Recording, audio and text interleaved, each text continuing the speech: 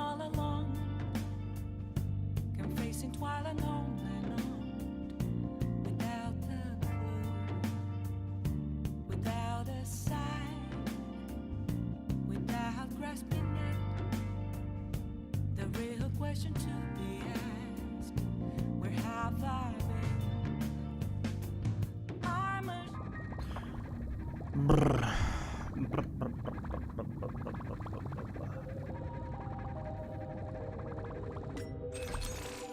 I think this is the game I'm least up to date with.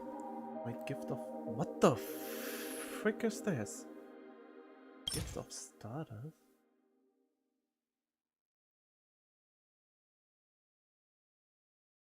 Investigate... What? Jokes come true.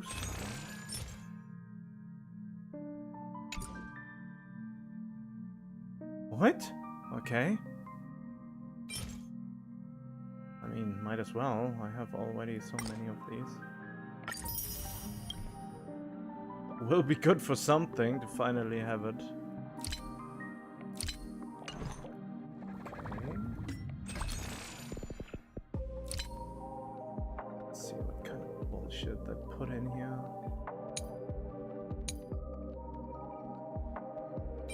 Complainer. Yeah, that's probably me. Oh, they made it. They made the manifestation of me. I prefer sharing opinions about everything around them rather than focusing on actual work. Yeah, that description fits perfectly. So what is the point of this? Is this really just for... This is really just a... Sweet Dreams pajamas set. Okay.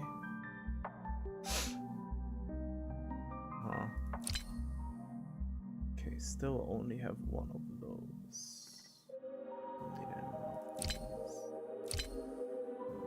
Nothing changed, nothing changed here. How many do I have? Could be hard to get Evernight.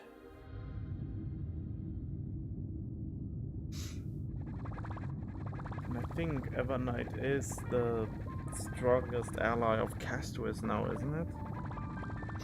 I have to wait a little bit for the lists to update, I think.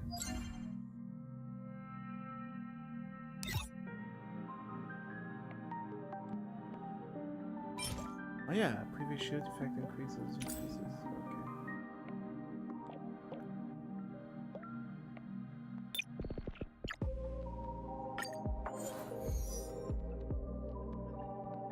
Okay. Wow. That's interesting. What is the other one? The other one is for Evernight, I suppose.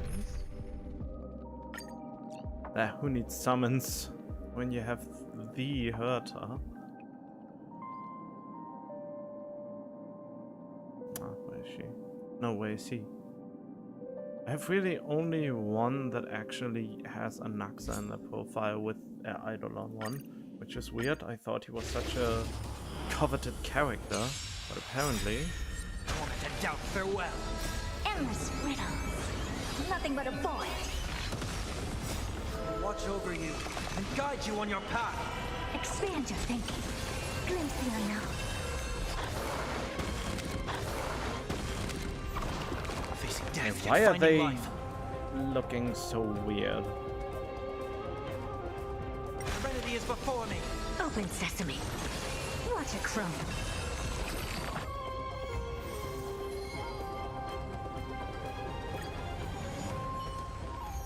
Okay, just to have a little breathing.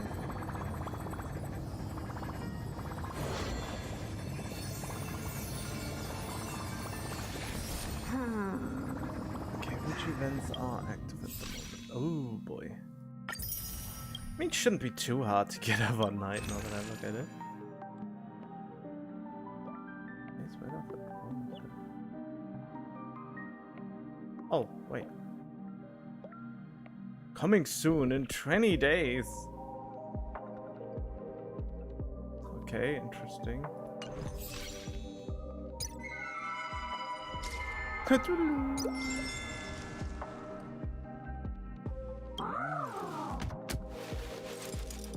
Okay.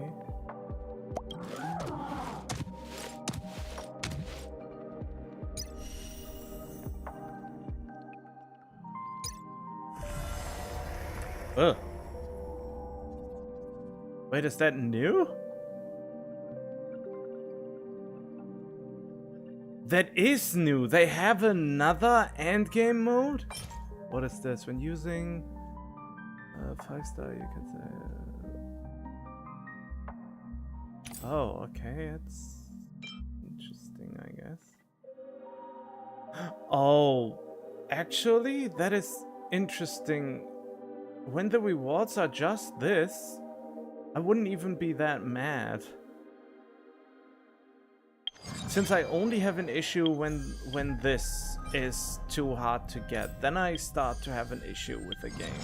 But if this is just cosmetic stuff or quality of life stuff, well, quality of life, I mean, then it's not too bad when you miss out on it.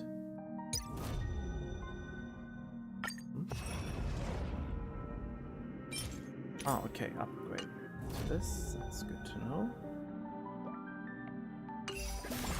Okay, I haven't done a lot of the story in a while. I'm basically all up to date in most of my other games now, story-wise. So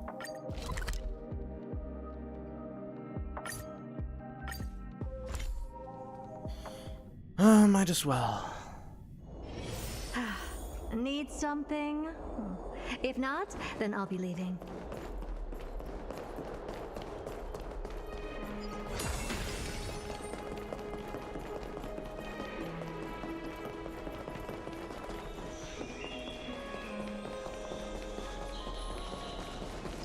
Wait, what? What? Are you serious? Didn't I make it abundantly clear that I want this as my stop navigation? I want this navigation. Are you actually for real? Need something? If not, then I'll be leaving.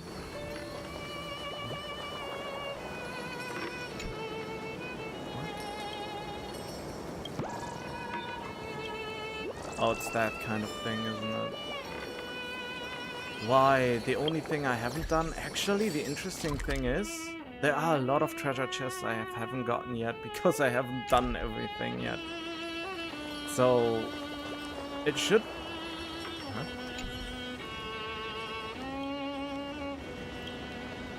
Soft and snuggy baby seal, splishing and splashing about. All chubby and pudgy. They're just too cute. Okay. He's manliest seal in all of Hades Elysia. For 2 seals and 1 pond, I've shown his boss to find a worthy opponent.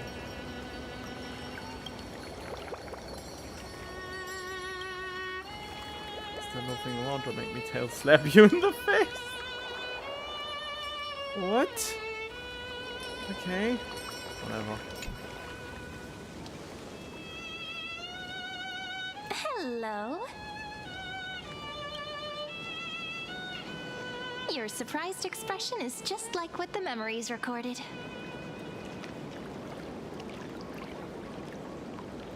Are you Cyrene or Mem? I actually have no idea what's going on anymore. Can I get a recap?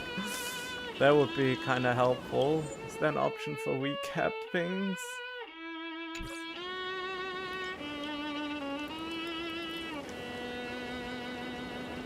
Maybe I'm both? Just kidding. If I had to choose, then I'm probably closer to the latter. It's pretty unbelievable for me, too. It's like I had a long dream.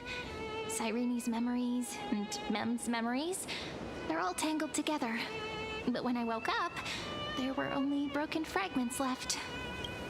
I can't remember what happened in those 30 million cycles, but I remember what you did for this world. Like, didn't you wish for me to turn into a pretty girl back at the Grove? No. Please remember something good next time. I didn't pick that option.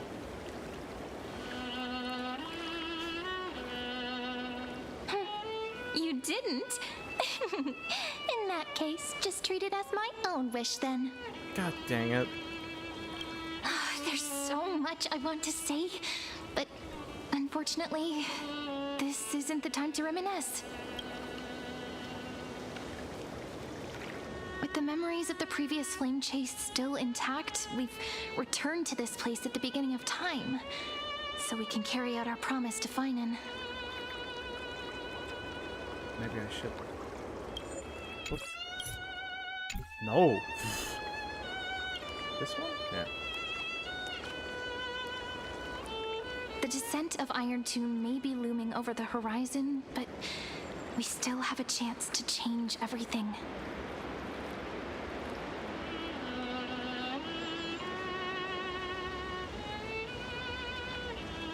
Ide Silicii is so quiet. In Cyrene's memories, she always sits alone by the lake, gently swaying on the swing, like she's waiting for someone.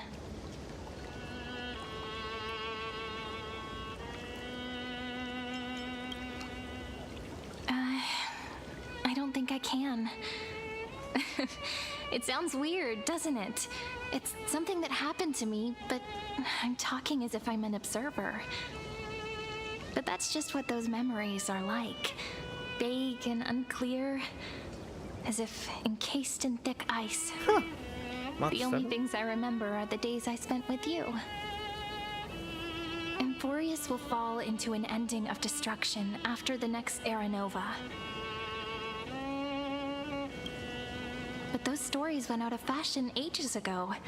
In a proper romantic epic, the hero's supposed to foil the villain's plot, right?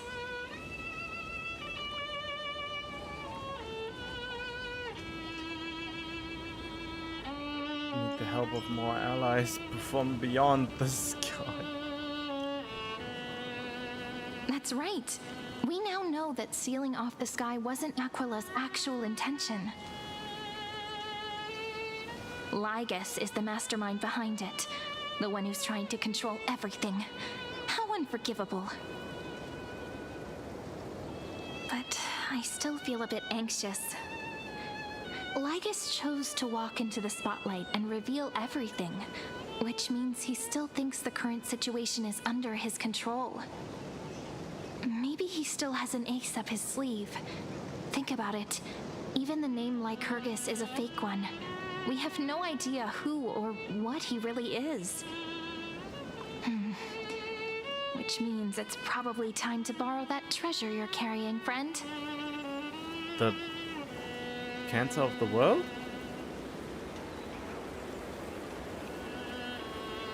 Write his name in as I've written. Make a wish to the stellar. There, exactly, the stellar one. Make a wish to the stellar one to destroy Lygus. Wouldn't that be a waste? Danheng specifically said not to let you use that power. Please don't take that risk. What risk? I'm talking about the chronocognitive anchor. Didn't that Intellitron friend say, when required, it can also serve as a bridge for communications between the internal and external world? I suppose. Ide Silicii is a little village enclosed by time. We might be able to contact the outside world from here.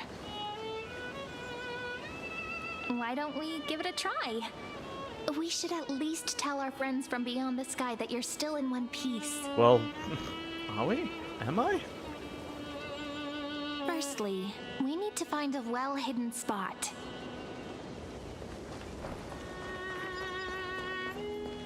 Alright. Aw. It's super quiet here. Sounds can't get in or out. Are you sure about that? Back in Cyrene's memories, this room was her secret base. No one noticed her practicing Orynyx's prayer here, or trying to speak with the gods in secret. But today's different, isn't it? We aren't trying to contact unreachable gods, but humans from other worlds. Real people. I'm prepared to witness that miracle, friend. The way Cyrene talks is so similar to Mem. I have so many questions. I'm also worried about how Dawn Hung and March 7th are doing. Here's hoping the chronocognitive anchor can still function normally, because I really need answers. I really wish I would have chosen the male Trailblazer, and I mean, Wuthering Waves Signal did it, strength, so please. 14.8%. Dialogue window, 16 minutes 22 seconds. Prerequisite, no external interferences. Man, I really wish they would take a piece of what Kuro Games did with letting us re-choose the main character every 24 hours if we want to. I really wish they would implement that in most of their games. I mean, I feel like this is the only game where I'm unhappy with choosing this protagonist. The other ones are fine for me.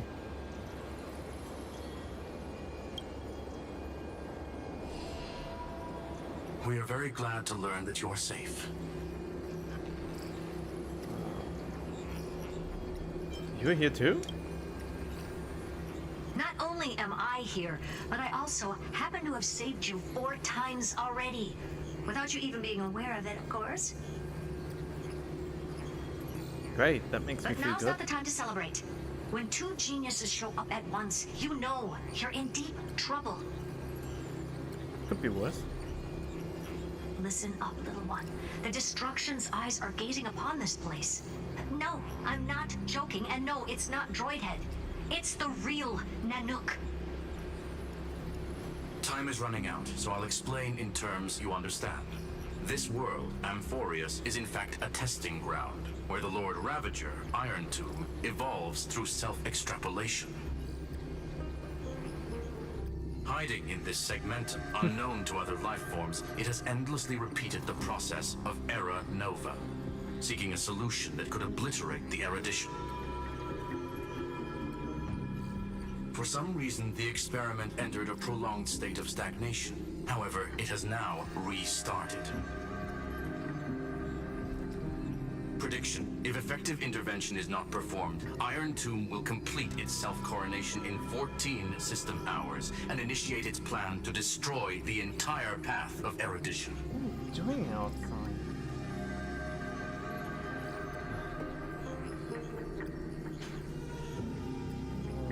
Self-coronation. Bah.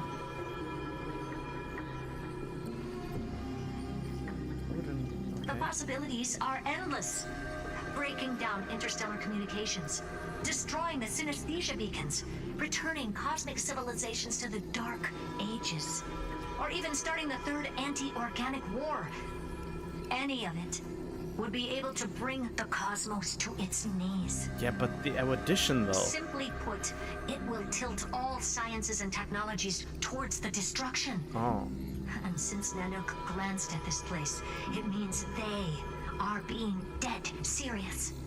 Ooh, stakes for once. Based on info provided by the IPC, Iron Tomb probably isn't like Selenova or Zephyro, who are overlords ascended from human beings. Instead, Iron Tomb is an algorithmic sequence that can be anywhere, as long as there is a receptacle for its calculation. The version of Iron Tomb hiding in Amphorius is its source code, and this scepter is its incubator. Alright. Yep. Think of it as the program having reached 99.98% completion already. And then it's over. Something in the shadows has been driving everything forward. It's the observer named Lygus. Speculation: he's the Scepter System's administrator. So basically what I understood from the last story... Oh, hey Jed. What I understood from the last story... Basically, Finon and Cyrene got behind the secret of their world, and now they know that the destruction of universes is imminent, so they started to make an endlessly going loop that starts over and over again, so that there cannot be made any progress to the completion of Iron Tomb.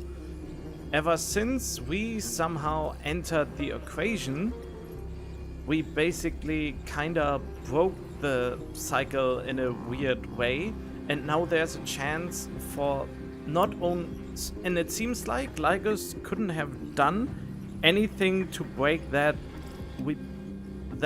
endless loop on his own, at the very least. But ever since we got onto this planet, we are the variable that gave Lygus a chance, but also Finon a chance to break the cycle and stop this altogether without him repeating yet another cycle. Or rather, he tried to end it by killing Iron Tomb, but failed miserably, even with all those core flames, which seem to be poof in the smoke and something like that. And now basically we want to stop it, and he wants to finally finish it, which he was unable to due to the strong will Finon had, in combination with Cyrene, to maintain an infinite loop.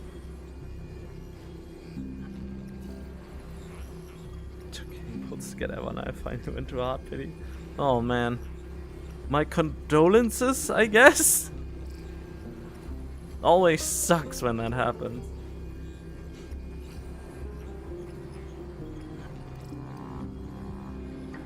He wants Iron Tomb to break through the knowledge singularity. I don't know why he wants to do it, but he'll remove interferences at any cost. You're the only variable within this world, and you're the only thing he fears. But am I not also the only reason why he can even do that now to begin with? I'm the reason for that Amphorius may be destroyed forever, and I'm also the reason why Amphorius could be saved for the first time in 30 million cycles. Isn't that how it went? So listen closely, little one. The speed of time is different in Amphorius compared to the outside. Destruction is just about to arrive, but you can still play Deliverer one last time. Oh, but I don't wanna. The cycles have already been broken. You've entered what is theoretically the last cycle Amphorius will ever be able to run. And Iron Tomb will break out of its prison as soon as the process of Genesis is triggered once more. Okay, so we have to stop him before that? But now there's an abnormality within the experiment. You know what I'm talking about. One of the model's 12 factors. That is one of the 12 demigods. Destroyed himself using the power of the destruction. Ah, which is Finon. Finon's signal disappeared from the cycles the moment Nanook cast their gaze this way. That means World-Bearing's computational logic is currently flawed and bugged. Yet it's the factor directly related to the process of Genesis. And sacrifice himself to create it. Okay, so he is the only one that is actually dead. Great. Finon didn't die. He's still fighting, right? That old Intellitron will definitely do all he can to debug this error. So you have to take this chance to claim Kephal's core flame. But don't let him have his way. The key to suppressing Iron Tomb lies in whether he can rewrite the purpose of Era Nova. Okay. There's one more preparation we must make. Lygus's behavior has been quite abnormal. He's never interfered in the actions of Titans or the demigods throughout the whole experiment. Deduction. The Scepter has an extremely strict autonomous protocol, restricting even its administrator. In Amphorius, this ultimate protocol goes by another name. The Law Titan, Talanton. Okay. Law. They are the rules that restrain all things in Amphorius, and it was the core flame returned at the very beginning of the last flame chase journey. Why do you have another little pink one next to you?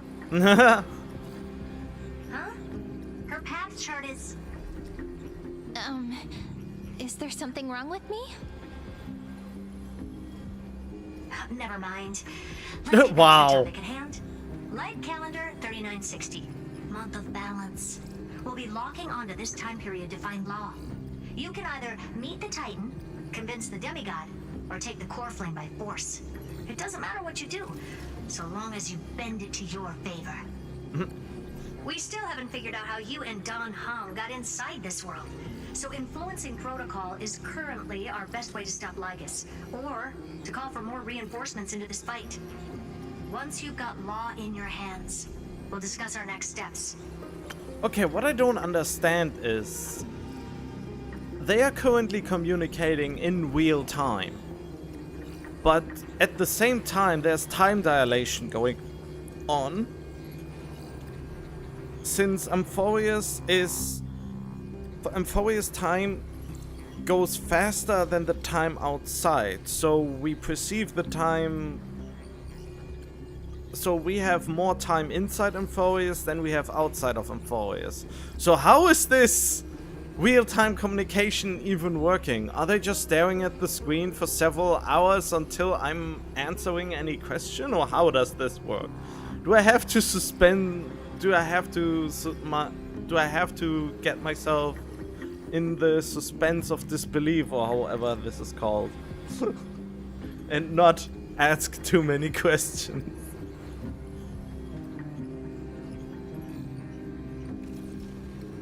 Starting to hate the story mode of Everknight's voice? I don't know what that means, but I'm still on the last 2 patches, so no spoilers, please. I have no idea how it came to any of this. I think I'm 2 patches behind on the story, or 1 patch behind, so it will be a while until I will meet Everknight for real.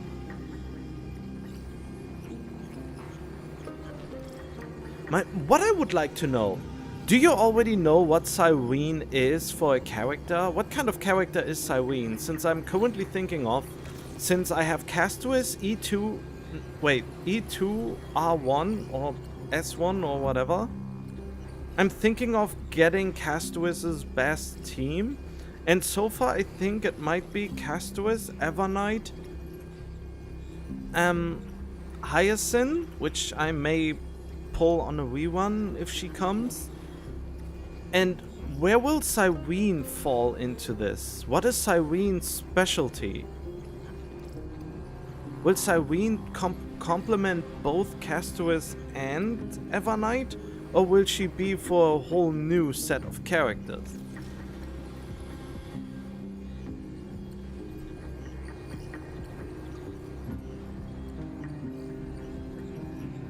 Didn't I just say no spoilers, chat? Are you not listening?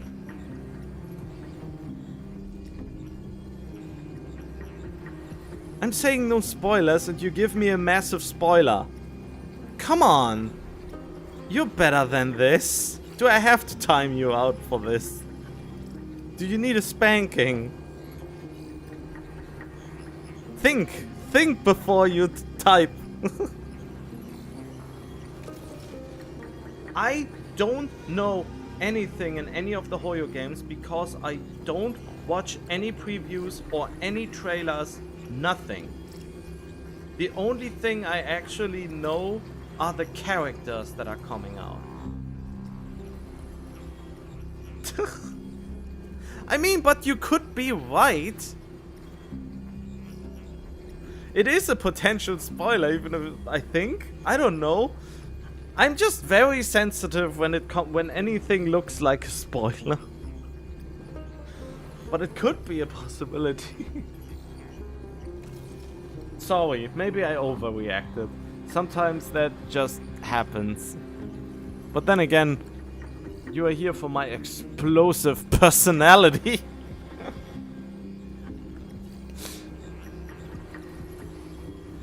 But still, Cyrene, maybe I should just look it up now. I mean, we all know the website to look up character kits to make an educated guess. Whoa, she is not even here yet.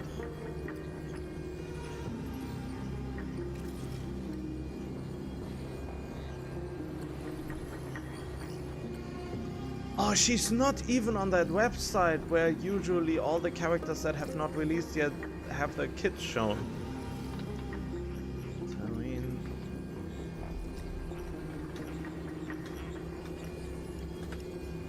I mean, they already leaked her, right?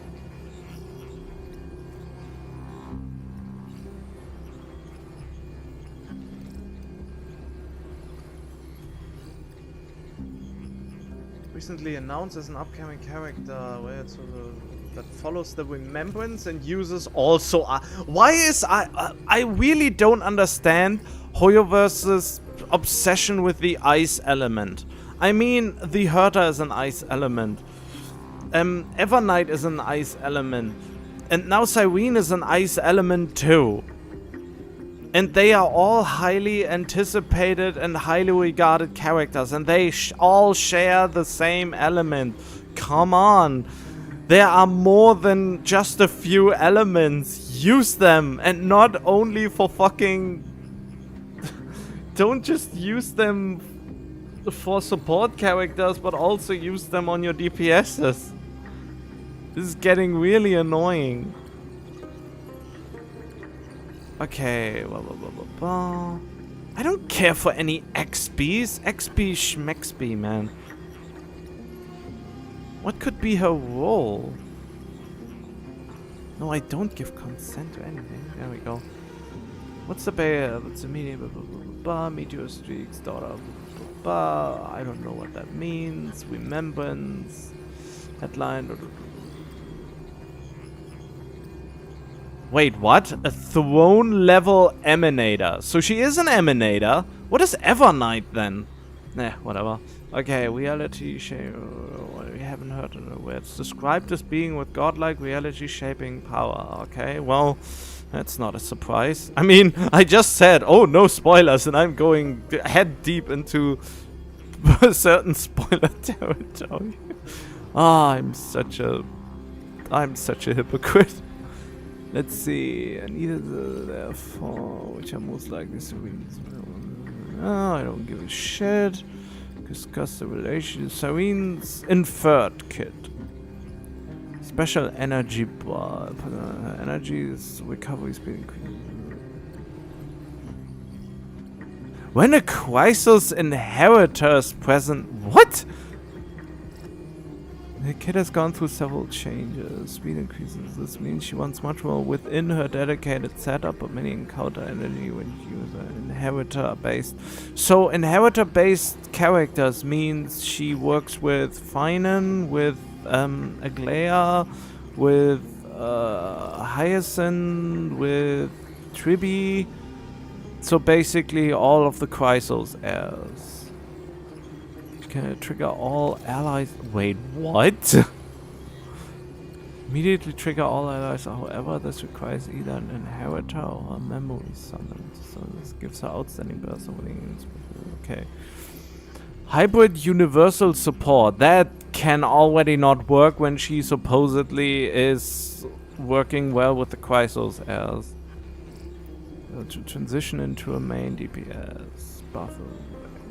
Sprouts can be converted into damage. Castaway, Finon, Mighty, Aglaya, Anaxa.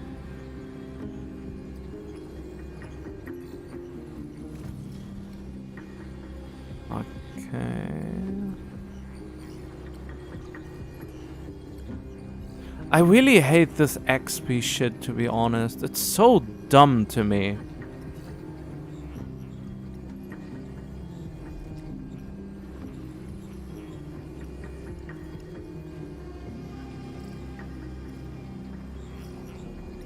Well, no, that's not true. An XP is just a character based on a popular character, I guess. So I wouldn't complain about a virtual XP, so that would make me a hypocrite again.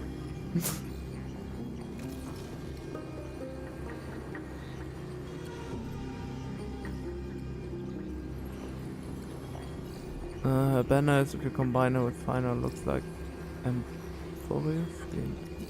Oh yeah, I heard all about that. People meme on that theory all the time. So we don't know a lot of on Cyrene yet. So basically I will probably wait for pulling Evernight. If I pull Evernight. I mean, the only reason I would pull for Evernight is to have a stronger Castuous. So I still don't know what Castuous' best team is, to be honest. And Pridrin hasn't updated Castuous' character synergy thing yet.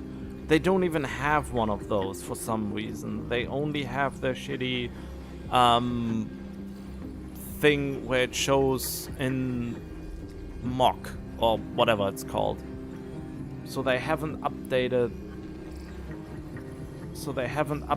Castuous yet.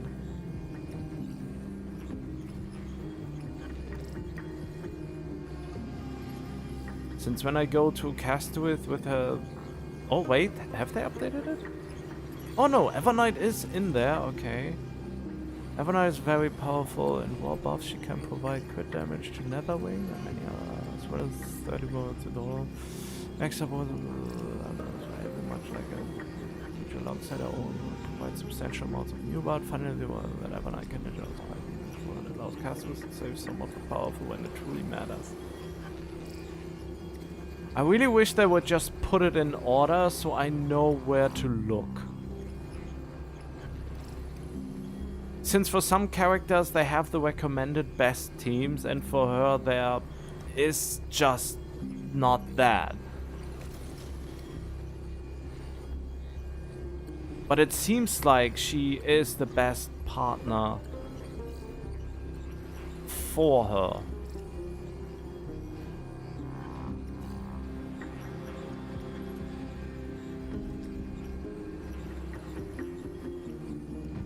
I mean, what I don't understand is there are two... The premium Castuous team, okay. They have the partner tag on the... What I don't understand about the partner tag is they set a partner tag, but they don't say what is the partner character. Outright, at the very least. But if she actually explodes her own memo sprites, and that gets translated into Castuous' Death Dragon, that would be very beneficial to me.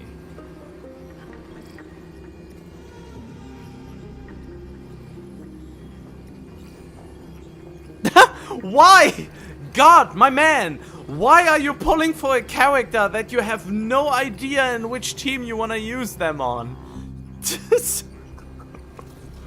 I mean, you seem to hate her even. I guess you were just swept up in the hype and maybe you like March 7 a lot, so you thought, oh yeah, let's get Evernight. But you already pulled for Evernight, you hate her presence in the story, and you don't have any characters she synergizes with?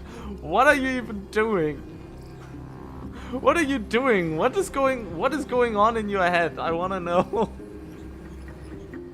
Currently, I'm always thinking about which character can benefit from the cast of characters I already have. I have an absolutely stacked vertically invested Acheron team. I have a vertically invested the Herder team. And I have a vertically invested Castuous, but I don't have any dedicated supports for her team yet.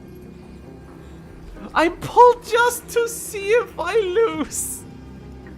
What kind of mindset is that? Any free-to-play, even the luckiest one would never do that.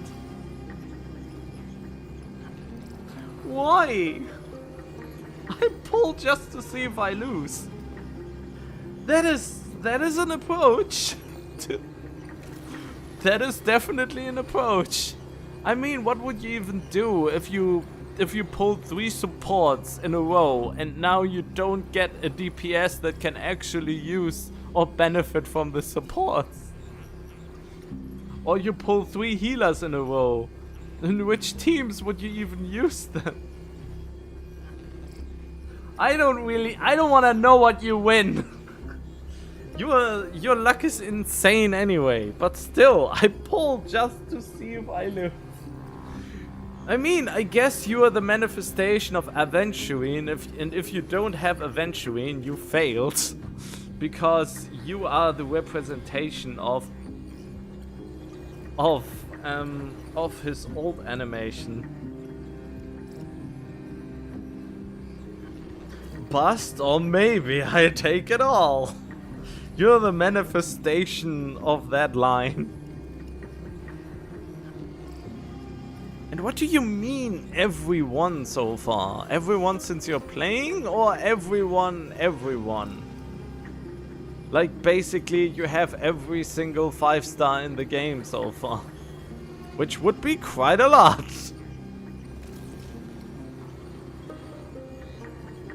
Hey, what was that? Oh, okay.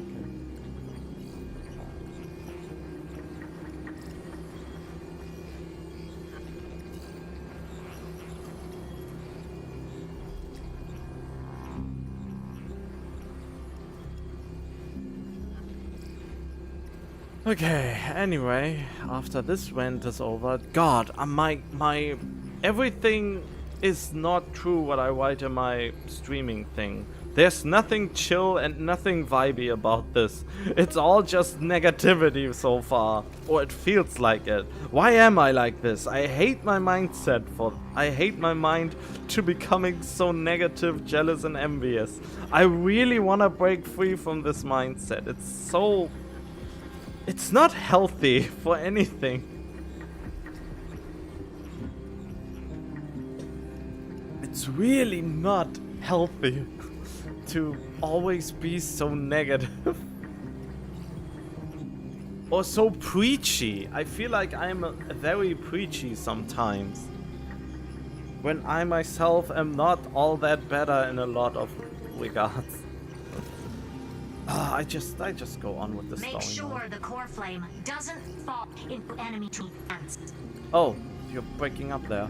Herta, the firewall's interference is getting closer. Time is running out. Sorry. Please ask any questions you still have as soon as possible. Okay. Miss March's situation is rather complicated. Madame Herta and I can detect her signal, but cannot ascertain her location. What we can be sure of is that she's still in Amphorius. Don't worry about her. She's absolutely chock full of mysteries. Even if Amphorius explodes, she'll probably float out perfectly protected in a nice thick layer of ice. Worry more about yourself instead. Why are you so convinced that March 7 is such a special thing? Iron Tomb can't affect the real world just yet. Don't worry. Himiko and the others are more concerned about your well-being than their own. Mr. Dan Heng did not enter the new world with you at the end of the last cycle. What? No. The flow of time inside and outside Amphorius is not identical. 1,000 years in this world may only be a fleeting second outside of it. Wait, 1,000 years may only be a fleeting... Okay. Did not enter the new world with you. Wait, how will he become a thing then? Conclusion. He is on his way back to the Express. Is he though? I believe in your capacities. The hands of the Trailblaze can create miracles, and will certainly be able to snuff out the flames of evil. I'm not going to give any motivational speeches. I just hope you bring good news the next time we meet, little one.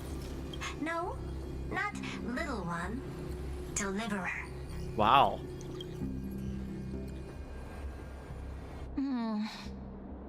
Those two geniuses certainly have memorable personalities. Oh shit! Why am I accidentally clicking this Feels shit? weird. It's so annoying! Ah! I hate This this. all feels really familiar.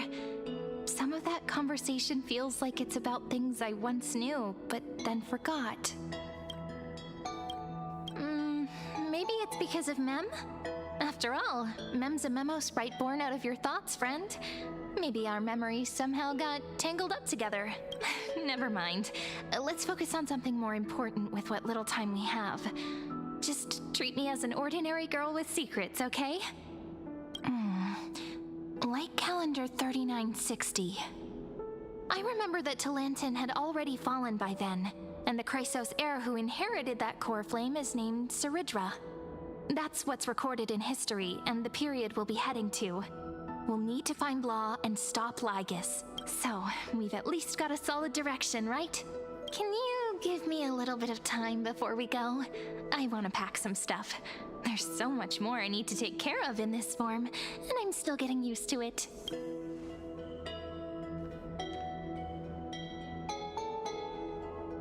A relaxed scene like this probably no longer exists in the outside world. Your pulling choices make absolutely no sense, to be honest. Saber is the only DPS you've pulled, and Saber doesn't work with Saridra or Evernight. And Saridra is a support specifically for Finan. And since you don't have Finan, and Sparkle really fell off when it comes to how useful she is. Well, except for my team, since she works good with Archer. Sparkle works very good with Archer together, since she provides what he needs the most, and that's skill points. And, you know, and action advance. So Archer and Sparkle work together. But Saridra and Evernight so far have no synergy if those are the only other ones you've pulled. I mean, Evernight can work as her own DPS, but only in certain teams.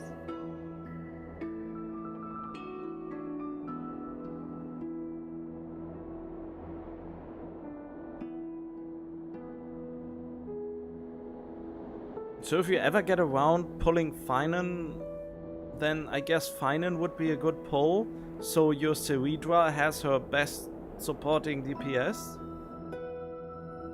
And Saber, I don't know about Saber. I don't know enough about Saber. And for Evernight, Castorus, I guess, is the best teammate. Alongside any good healer.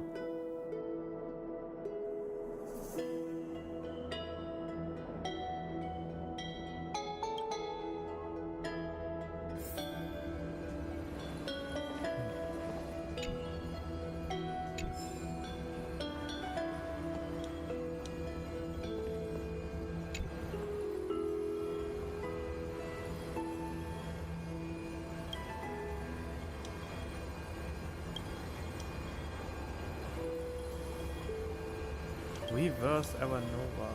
Delay Iron Tomb.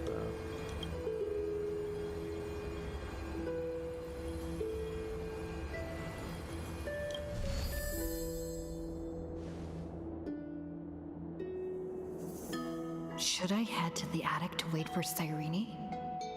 Or should I have one last look at Ides Elysiae? What?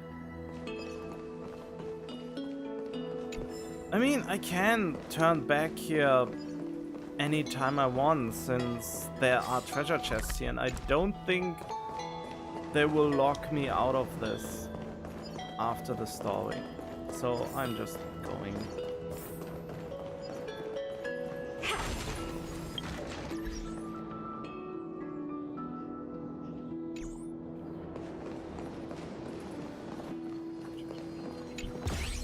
Oh, god damn it, you little fuck. Why do you even exist? You died.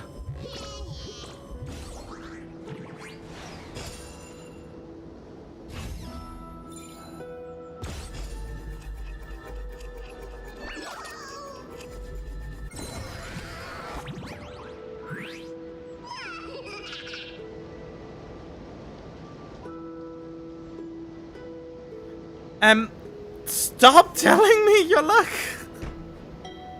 Just cause me pretty bored when everyone else, like 99% of the player bells, can only dream of getting a character that low of a pull. Woohoo! I am becoming Mickey Mouse and I'm becoming really angry.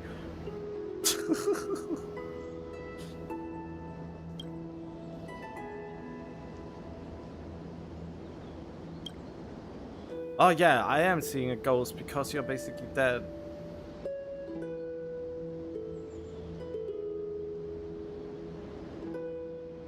Oh wow, really? You are a Figment?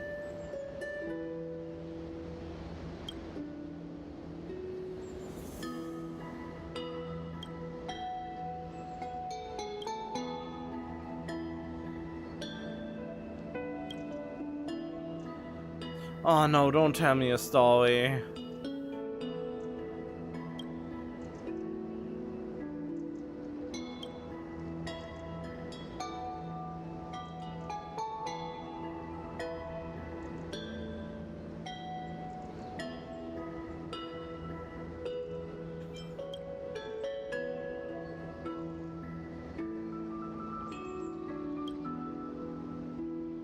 I'll go open the 3 treasure chests I bought you and see what happens at all against the mischievous.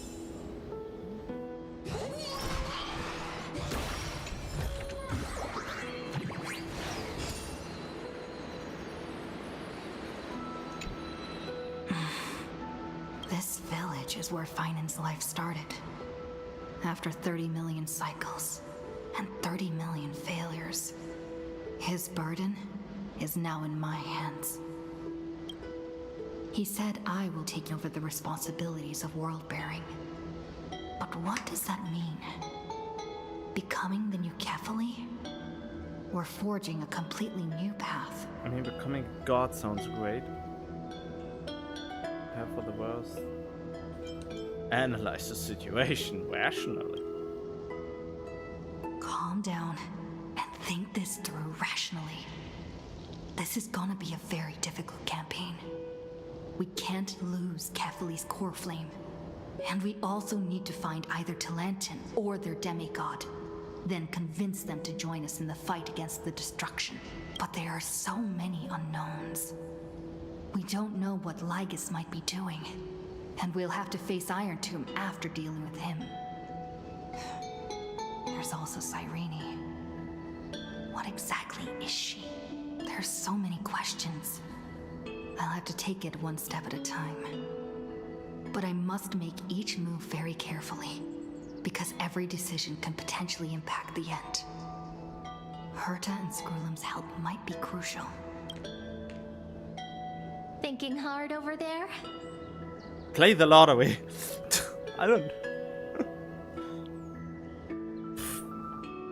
I finished packing. I decided to just bring these few things in the end. See?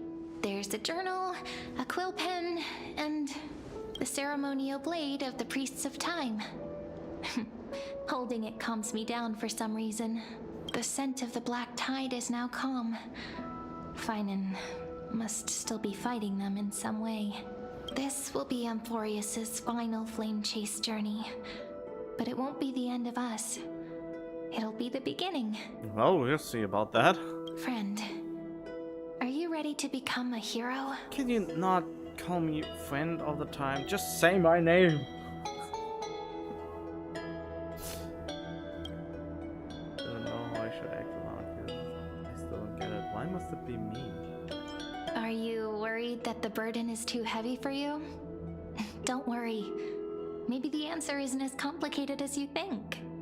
You've seen how every person regarded as a hero in Amphorius was nothing more than a flawed human. They were just at the right place at the right time when the world needed a hero. I need a But those hero. aren't coincidences. Just like how your arrival kickstarted Amphorius's fate once more after a stagnation of more than 30 million cycles. It's the inevitability of being a trailblazer. A person's personality is their destiny. Your own hero's journey already started the moment you decided to board that express.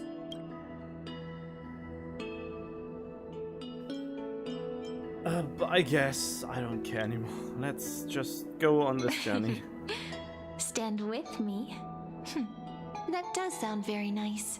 Why don't we take everyone with us? I believe in you, friend. We'll never be alone, no matter what awaits us. In other words, since you've already saved so many worlds, friend, you should be used to being called a hero by now. Maybe you can tell me those stories as we travel. That way they can become our shared memories too. Let's trailblaze onward like before and create a future that's worth being remembered.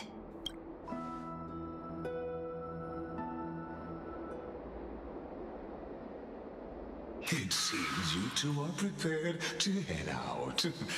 Wait, you were listening in, you little perv? Then you should indeed treasure the view before you, for you do not have much time left to enjoy such solitary delights. Still daring enough to approach me. My apologies for disturbing your moment of repose. Before I express my apologies, please grace my abode with your presence,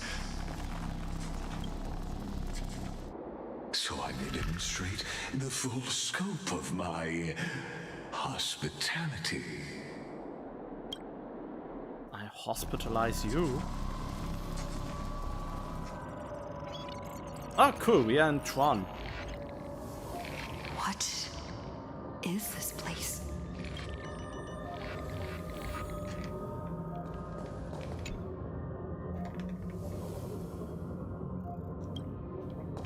Farewell, then. May we reunite in the new world.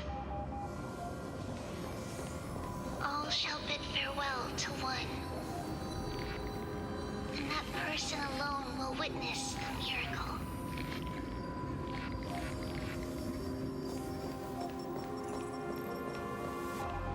The light of the dawn device never fades. Kepali's protection has no end. After I cross this river, it will be a tragedy for mankind. But if I do not cross, then it will be the end of me.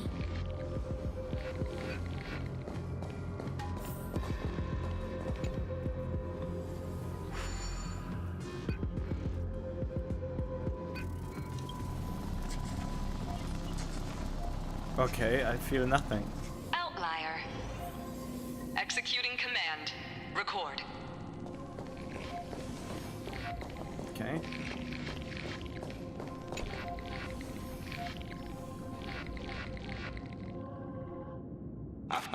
Oh, did that startle you? Nope, you're shit at horror games. This is the intersection between Amphorius and the real universe. The audience seat where I observe this experiment. He always sounds like he is about to come. And he's edging himself the whole time. That's how a voice sounds like. What you see is the true form of the eternal land and the 12 demigods after they've shed their disguise. Which makes actually sense, since he's edging for 30 million cycles for Iron Tomb to finally bust an... So basically, it even makes canonically sense that he sounds like he's coming any moment. Wow, that must have been intentional. Doesn't it look marvelous? Amphorius is like a microcosm of the cosmos. People love to portray the romance of the starry skies, but their tales often forget a different and far more truthful type of universe. The moment ancient Antikytherians sketched geometric shapes on the sandy beach and recorded the first numerals and symbols on parchment, the universe turned into a silent equation flowing under the pen of these relentless decoders. Erudition. It was once the mother tongue of the creator, the pen of divinity, and the first lyrical verse ever written by free will. Enough purple bros.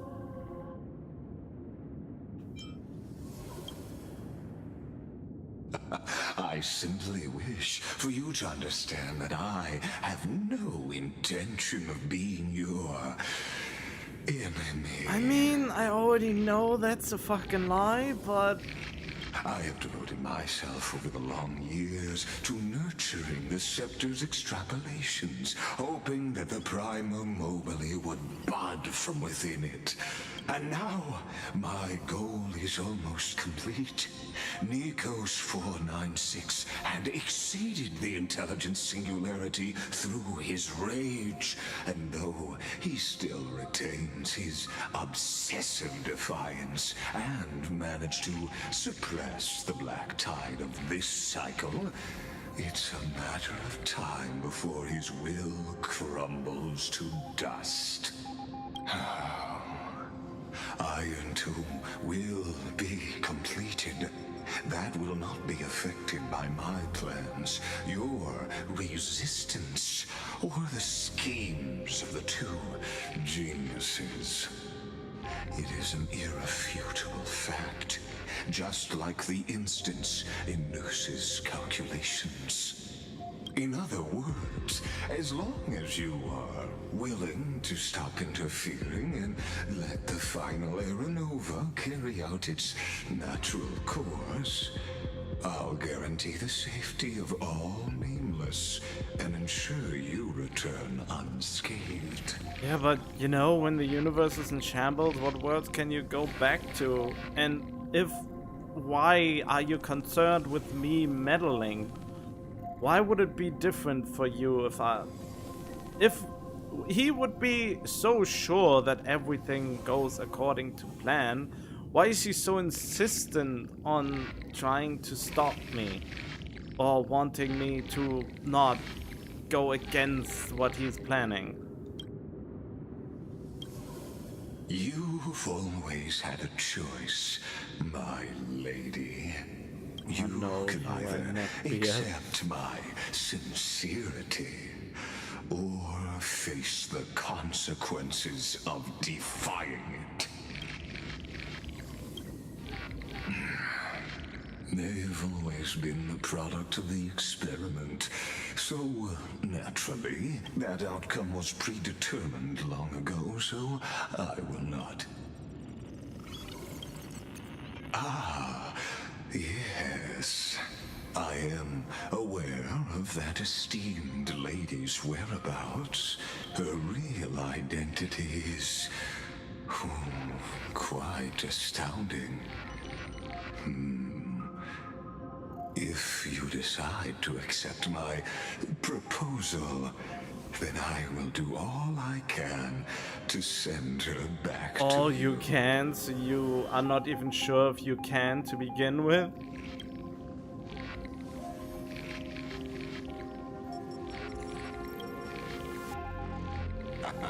You are indeed worried about your safety and that of your companions.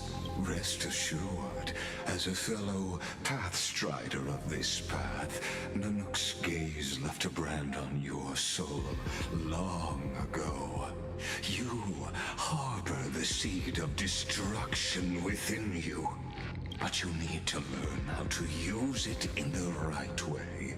That vital knowledge is also my bargaining chip in this negotiation between us. For there are few in this world who are truly capable of such a feat, and I happen to be one of them.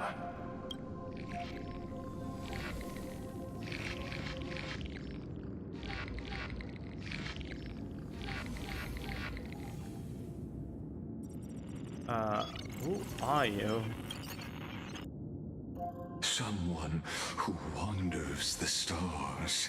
Someone who seeks answers with abject despair.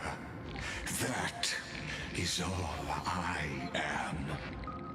This matter is of grave importance, so please do not make your decision lightly. After all, the choice before you bears a 1 in 3 chance of elevating you to an unparalleled existence among the stars. Wow, that sounds great.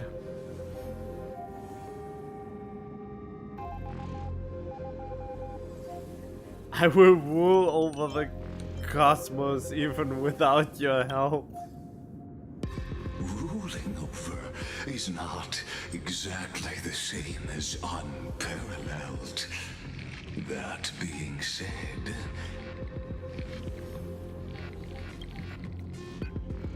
I now see the full scope of the determination in your words. You may now continue your travels.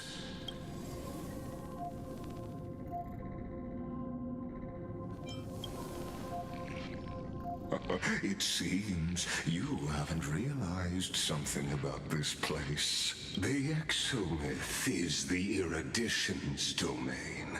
You cannot physically interact with me in any way in this place, and vice versa. As negotiations have broken down, there's no more need for us to remain in the audience's seat. Let's return to the theater called Amphorius, where you will meet me once again. Of course, this meeting was not without merit. Your presence has inscribed a new footnote in the exomyth. As for its purpose, allow me to reveal it to you in detail the next time we meet. God, he's an edge master, isn't he? The master of edging. As soon as he busts, he's probably exploding and his circuits are overloading. 100 years ago, the flames of war consumed Akama. The Outland forces broke through the dawn. Golden blood flowed with greed, and enemies descended with Kefali's eternal slumber, painting the holy city's walls in scarlet. Its generals had vanished, and the elders prostrated on the ground. The throne of worlds kept silent to the pleas of the people. Until the heaven and earth cracked open. Not the gods answering the people's prayers, but a legion rising from the sea of blood. Dawncloud's spires fell in the sulfur rains, and the legion's commander stood atop the broken idols and roared, "Compatriots, no more kneeling! Not to brutal tyrants, and not to dying gods! Those rebels have twisted the prophecy and ignited the flames of war in order to stoke fear in your hearts." A Chrysos heir she stood, divine blood soaked into the earth, quelling the flames beneath her feet. Their golden blood wrote of a tragic fate. Mine shall overturn it! Her crown burned bright, outshining the fires consuming the entire city. She raised her scepter high, and the people gazed in the direction she pointed. My blood flows in you now. Heroic compatriots, follow me, and we'll seize the reins of fate. Drive the enemy from Kefali's dawn. Smother their flames with their own dead. Win glory. Win peace. Let history sing your deeds. The first to dance was a maiden following closely behind, weaving through the carnage like a fish in the sea. The people, full of wrath, surged with her, forming a colossal wave, and the enemy hordes, drained of life, vanished into nothing. Onward to Marmorial Palace, to Dawncloud's heights. Announce to all the wicked and cowardly. Announce to this stagnant age. We are the rising tide! History remembers this as the first siege of Akama. It is said that after the flames died, people found identical inscriptions in every place in the city that had been scorched by fire. It was the name borne by Akama's first and final sovereign, the Imperator Ciridra. Ciridra? Friend, Are you listening? No. Friend?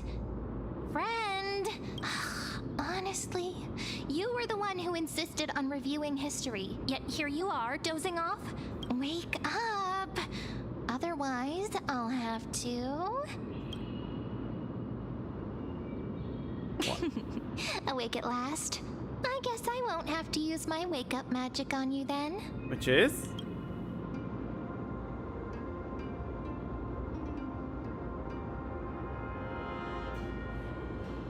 I was meditating. Fine. As you say, just meditating. We've arrived. A familiar place. The Temple of the Three Fates. If everything went... And also the end of the first flame chase journey. Are we late? Perfect timing, actually. The first flame chase ended with the trial of law. We must find the demigod and gain her trust before the core flame is restored. It'll be tricky, so let's pick up our pace. To Akama first. We can learn more from the crowds there. Tyrant! You and your butchers are not welcome here. Get out! Hold your tongue. Conspiring with criminals and plotting rebellion are crimes punishable by death.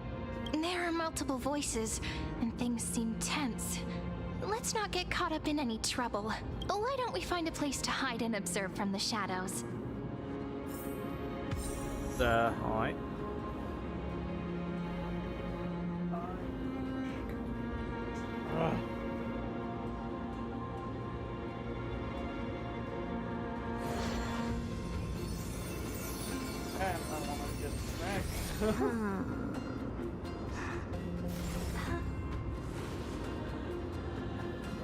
Sustenance.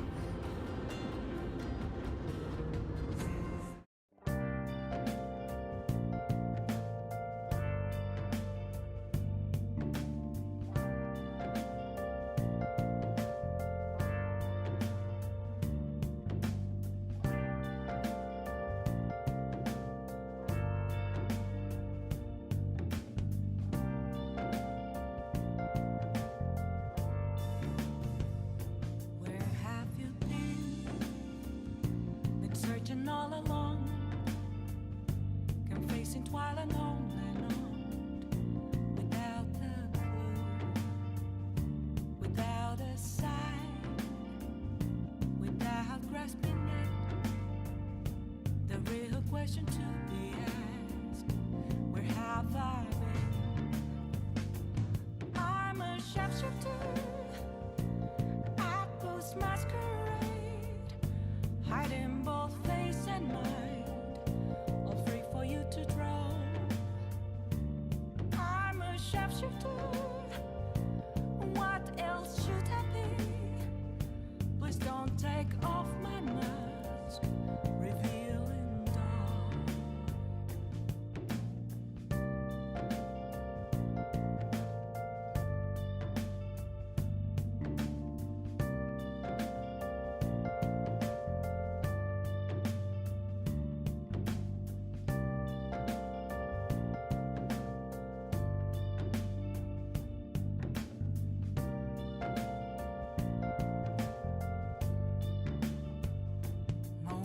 Of calm, nothing left to be found.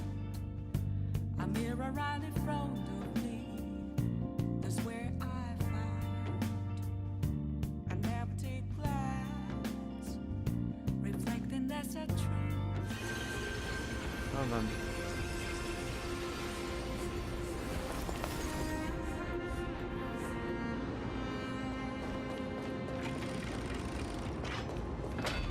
At least criminals keep their faith. Wait, isn't...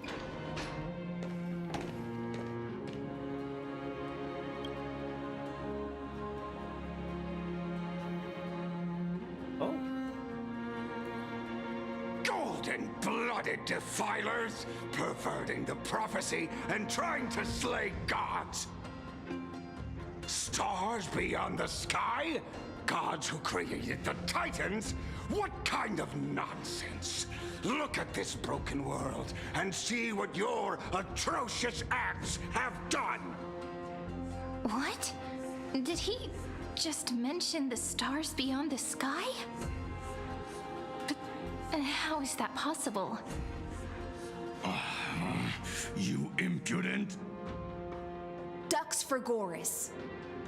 We're here to welcome the deliverer from beyond the sky. Stand down. Heretic! No one but the great Talantin can deliver this world from misery! I ask you, if the old laws were so perfect, why did they crumble beneath my feet? You...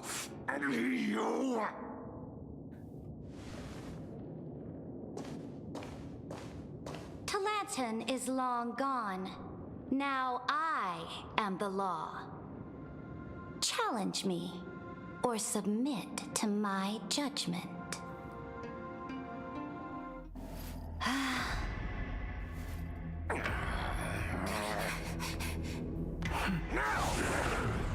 Silence.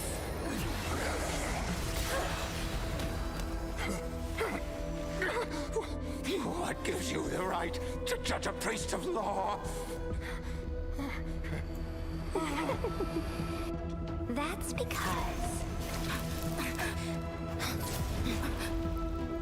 I came,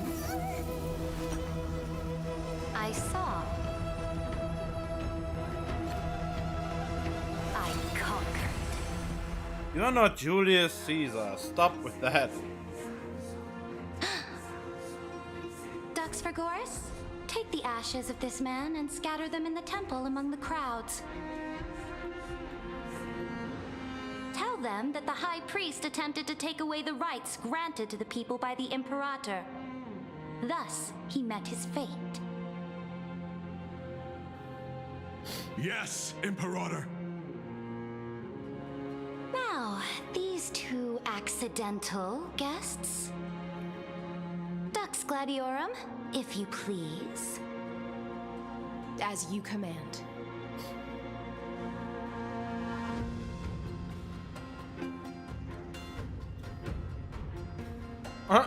Give a good start. Should have expected it.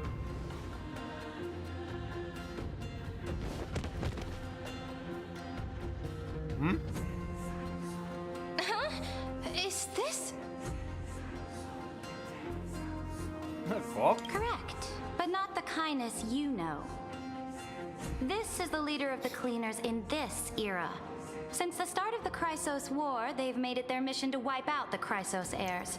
Even now, even after I've united all the city-states, these vermin still lurk in the shadows, hindering the flame-chased journey.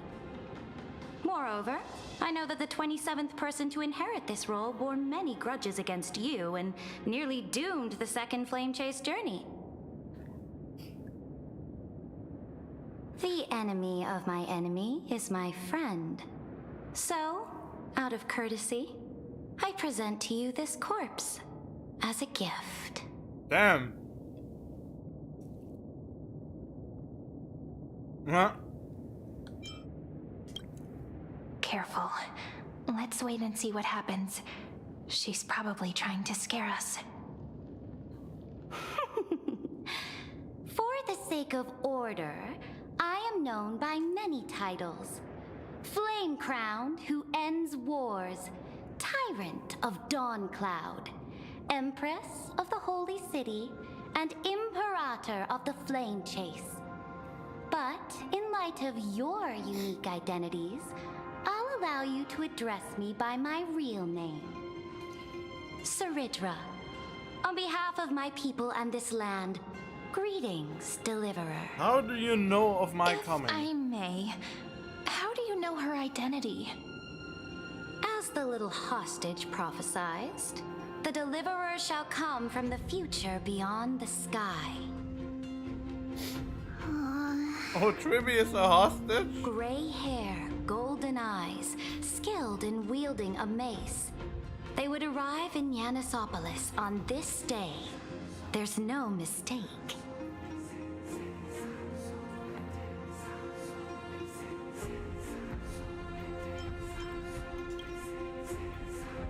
Your orders, Imperator. We return triumphant. Send an urgent message to all delegates. The meeting of the Flame Chase Alliance will convene early. As for you two, Akima knows what you seek. We'll confer in the Holy City. Are you sure about that? Doubtless you have many questions, but save them for later. Please follow us. What I don't understand This is why is we never met her Not before. what I expected at all. The demigod we needed to find was just waiting for us, and she knows of things beyond the sky, even eons. How could this be so different from the previous 30 million Amphorius cycles? Who altered history?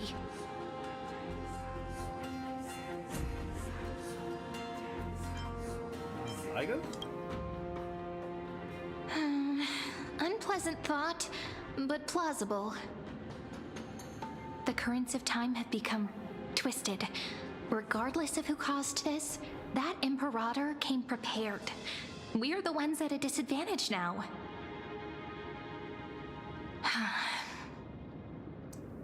We might as well dance their dance. Let's go with them to the Holy City. We've received the Imperator's favor because of your unique background. As a result, the people of Akima will certainly respect you more. Just put that to good use, and add a bit of your experience and charm. Should be easier than last time, right? If we figure out what happened in this cycle, we'll be able to turn things back in our favor.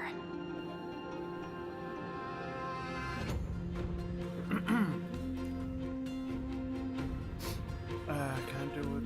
Oh, you jump. Trailblaze, the sequel we always find a one. The sequel will.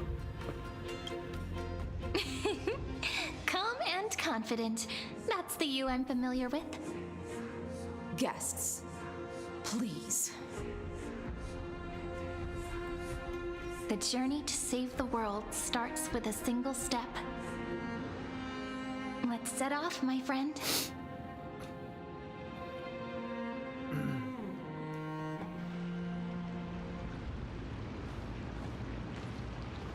Hail to the Imperator! Hail to the Golden Heroes! Hail to the Deliverer! Told you, you're the headline act. All this spectacle is for you. Guards, your service to the Holy City is appreciated. How have things been? Castrum Kremnos once again struck the border. Dux Brumalis led her troops to repel the enemy. The agitators against the Flame Chase are still active in the city. They smashed the shops around Memorial Market. But the garrison already arrested the culprits, and now they await interrogation. Is it me day? Almighty Moose? They are merely a disorderly mob and do not warrant any attention. Even though Terravox personally mended the fractured earth, it still didn't silence these fools. Guests from beyond the sky, worry not about these trivial matters. Dux Gladiorum will take you somewhere to settle down for now.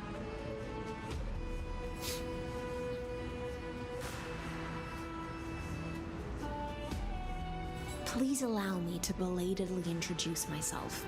My name is Hycelans, and I am the Dux Gladiorum who swears fealty to the Imperator, as well as the Knight Commander of the Achaemenid Alliance. Later on, the Imperator will invite you to attend the meeting of delegates to discuss the Flame Chase journey. Your arrival has convinced us that the future promised by the prophecy is certain. Under the Imperator's command, Amphorius shall break its chains and reach the world beyond the sky. Ooh, that is great. With all due respect, what exactly do you know about us and what's beyond the sky? As a humble subject, I cannot freely express my own views to you. Please forgive me. No. Be your own person. I knew it wouldn't be that easy. Time waits for no one. Please come with me and rest now before the meeting later. I already rested. Akama, under the Imperator's rule, is no longer in the shadow of war. Indeed, Dawncloud stands as the hero's residence. The Imperator put much thought into its design, in order for it to serve as a sanctuary from the burdens of battle. Please experience its marvels firsthand, heroes. When the Imperator arrives, I shall come to summon you. Okay. Good night. High Steelins. No wonder she's the Knight's commander.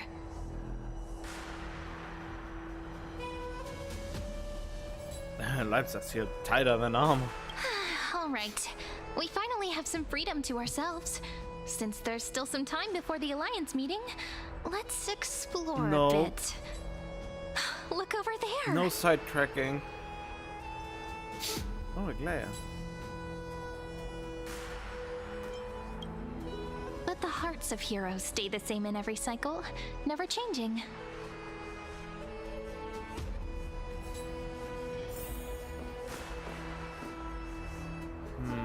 Okay. That is. Maggie, you're still so listless today. Did you have trouble sleeping again? Yes. We know. The Titan's prophecy haunts you. If you want, you can talk to us, just like when you were young. No matter what, we'll always remain by your side. I know. I also understand that fate cannot be changed. It is not the future that I worry about. I spent all last night weaving clothes and linen for the refugees. The Chrysos War is born of injustice and has shattered their dignity. They deserve at least some basic decency. If Amphorius one day abandons this, then all of us, commoners, Chrysos heirs, Titans, become no better than beasts. Oh, we have guests. Welcome. I am Aglaya, the Gold Weaver. These rags on you are not worthy of the title of Deliverer. I must prepare some proper attire for you. Oh, that would be so cool if we get a new outfit. First time? That's not what I gather from your eyes. Does your Aglaya differ so much from me? Greetings, Deliverer from beyond the sky. We are Tribi of Yanisopolis. It's very nice to meet you. Although, introductions are probably unnecessary. We know you've witnessed the future of the Flame Chase journey, even more clearly than we have. Huh? You knew? Witness the future of the Flame Chase journey? The prophecy also told you about that? Indeed. Orynyx reshaped Amphorius through the prophecy. Although, regarding the Deliverer, there were not many details beyond your appearance and the time of your arrival, so please, don't worry. Feel free to relax and relax some more.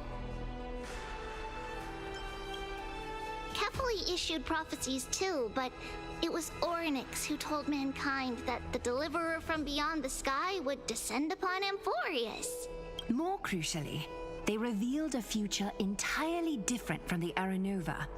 Though we still must challenge the gods. In the Time Titan's prophecy, this path leads not to a new world, but to the true starry skies. Wait, so did Lygus not anticipate this to happen? So basically everyone has already the right goal in mind, right? Or is this just a ruse? He basically, maybe he reprogrammed that the goal is no longer the Aranova, since Iron Tomb has to be released. So this new story segment could just be about releasing Iron Tomb out of this endless loop that is Amphorius. This is also what the Great Imperator has been striving for all her life. Your arrival further confirms everything. This can't be real.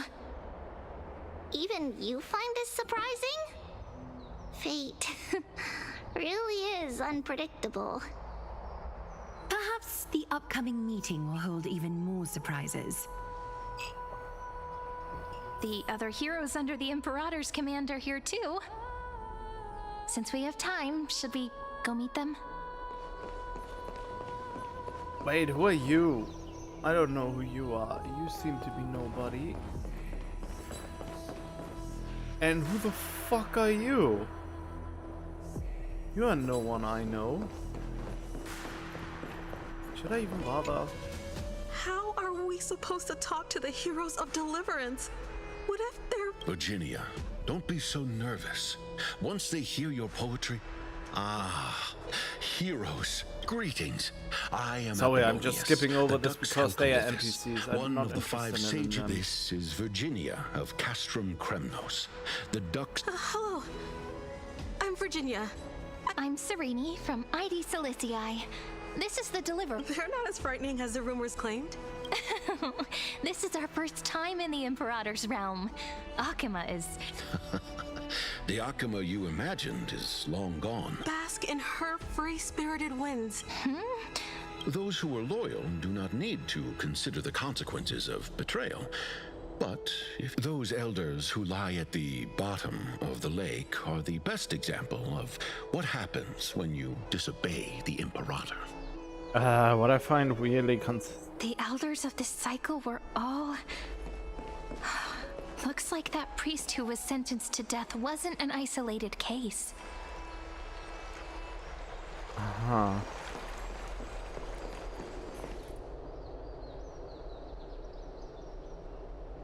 Wait, so was only Tribi here as an interesting one? Dux Brumalis, our great Imperator, found the mastermind and executed him. So the great Imperator isn't afraid of getting her hands? What do you know? No matter what sins the people commit, they are still the Imperator's people, and it's only right that they be judged by the Imperator. Our distinguished trespassing guest. Seneca, the Dux Brumalis. This Dux Brumalis doesn't seem to like the Imperator very much, but she holds a high rank. As for this Dux, let me see what I can get out of them. Wow, we were right in front of them. Does this city host any other visitors from beyond the... Drop the charade. But yes, there... Silence! The Imperator ordered us to keep that lord's whereabouts a secret. Enough, you pathetic lapdog. Do you need to beg for permission? Someone who is all too familiar with the world beyond the sky and is referred to as that Is lord. it Evernight? Looks like No. things are getting heated. Let's get out of here. Oh, they're starting to fight! Okay. Little fish from beyond the sky. Did you rest well? Little fish! Now The I'm suddenly Imperator just a and the little delegates fish? are about to arrive. If you are ready, please follow me to the meeting. Preposterous.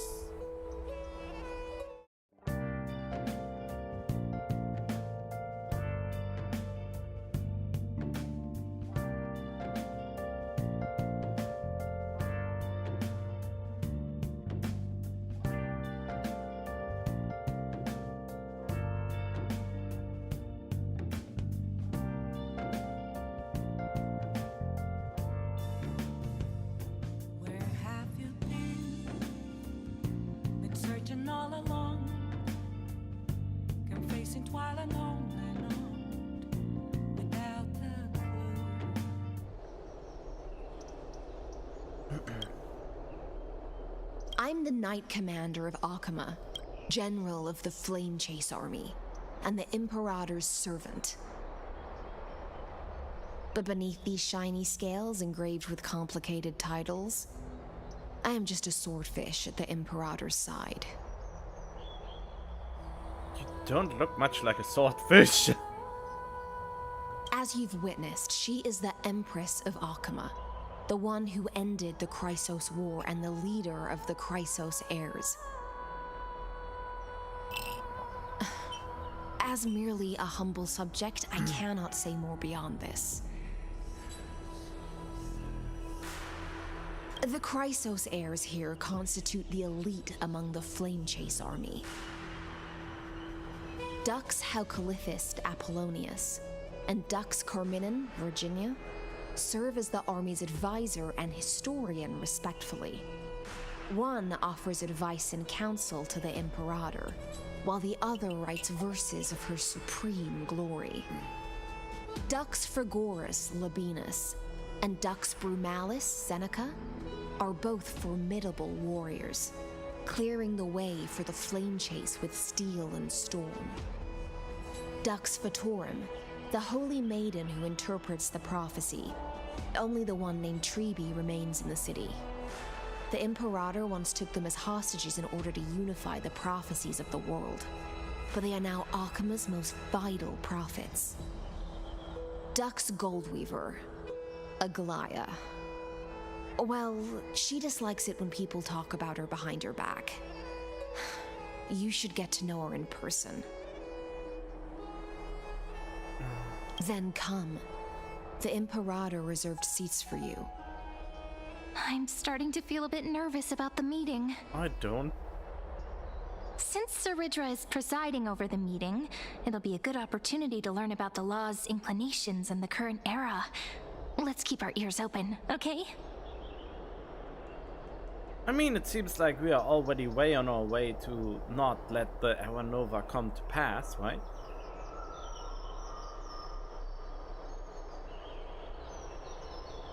Good sir from Paphos, what do you think the Imperator is planning calling this meeting so early? My homeland can't endure anymore. Who knows? First, she wants to hunt Titans. Now she says there are even greater calamities. Her madness is the greatest calamity.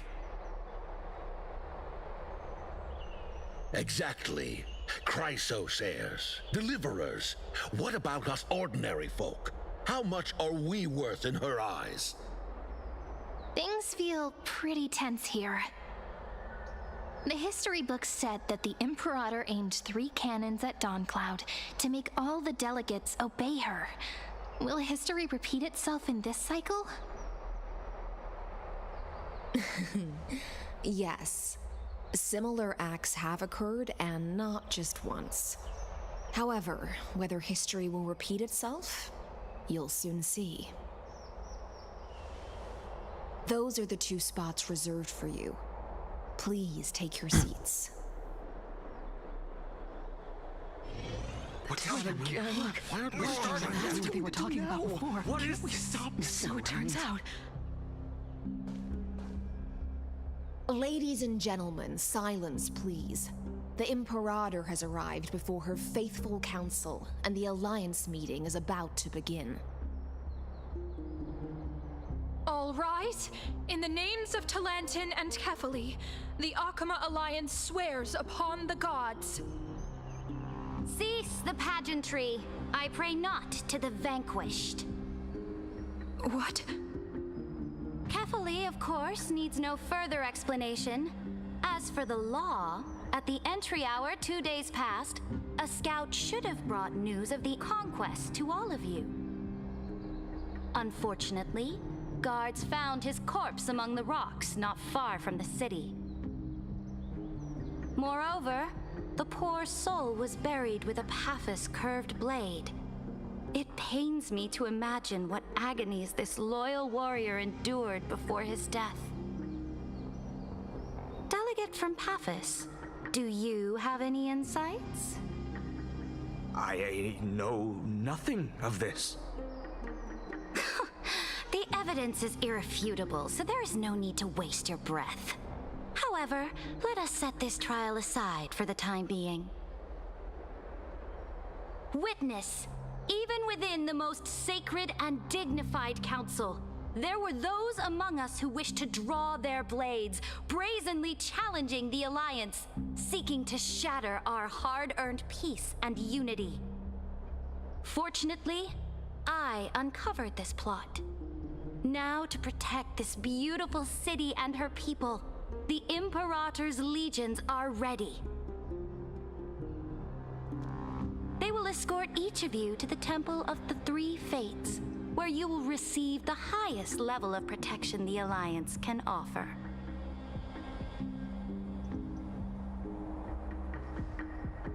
Then, the Legion's warriors will join me in embarking on the campaign against Fagusa. This is clearly a trap! Imperator, did you summon us here just to trample on the dignity of your allies? Enough! This Just calm down, What do we do? Things are starting to get pretty intense. I can't take NPC faces seriously for some reason. According to the ancient laws of Akuma, only with the consent of 2/3 of the elders can the legions carry out the commander's orders. The ancient laws. Didn't you destroy them long ago?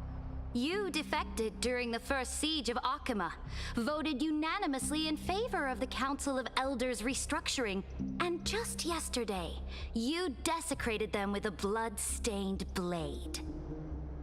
The decaying old laws fell with Talanton and are no longer deserving of respect.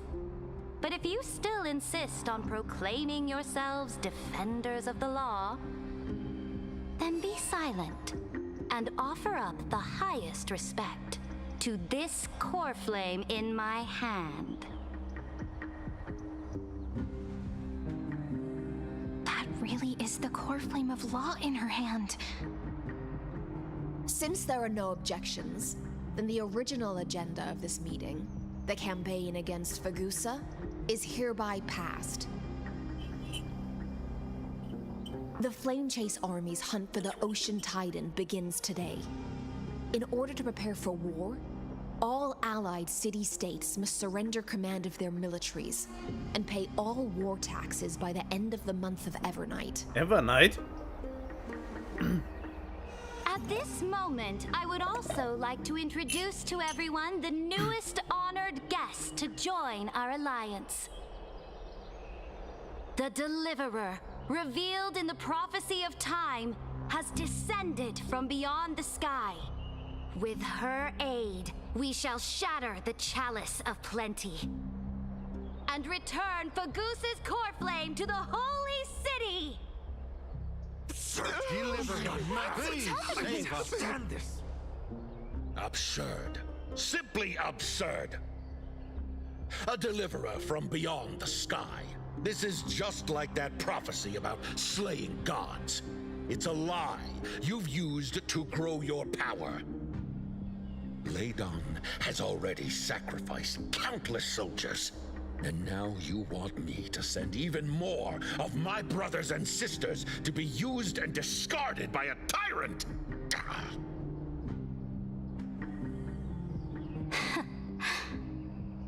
Are there any other objections?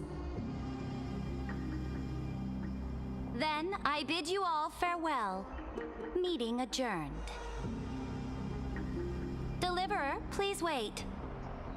I still have important matters to discuss with the two of you.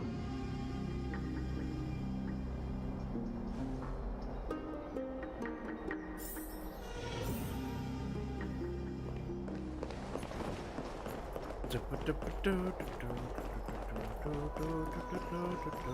feel a itch, and I kinda want Evernight for my casters. If she actually is that good. I apologize for that farce of a meeting. It must be tiring dealing with so many people every day, Great Imperator. Tiring? You're mistaken. Moving chess pieces, placing wagers.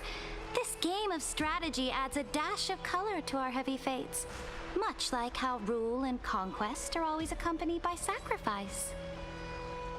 Is the war with the Titans also part of that sacrifice? After I glimpse the secrets of this world, no, the secrets beyond the sky, the divine authority of Amphorius no longer held any significance.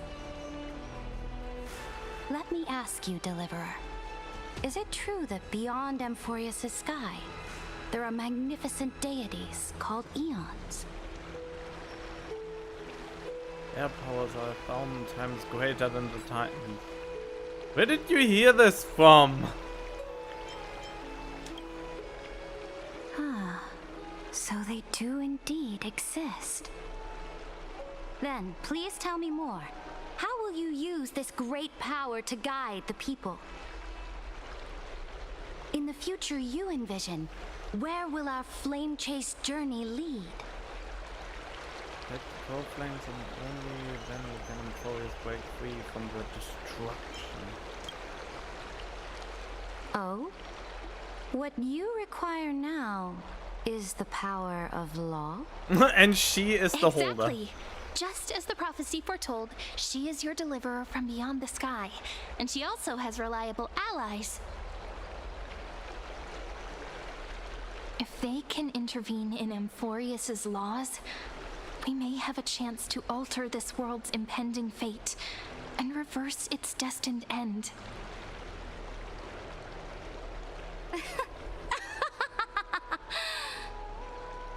Very good, Deliverer. You have courage to say such presumptuous things, even knowing that the inheritor of the law stands before you. I mean...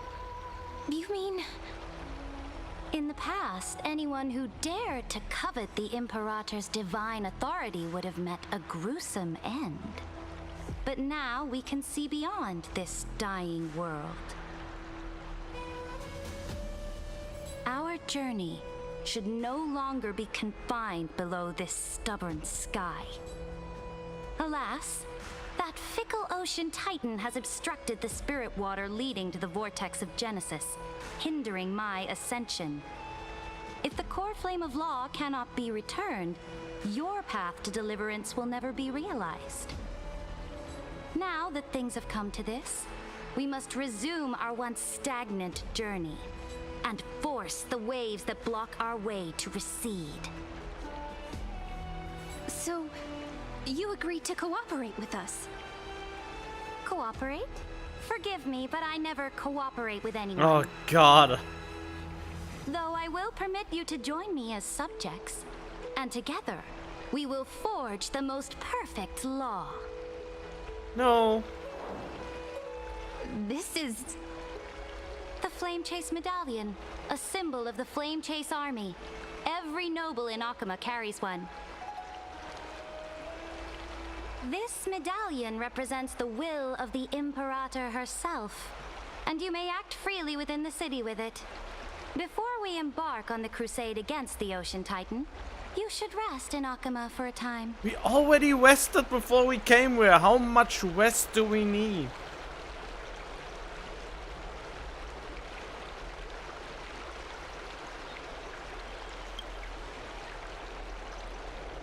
Oh?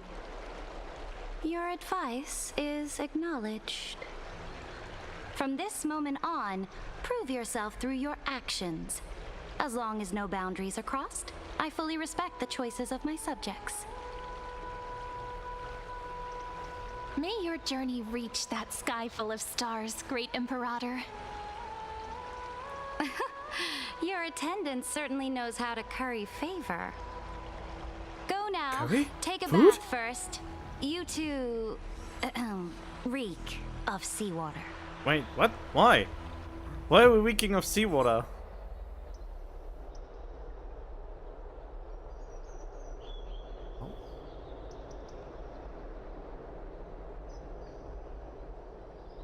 For a character that has such authority, it's kinda sad how bad her character is. Come forth, Theoros. Yes. Oh, he's not called Lygus in this. Great Imperator.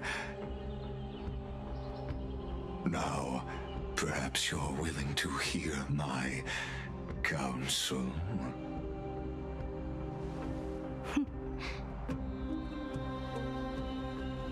supposed to arrive just as Oryx described. And just as you said, they showed a thirst for law. At least this proves that my judgment was right. Sparing your life was the correct decision. No, it wasn't, you fuck! You've once again confirmed that your wisdom is no empty boast. Now another choice lies before you. With whom shall you ally to tip the scales of law? Me? Or that deliverer?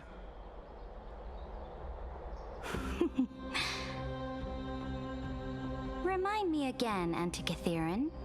What kind of future do these two paths lead to in your view? I shall tell you. You are entitled to know that the deliverer from beyond the sky is not a wholly wicked being, but from the very start, her stance has been completely at odds with Amphorius. That's a lie. The road they have chosen will bury Amphorius' grand aspirations. This world which follows the path of destruction will inevitably stray far from the glory it was meant to enjoy. But on the path I have revealed to you, the people of Amphorius will slay their creator in the name of the Imperator and conquer the worlds beyond the sky. You will command the mighty beast known as Iron Tomb, bringing waves of war and conquest to the universe. Beings across the cosmos will bow before you, offering their allegiance. So, what's the fragile, incomplete humanity to the destruction. As a Chrysos heir of the prophecy, you have already chosen to abandon it, have you not? Wait, what?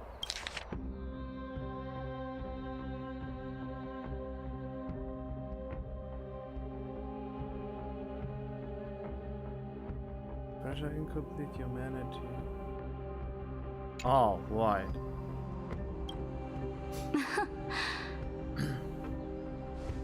Off you go, Theoros. I have already made my decision.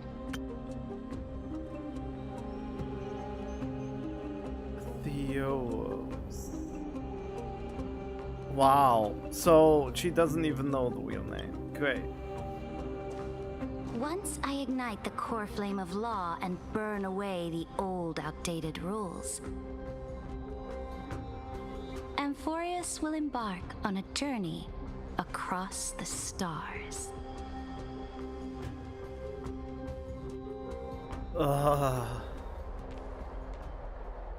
The Imperator is quite forceful. She didn't give us any chance to ask questions. And she's clearly hiding something. What do you think? That we let her push us around too much. Give her the bet.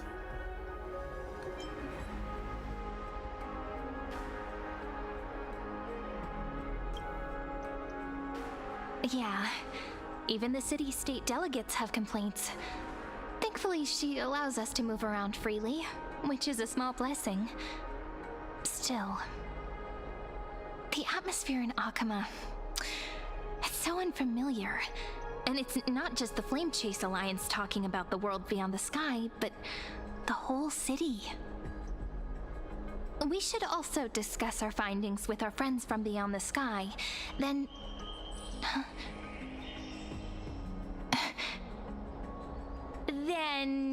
we should go enjoy the renowned bathing culture of the holy city and relax. It's the thing I've been looking forward to most on this journey. Did someone take over control?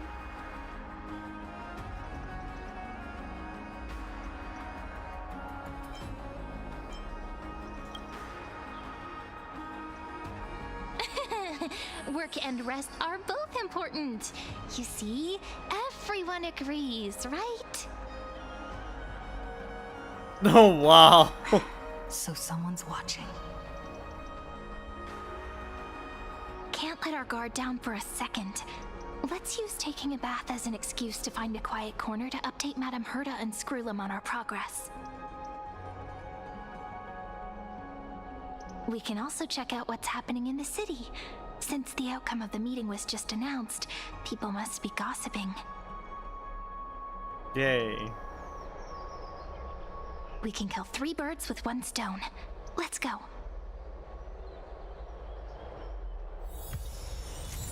Alright. But what I want to do, wait, what? Oh, seriously? Why can I not go into my menu? I don't understand why this is always so restrictive. Can they really not? Oh, there. Can I go to the? Cannot redirect. Well, that kind of sucks. Oh well. I guess I have to wait then. Can't be asked to start this Oh, early. so many people! The holy city is so live. Did you hear? At the Alliance meeting, the delegate from Leyden stormed out in anger. As expected, the Imperator is always hiding things from everyone. When has it not caused a ruckus? Silence! That's treason! If it weren't for the great Imperator, you'd have sunk into the lake with those corrupt elders already. And you wouldn't even be alive to speak like this.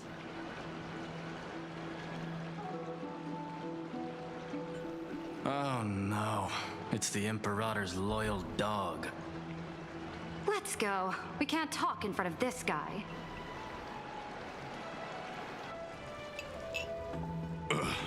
How disappointing. Oh, honored guests, we meet again. Looks like I'm not the only one who came to the baths to unwind after the meeting. For the upcoming campaign, please make sure to rest well.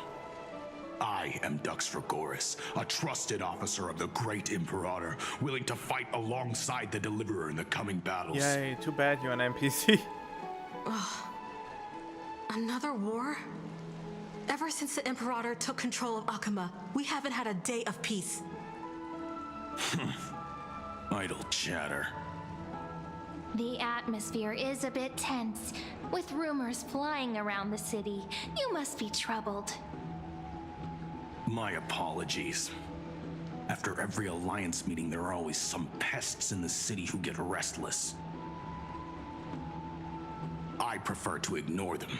Pests on the ground don't affect the sky in the slightest. They just complain from the shadows that the sun's light is too harsh. Besides, the Theoros has already promised the Imperator her fate. And these clowns will eventually realize their foolishness. May I ask, who is this Theoros? Yeah, we should have asked that sooner.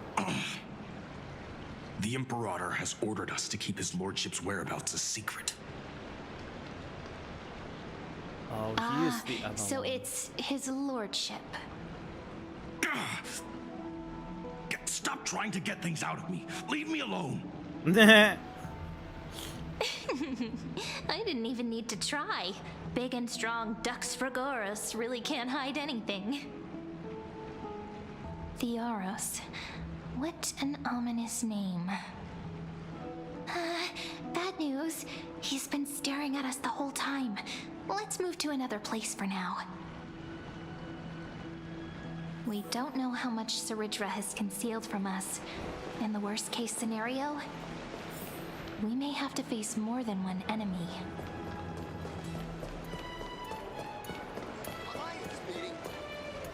Alliance meeting?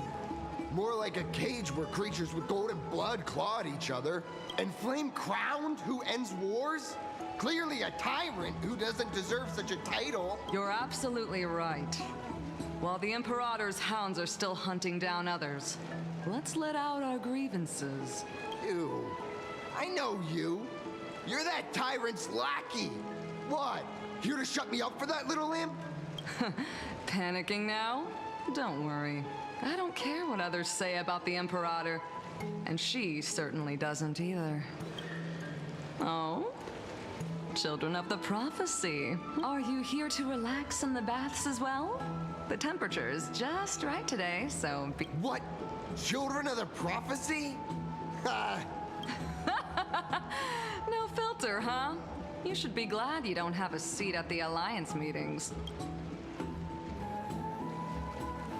Ah, by the way, if you still want to bathe, once that predatory fish joins the flow of water and eliminates all the fools questioning the world beyond the sky, you won't be able to enjoy— Seems like there's more to Dux Bromalis' words than meets the eye. But would the Imperator actually kill those who question the world beyond the sky? I guess. This is the complete opposite from what we know of Akama. Huh. So many guests, two distinguished guests of the prophecy. One a clever and adorable warrior. Ah, heroes. I didn't expect to meet you again. It's a pleasure to see you again, Dux Helkalithist and Dux this... Yeah, this you're bang. She wants to find someone to help with research for her new work. I'm the far-seeing eye and all-hearing ear of Akama. I'm skipping a lot of stuff now because I'm getting bored. Oh, the perfect partner for research, what?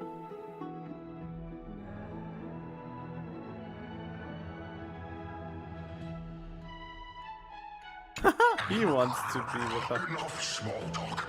Here's the way the children of the prophecy arrived in the holy city, and the Imperator unilaterally stripped away military power.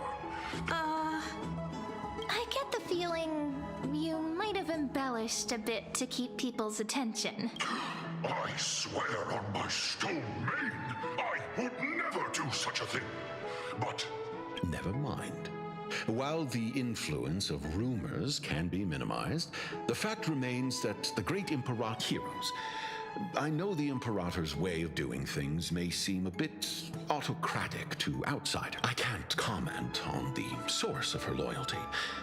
But when that blade is drawn, you two, as bright— The Imperator's blade. Is he talking about Miss Hysealans? I sense some unease in Dux Helkalithist's words. It seems the Imperator and Miss There are eyes and ears everywhere. Is there any place where we can have— To understand the Imperator's secrets, we have to get past Miss Hysealans.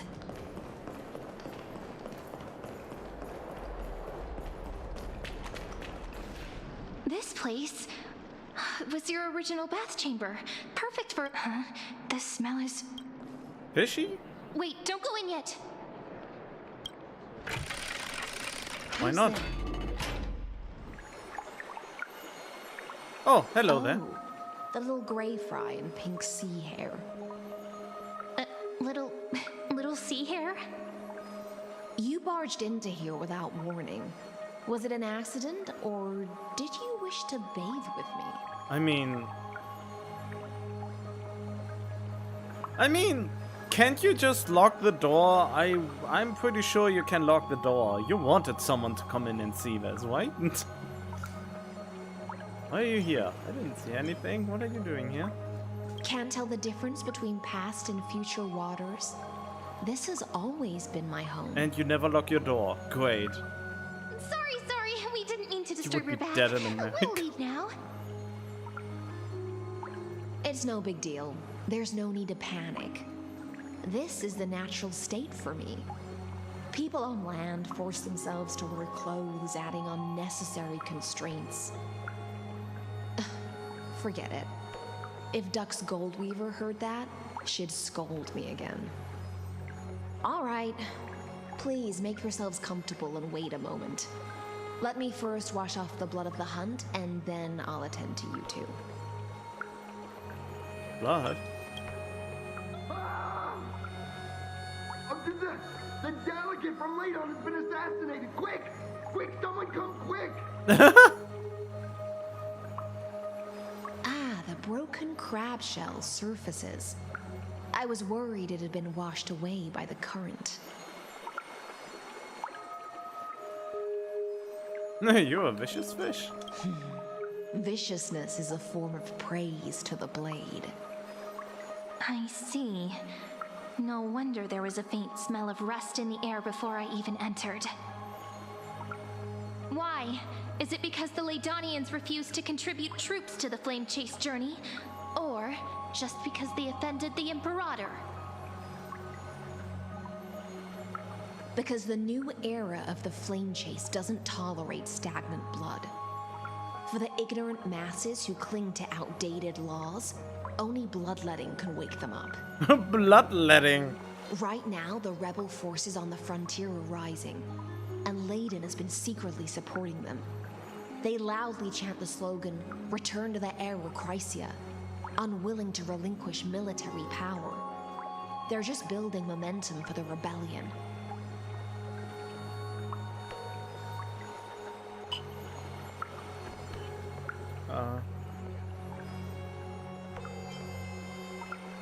Fair enough.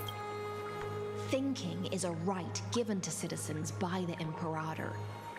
I won't interfere with your thoughts. As long as you don't try to reverse the current of the times, you and I will both be free.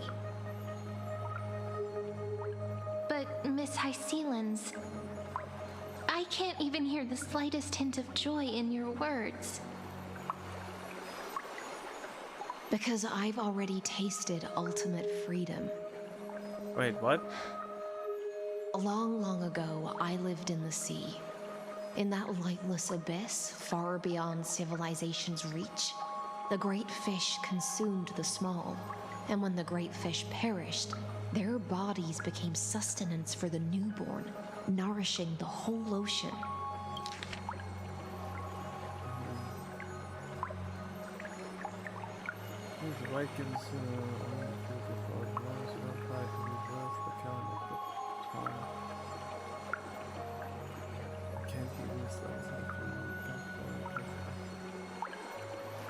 Okay. This is the tide that carries civilization forward. Anyone may be devoured, or meet the fate of inevitable decay. Are you suggesting that ultimate freedom is in fact the cruelest fate for life? I only mean that if life wishes to preserve its dignity, it must first be bound by the law. There's no need for me to say more, Little Sea Hare. We're of one mind. Whether the Imperator's law can guide the schools of fish and lead us to a truly free ocean, let us wait and see. But for now, let's pause this heart-to-heart. Another fish has come, following the scent of blood. Okay. Hello. Being your subordinate is such a tragedy. I'm always having to worry about the messes you leave behind. It's simply our duty to the Imperator. All ready to go in an instant. Miss Hycelans, you truly are impossible to predict. Yet you, a golden trout who's always busy all day, suddenly have the time to visit me? Do you think I wanted to come? I suggest you burn some more of the incense offered by our allies, lest my creations be tainted by the reek of fish.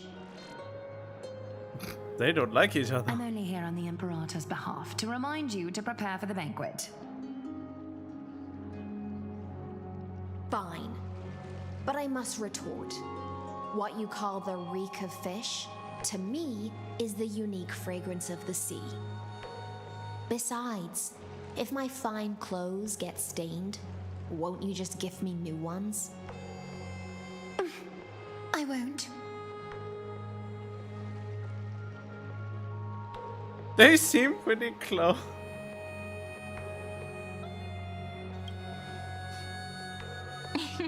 You sensed it too, huh? No. By the way, you both just mentioned a banquet. Could you elaborate on that? Oh, right, you don't know. Every time before a battle or after a victory, the Imperator holds a grand feast for the Chrysos heirs to lift our spirits. For us warriors who swim constantly between life and death, these feasts are more worth looking forward to than victory. A banquet to prelude the hunt for the god of banquets, and honey brew as a tribute to commemorate the ancestor of honey brew. How absurd. Don't look so grim. All has been decided. Since it's a banquet for Fagusa, why not take a leaf out of the Titan's book? Live in the moment and enjoy life to the fullest. I'm not as carefree as you. That little Dolos kitten is already causing enough trouble for me. And on top of that, I still have tailoring commissions to complete. By the time the cool flame illuminates my eyes, I might not be able to focus as I used to. Glaya's eyes. Curious about these eyes? People often compare them to jewels. But I've already made my decision to ask romance for eyes that can see everything.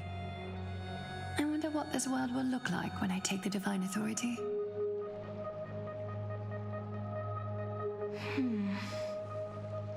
In the future, you will still be the finest weaver in the world.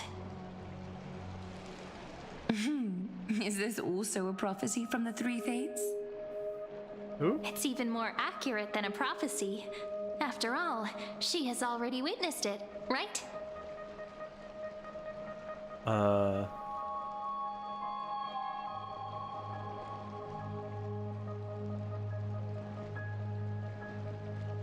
will bathe in the golden light of hope. You will weave the most romantic thing in the world.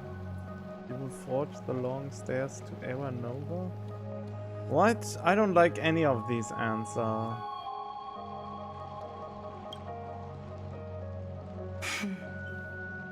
Become a demigod and lose your humanity. That is the only reply I've received in the countless times I've sought wisdom from the prophecy. But destiny's fragments are like stitches. Before they're threaded into splendid garments, no one can see their true charm, can they?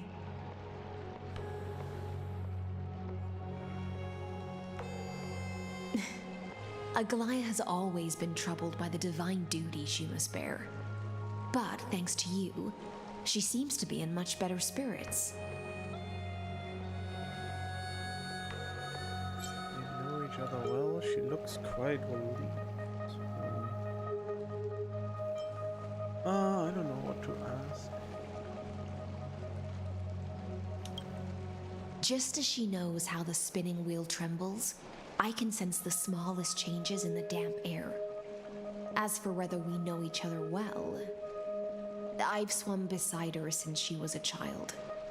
Most of the time, I can understand the whispers in her heart. For those words she was too shy to say herself, I'll raise a glass to you on her behalf. Now, I leave this bath chamber to you. Rest well and prepare yourselves. After all, every time we drink and talk could be the last celebration we have in this life. Miss High Sealance has given us the bath chamber. It seems she really does do whatever she wants. We don't always have to be under the Imperator's watchful eye. We're just her roommates. It seems that way. This also means she could return at any moment. If we're having an important discussion, we must remain vigilant. So, let's seize the opportunity and report our current progress. We don't want to keep everyone beyond the sky waiting. I feel like this is not much of a progress report.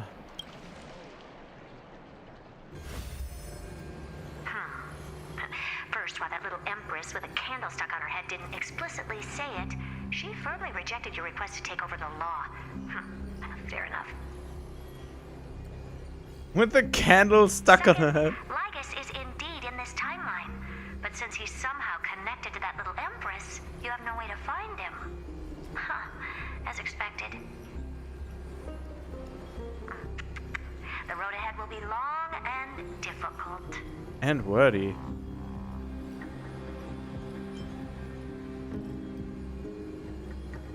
The road ahead will be long and difficult. Not a bad imitation. Since you didn't refute anything, I'll just assume I guessed it all right. We've made some progress here too, but nothing to get too excited about. Our time is short, so let me summarize. Thank you. Concerning the origin of that Intellitron, the firewall he created uses Katorzane algebraic expressions. But ever since Aiden invented the 9-worded formula, this kind of mathematical logic no longer exists in the cosmos. Why are you suddenly talking differently? What the fuck? Did they record this at different times? Lygus is definitely connected to the Genius Society, so What? stay alert.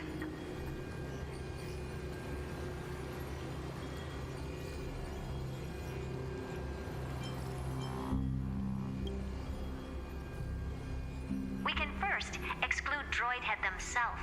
They specialize in minding their own business and wouldn't intervene personally. But Screwy and I are still eliminating possibilities one by one. Currently, the most likely candidates are these few. The Lord of Silence, Acha, oh, the 2 Ruperts are also possible. But it would be too boring if it were one of them.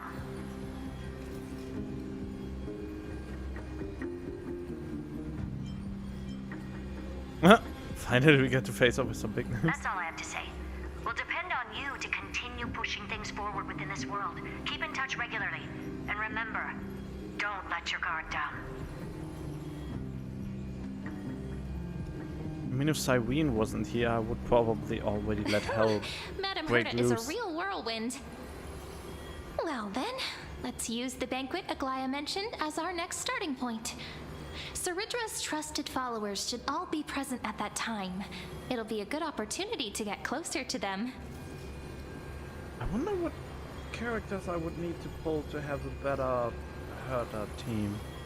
Actually, I want to look that up now. I mean, I have the opportunity right now, so might as well. Wait, they put the Herta already one below? Such insolence. Oh well, but I guess whatever. Let's see. Who is her best? Wow, not even she has that thing, huh? Treeby and what? Treeby and Hyacinth. I don't care for Treeby and Hyacinth and Anaxa. I don't even use any of this and I shred shit. Wait, I'm thoroughly confused why Sunday is not one of the more used teams. Why is Sunday not used a lot with Herta? I mean, come on. He seems to be the most compatible one.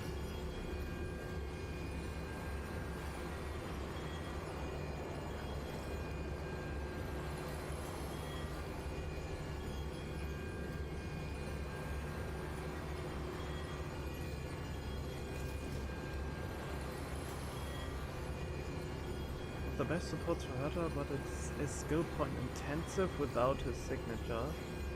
Stacked on total skill point without it. Makes using the pair more challenging without it. Oh yeah, I mean I have Sunday and his light cone, and I have Herta and her light cone. So basically, I guess that list here doesn't include that? Is it only... I mean, what is this data even based off? I have no idea what this data is based off. Which makes it even harder to know what the true best team for the Herta is. The Herta coding is at the top of the meta. Oh yeah, wow, the top of the meta, not anymore apparently.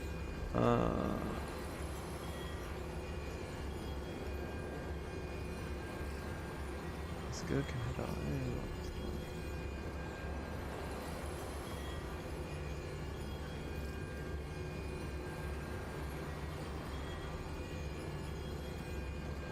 Maybe I should get a Naxa for her.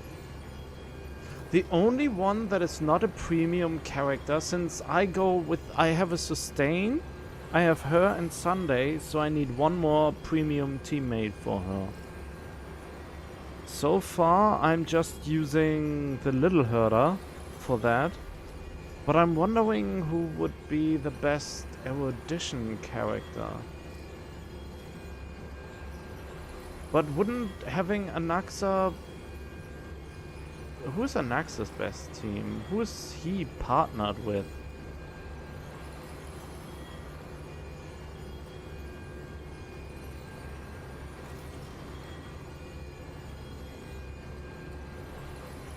Build and...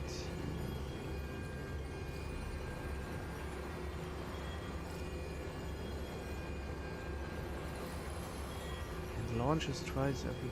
But can he even keep up with the energy generation? Isn't that the biggest flaw, so to speak?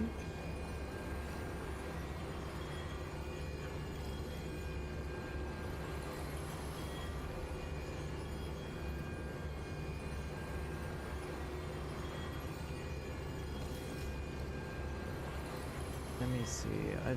Maybe I just go on the tier list and look for erudition characters. And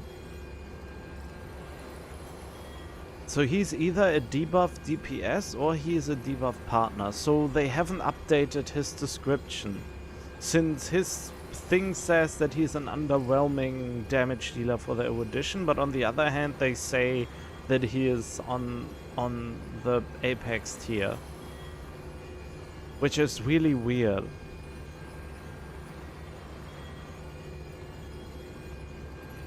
But if he also consumes skill points, that is a really strong strain on my character's skill point economy. But he is the only other character that would make sense.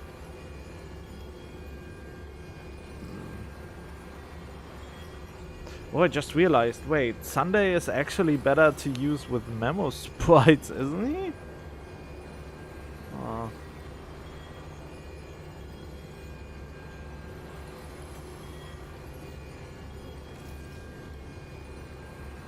I just don't understand it. Then again, I have a strong herder team, I have a strong casterist team. I mean, I almost have a, and I have the premium Acheron team, so that is already a lot of teams that can basically demolish most of the end game. At this point, I'm just collecting stuff to make my current teams stronger. Operate carefully when the time comes. No, I don't. I'm not. Settled then. With our great teamwork, we'll be able to deal with anything that comes our way. Uh-huh. It's been a long day. We should get some rest now. Don't feel like All resting. right. When you've tired yourself out, remember to come back. I'll be waiting for you here. Wait, what?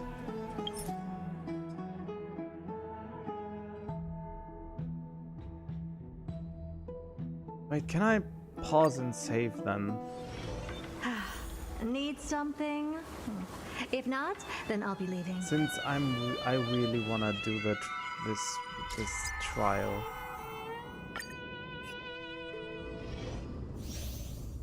Increases all ally memo sprites damage. The more men with character present, the higher the damage. Summons Eve to assist in commentary a special self-destruct attack. When units or memo sprites base reduced, damage decreases. Increases, I mean.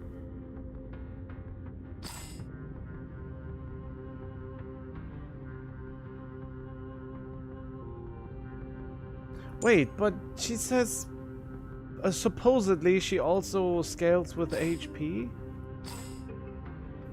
So the only one I would be missing, since she wants complete remembrance characters, so I would just, so what I truly need is to replace my current healer, which is only Locha, with her, and then I would have the team I need, huh?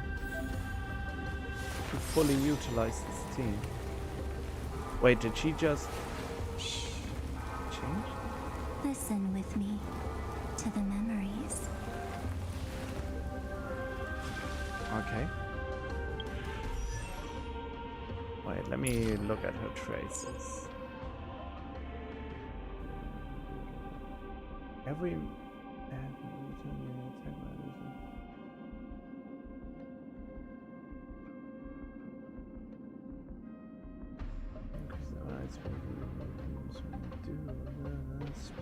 speed. This is all about speed.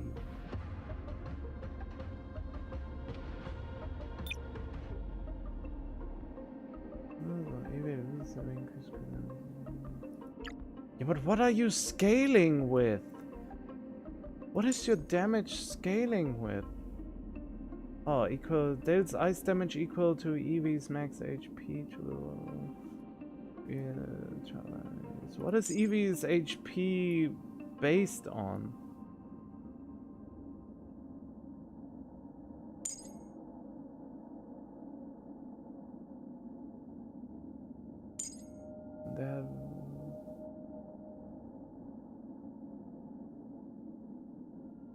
Oh, remembrance characters in the team increases crit damage for all ally memo sprites by 5, 15, 50. Oh, that is interesting. So they don't make it a hard requirement, but you should have at least three memo sprite characters in your team. Oh, you need 3 remembrance characters in the when they have okay.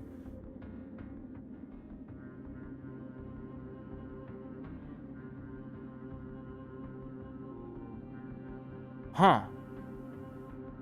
So it is low-key nice, since you know I can just use the Trailblazer as one of the remembrance characters.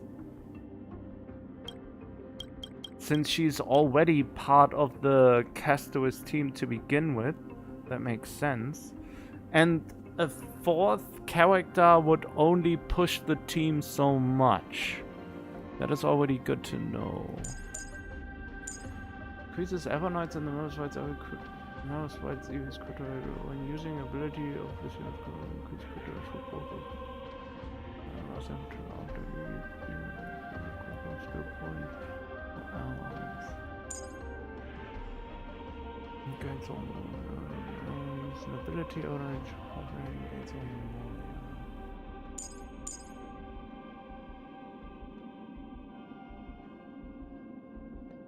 Consumes 10% of Evernight's current HP to the Eevee.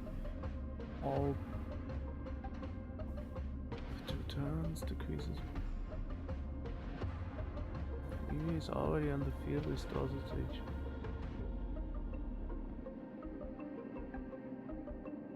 Gains 12 additional points of whatever that means. Eevee's max HP. So it's all bound to Eevee and not even to herself.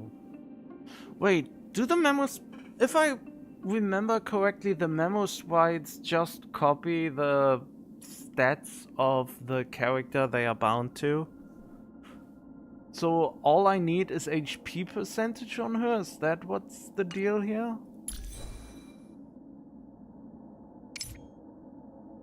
HP...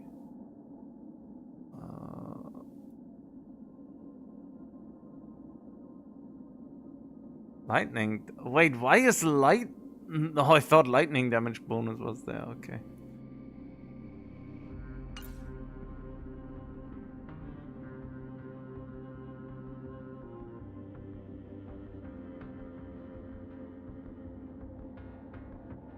Wait, when the number of allied targets on the field is not equal to 4? What? When would it not be 4? For every one additional missing ally.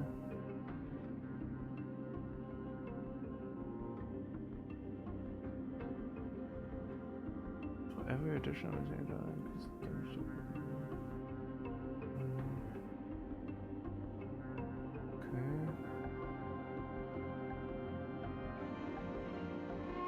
oh, right, that is... Wait, what? That doesn't make... Whatever. Increase critical after the wearer uses basic attack or skill. If the wearer is most fight is on the field, of the wearer and the most fight by 24%.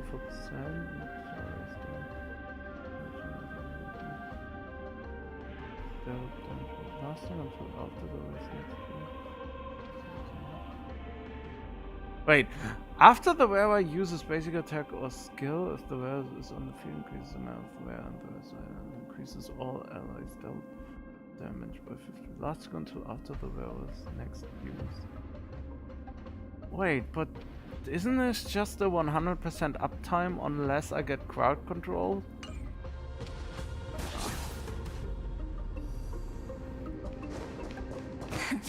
Play nice. Play nice.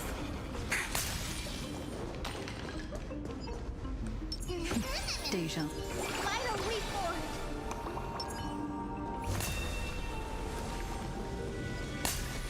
Be careful.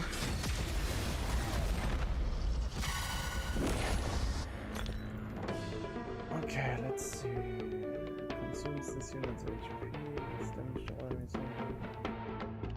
Ultimate deals ice damage to all enemies.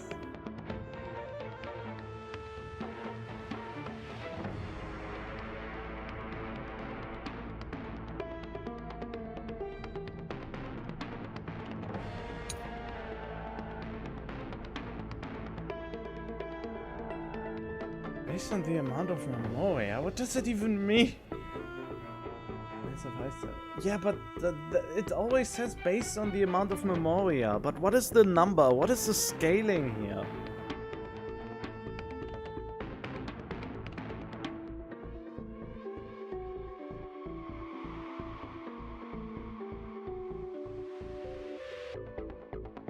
Based on the amount of memoria.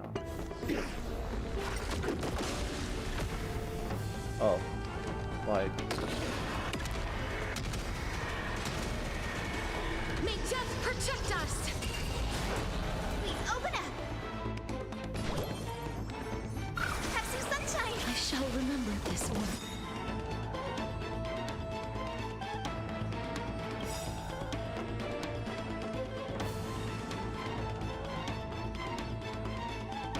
May this faint light dispel the gloom! Restore clear skies! Once more! I shall remember this one. Don't worry. Just close your eyes. Okay. Wait, you have 24 memoria?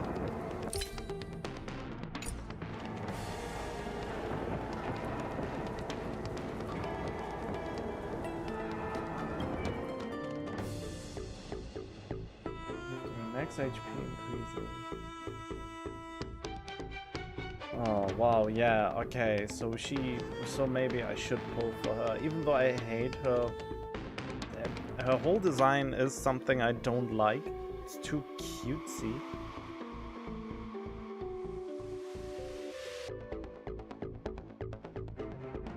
Wait, days so wide, life so fine. 2 turns. Max HP increases by 20%.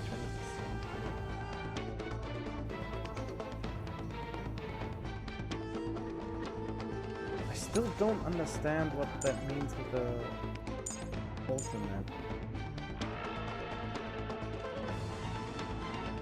A wakeful world of night.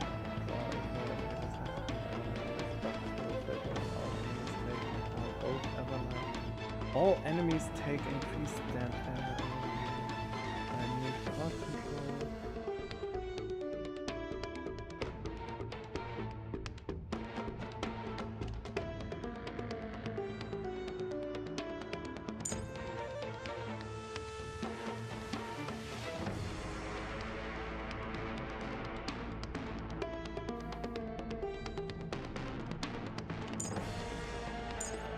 It said something about 6 or more of the spell's crowd control is immune to them. Maybe it's on the field and may attack them.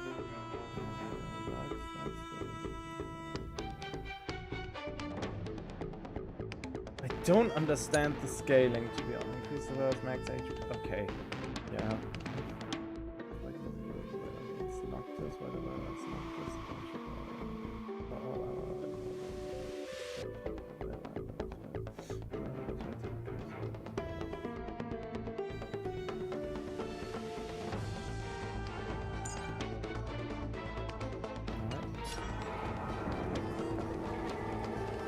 The night will soon fall.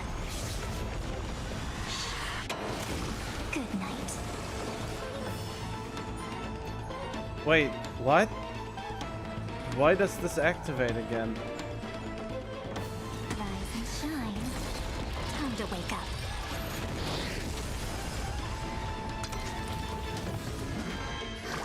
They completely lost themselves.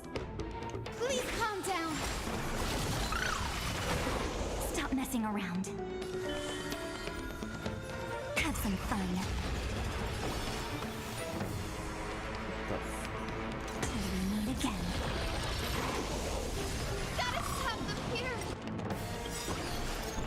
Embrace new life, Pollux. Pollux is strong.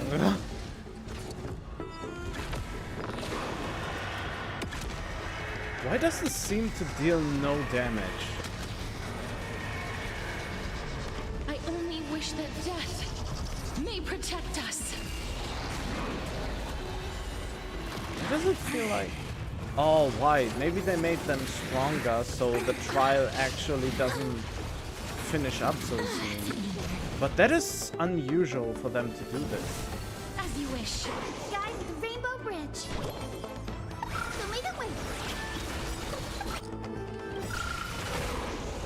Embrace a new life.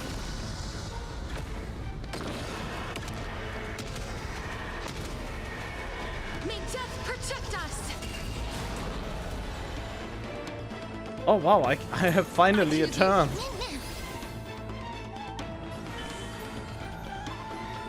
Treat our guests nicely.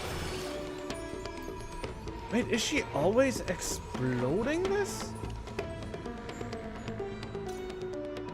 Rise and shine. She is. She's always continuously Don't worry. exploding. Just close your eyes. Night falls. Good night.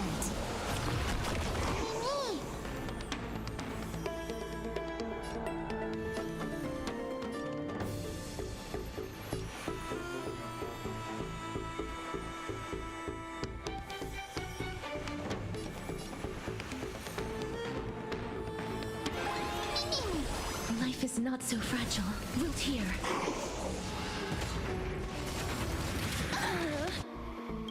May this dispel the gloom. Restore the skies. Yeah, I really don't like this animation at all. Embrace a new life. Proxy war? What does that mean?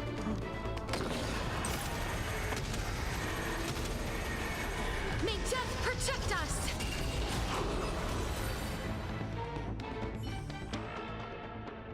Okay.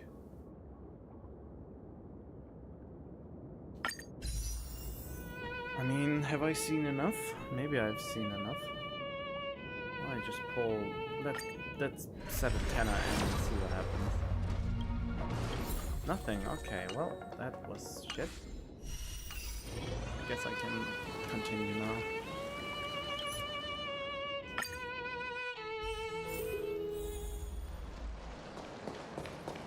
It's been a long day.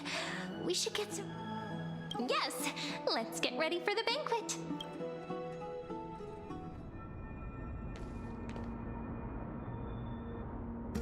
Look, the venue's right ahead.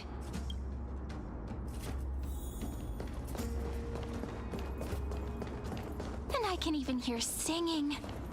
It feels so romantic. Honored guests, wait here for a moment. You must surrender any personal belongings you have on you before entering the venue. This hero always brings down the vibe whenever he shows up. The Imperator's elevated position means she must always remain meticulous and careful. Please do as I say, guests. I get that you don't want people to bring outside food into the banquet, but is it really necessary to confiscate the books and quill pens?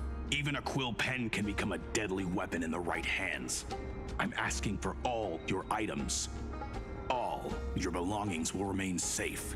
They will be looked after appropriately by dedicated staff. Looked after appropriately? Dedicated staff? Talk about a vague choice of words.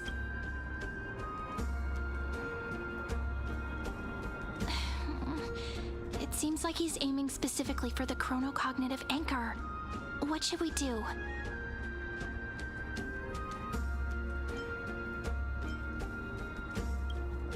True.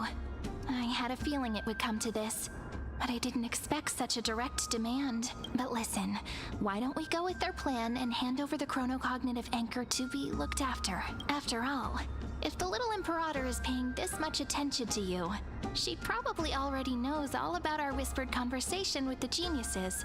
I can pretty much guess what'll happen next, but think about it. That's actually gonna be our shortcut. Okay. I knew it. You and I can practically read each other's minds. Nope. Guests. All right. We'll listen to you. Here you go. Also, please pass on a message to the Imperator from us. She can trust my friend. Anywhere, anytime. Thank you for your cooperation. The Imperator has some urgent business she needs to attend. Why don't you head in with the other guests first and enjoy the feast? Isn't Saridra supposed to be the focus of the banquet? But she's not even here. Why is it so difficult to talk to her? Okay, let's talk to actual main character. Aggie, if you can't get used to the honey brew, we will go ask for a pot and cook some oatmeal for you. No need for that. This banquet is just too loud. And nothing and no one here is interesting. I just don't really want to be here. Lies! You were pretty energized when you came back from the bath chamber. Let me guess. Are you worrying about someone? About High Sealins? Or Little Cypher? You take everything too seriously. At this rate, life's gonna be real tough for you later on. You're the least qualified to lecture me about that, teacher.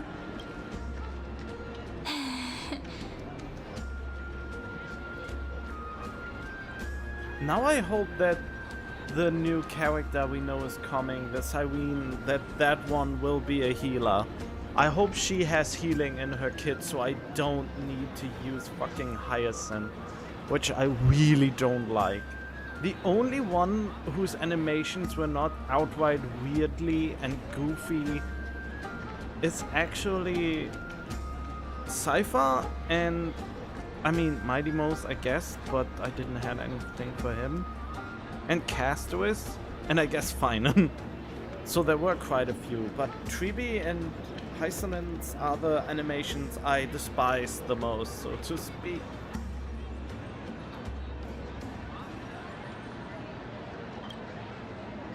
Dear guests, are you here for us? I mean, are you here for Tribi or Aggie? No. I'm just wondering whether you've seen the Imperator. The Imperator? No, we haven't. Our sovereign has always acted however she pleases. Though she gave us ranks, she'd never tell anyone her whereabouts. Perhaps the only thing she tolerates are chess pieces. And the sky reflected upon her crown. I see. Why do you two look so distressed? That's not what the deliverer should look like. Why don't we have a toast? While we still have time for pleasure. Here. To the destinies and sacrifices of the next millennium. Then we will toast to the tomorrow that will set fate free. Hail to the new world. Cheers. Actually, there are so many people. We wouldn't be able to find the Imperator even if she were here. Oh, I she know. would stand out like Let's a look for sore thumb. seats that are raised up higher than others.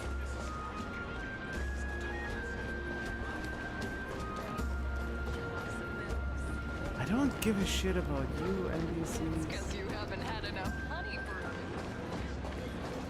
Who are the other NPCs? Those are NPCs to talk to. Those are... I guess go to her now. You two have been wandering around the venue as if you have something on your mind. Have the attendants not taken care of you well? No, we love it here. It's just... we're a little concerned, seeing... Don't worry. I know what you've been waiting for. Come, sit with me for a while, will you? I'd like to share a personal secret with you.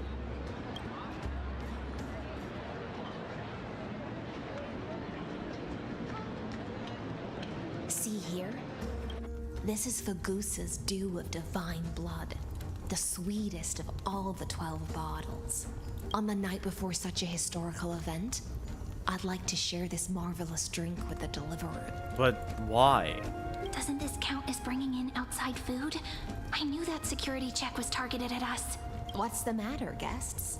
Oh, we're simply overwhelmed by such an honor. Are you worried that I might have poisoned the dew? Well then, let me prove my innocence. I mean, you're a fish. Maybe that toxin doesn't work. I don't know.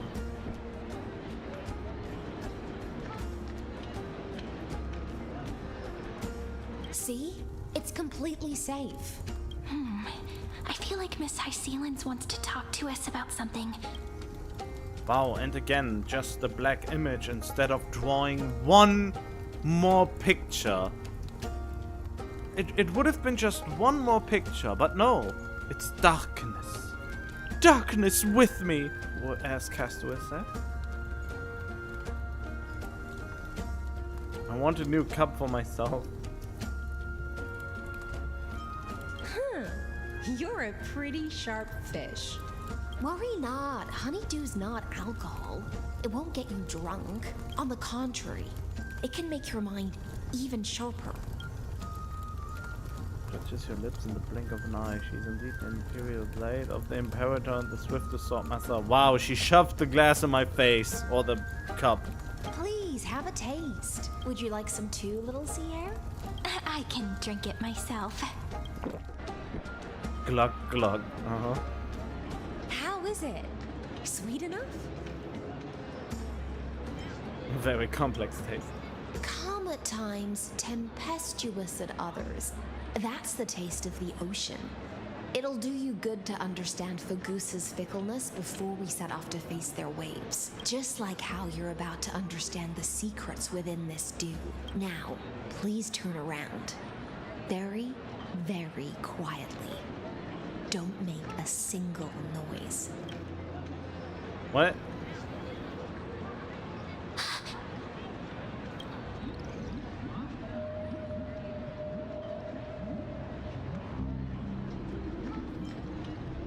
I knew he'd be here.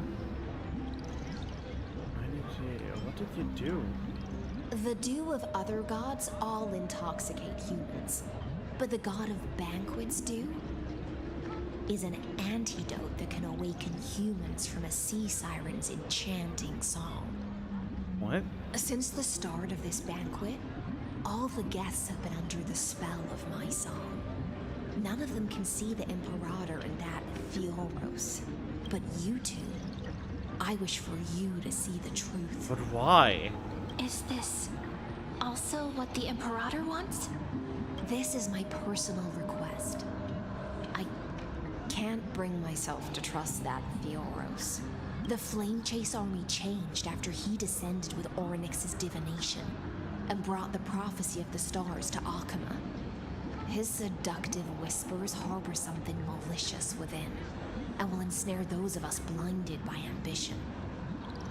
You are the deliverers of the prophecy and know about him far more than I do. Perhaps only you can find traces of the truth from his actions and words. I mean, really? Then we can show the Imperator the right path forward. She already made her decision, though. Oh, but isn't this acting behind her back? Amphorius has become far too weak. Even heroic actions protecting her from harm must be conducted under the water's surface. I am the Imperator's blade, and I must clear the way for her while remaining concealed in the torrents. Then, ensure I'm pointing my sword towards the true enemy. Can you promise me something, Miss Hycelens? Speak your mind. My friend has in fact come here to stop that villain's evil scheme. Our goals are aligned, but as to the decision the Imperator must make, she has no wish to transgress her authority. We just want to tell her everything we know. I believe the Imperator will be able to tell right from wrong. I never doubted your loyalty. I'll pass your words faithfully on to her, provided we can gain the advantage in this tug of war, that is. Tug of war? Now, return to the feast. Bring this cup with you and keep your distance. Pretend you are still immersed in the sea siren's fantasia, and I'll control the moisture in the air. That way, you'll be able to listen to sounds from afar as if you are a whale of the depths and hear every word of their conversation. Cool, cool. I wish you a victory in this first skirmish. It's the exciting and thrilling undercover part of the adventure. Okay. Let's mingle in the crowds here. Relax. Relax. Try to act natural. Where's the Imperator? Still not here. That little imp is always acting so high and mighty towards everyone. Today, I will... Whatever. Pour me another cup. Though she has succumbed to drunkenness, she still does not dare challenge your authority. A criticism of my height is a grave enough insult already. She should be dismembered. Do you often test the loyalty of your subjects like this? You jest. The Imperator does not need blind loyalty. As long as one can prove they have value, I am willing to be lenient towards them. Let's cut to the chase, Theoros. If I pass the trial and grasp this world's law in my hands, what will you do then? The answer is simple. I will connect Amphorius with the stars. Don't waste my time. Be precise. Be specific. I won't ask a second time. Allow me to adjust my statement. I will correct the regulations within the old law that sealed off Amphorius and merge the black tide with the torrents of Era Nova. That makes even less sense. To decimate the forces beyond the sky that are trying to annihilate Iron Tomb and sound the trumpet for the endless campaign you will then embark on. You are not direct or precise. Come on, whip him with your cane. But you previously said that Iron Tomb is unrivaled in power across the stars. Who would dare to annihilate it? There is a federation of warships named the Cienzo Alliance. Lies. Warlike and old-fashioned. A cult named the Genius Society. Loosely organized, but steeped in abject insanity. Oh, there's also the Astral Express. A group of lawless vagrants. Wow. That so-called Deliverer is part of that last group. Those vagabonds mistakenly believe they can connect the stars through alliances instead of conquest. But history has already given them a tough lesson.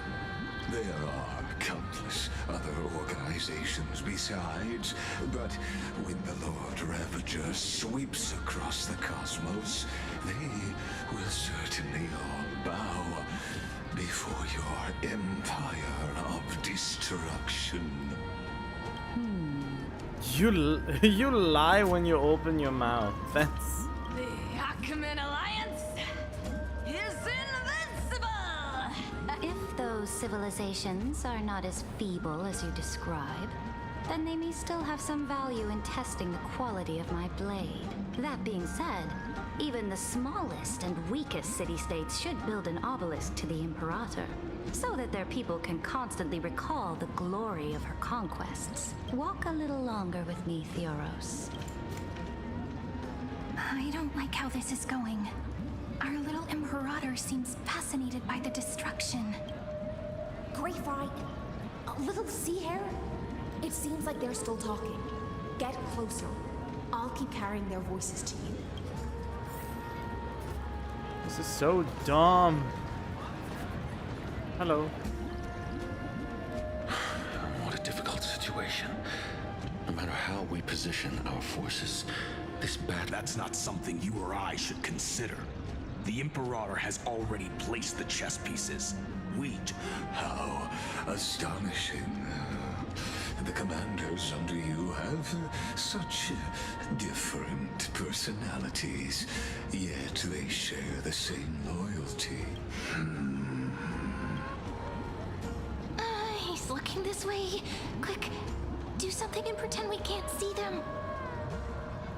On the honeydew in front of you. Chat with the guests next to you. Play a game with Cyrene.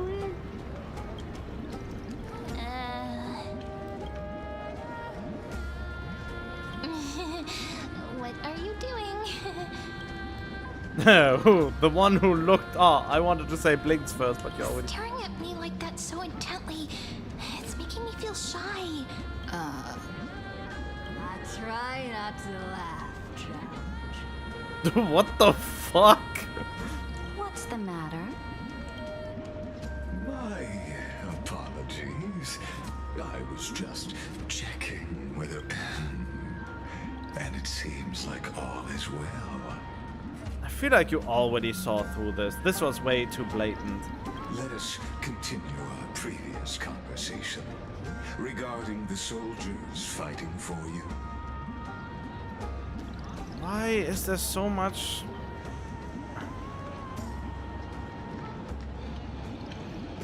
Seems like either this thing is buffering or something's not right. Oh, this sucks. Are they aware of the price they must pay for the trial of law? If I recall correctly, you've already lost a bout against Talanton due to offering insufficient sacrifices. You dare mention my name alongside the word lost? Forgive my transgression, great Imperator. Watch your words and actions. All you need to know is that my victory in the trial is guaranteed. Even without the trial of law, they've already sworn to give their lives for my conquest. So tell me, if everything happens according to our agreement, how would you recommend I deal with that deliverer? Good question. Do not let her fool you. That woman from beyond the sky contains a seed of ruin within her body. She must not be allowed to tarnish your glory. If she gets fooled by Lygus, she is not as smart as she thinks she is. Therefore, the wisest decision would be to hand her over to me. You plan to torture her?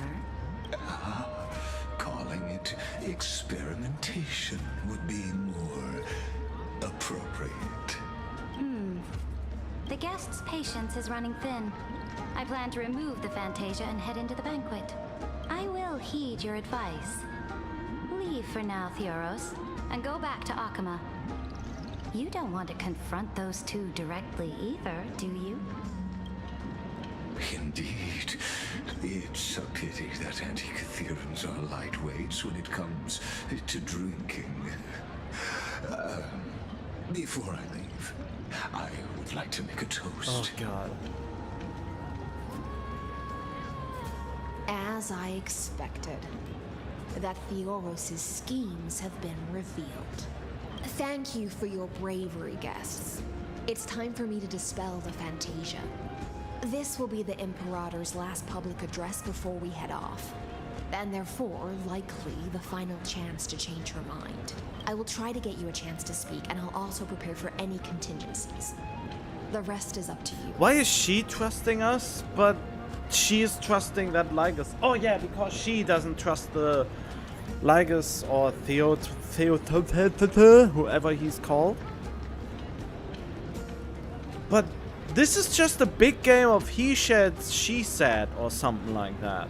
It's just, who do you trust if the information you get? The first one who gets to you makes the first impression, but in the end, you still have to decide who do you perceive as more sincere. You should head back to your seats for now. Okay. Wait, where are my seats? What? Huh?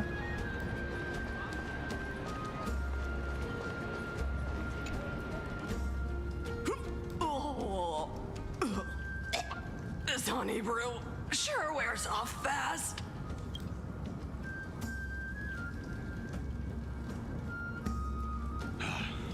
The Imperator! The Imperator has arrived! I think my biggest fail was No need for formalities. I should be apologizing for my tardiness instead. The hour draws late, and I trust you have all had your fill of brews. Therefore, I will not observe the usual ceremonies. Any warrior who has fought by my side should have those speeches memorized by now. The Imperator's word is law. Are you out of your mind, Dux Frigoris? The Imperator hates flattery most of all.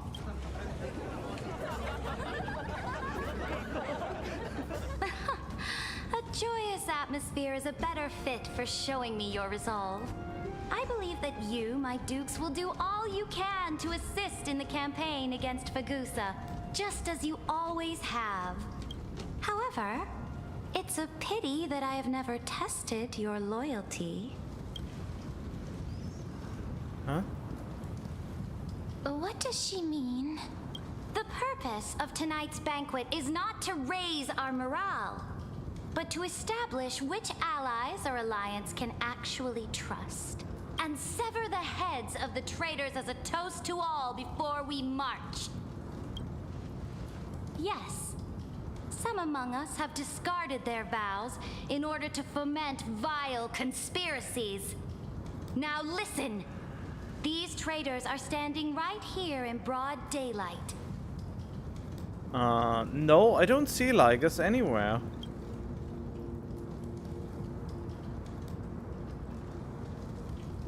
Dux Gladiorum Hycelans. She used the Sea Siren song to immerse the crowds in an illusion and conceal her whereabouts. She then worked with those from beyond the sky to spy on confidential matters, hoping to rob the core flame by force and harm me, the Imperator. Why are you lying now?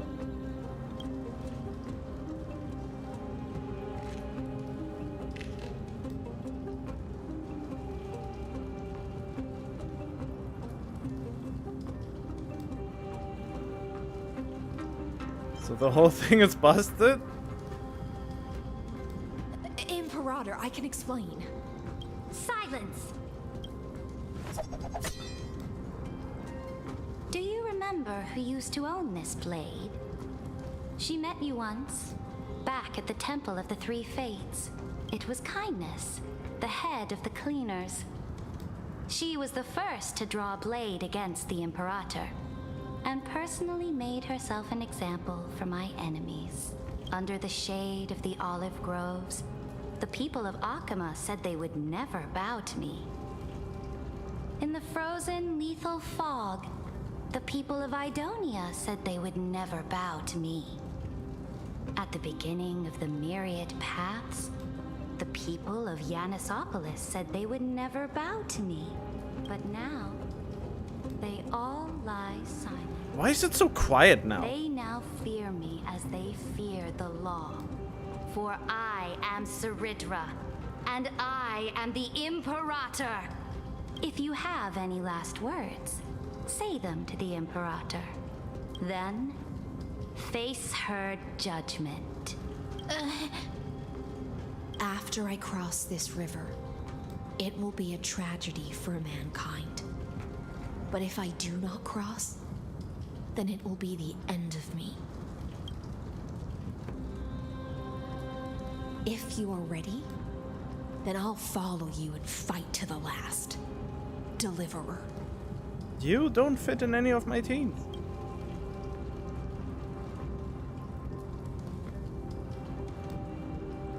We must kill the Imperator. There's no other way.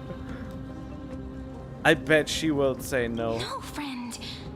The shortcut is now open. Trust me. What do you mean shortcut? Now, use your identity and add in a bit of experience and charm and testify to the Imperator as we promised. Okay, well, not killing you then. You are spared for now. You think you can slay a king using your words instead of a sword? I'll have it. Show me the weight of rhetoric from beyond the sky. Will it weigh heavier than 3 human lives? Oh, is that this thing again? Try to watch our words carefully. That with the defiance that lasted 30 million cycles. Start with the fake era nova. She probably knows that. Before I arrived in this world, the Chrysos heir of world-bearing was a young man with the pseudonym of Finan. He came from Ides Elysiae in order to combat the lies of the Era Nova and deliver Amphorius from the ending of destruction. He lived through history 30 million times, hoping futilely to find a breakthrough. And Cyrene, the young woman standing beside me, also carries an equally heavy destiny.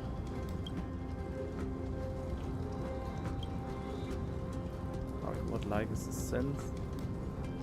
Talk about Iron Tomb's true identity. Iron Tomb is the ultimate end of Amphorius' destiny.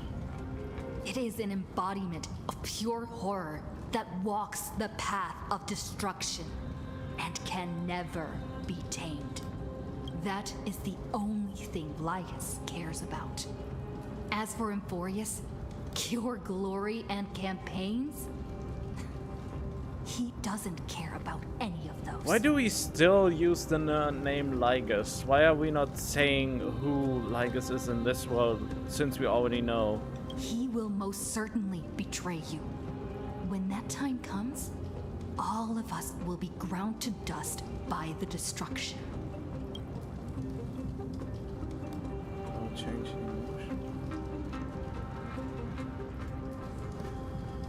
What about the Trailblazers resolve, I guess? I have seen many beautiful worlds.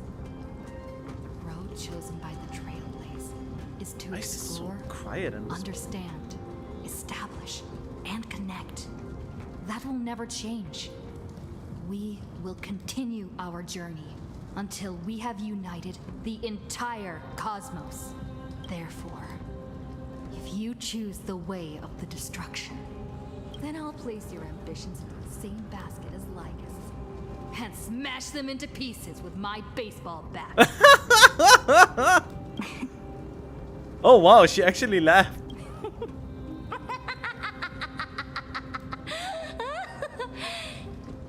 That was truly a chaotic speech. All that needs to be said has been said. Are you sure about that? Dux Frigoris, Dux Bromalis, escort the traitors to the prison.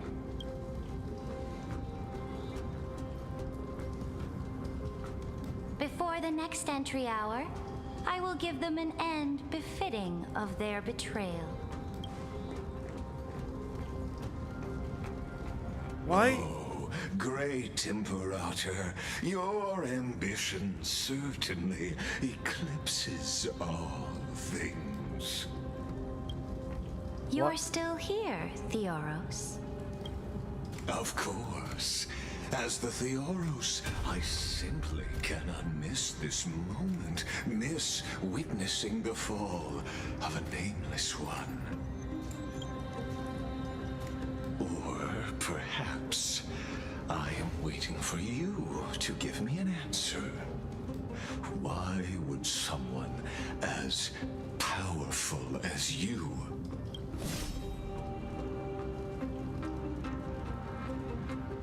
use such a clumsy excuse as imprisonment to ensure the Deliverer's safety?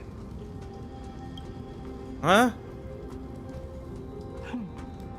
So you finally tossed aside your act. Yeah, I expected nothing less, actually. I must point out that you are just as impressive an actor. This banquet was always going to be a game of chess, where you would try to control both sides and turn both them and me into your pawns.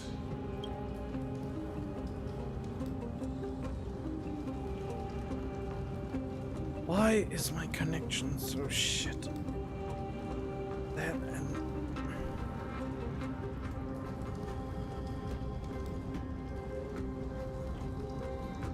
Oh.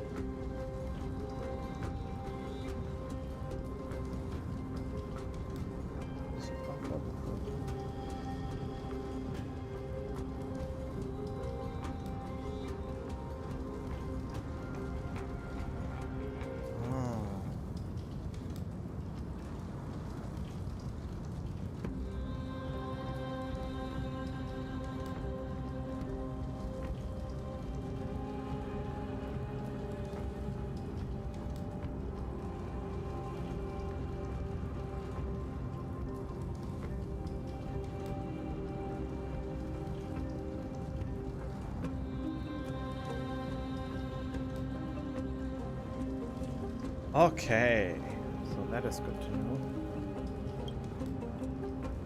That's right. That little Imperator never trusted anyone. She was always trying to see which side had more sincerity. All right, we'll listen to you. Here you go. Also, please pass on a message to the Imperator from us. She can trust my friend, anywhere, anytime. But as to the decision the Imperator must make, she has no wish to transgress her authority. We just want to tell her everything we know. Now, use your identity and add in a bit of experience and charm. So you are actually the one who played her. And I did basically nothing except giving chaotic answers. Everyone, sincerity will always remain the greatest shortcut to people's hearts.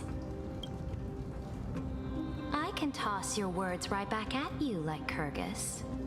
Why would someone as powerful as you pretend to be a mortal and kneel before me? Wait, so you know his real name too? Unless you enjoy giving flattery and prostrating yourself. I mean, he loves edging himself for a lot of time now. He's the edge master. Not like he is edgy, but he's edging himself for a long time now, and he wants to bust. You are mistaken. I am only trying to ensure the experiment's autonomy, meticulousness, and perfection, thus avoiding any unexpected outcomes. A forceful intervention will only create larger errors, reduce efficiency, and introduce ugliness.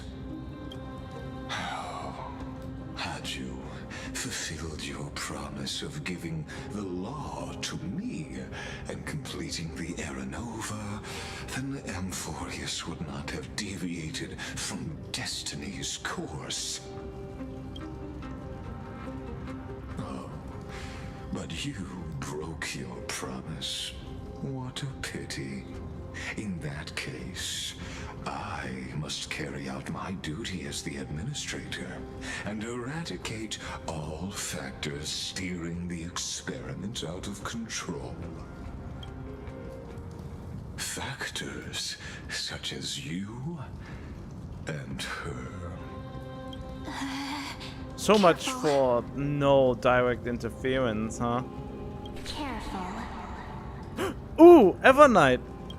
What was that voice? Was it Oryx? I found you. I finally found you. Be careful. This land will face disaster.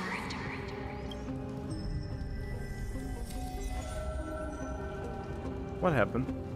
Oh, you're gone. Okay. The time of judgment is nigh, my lady. The prison I have built for you is now complete. In the name of the erudition, I invite you to step into the same cage as mine.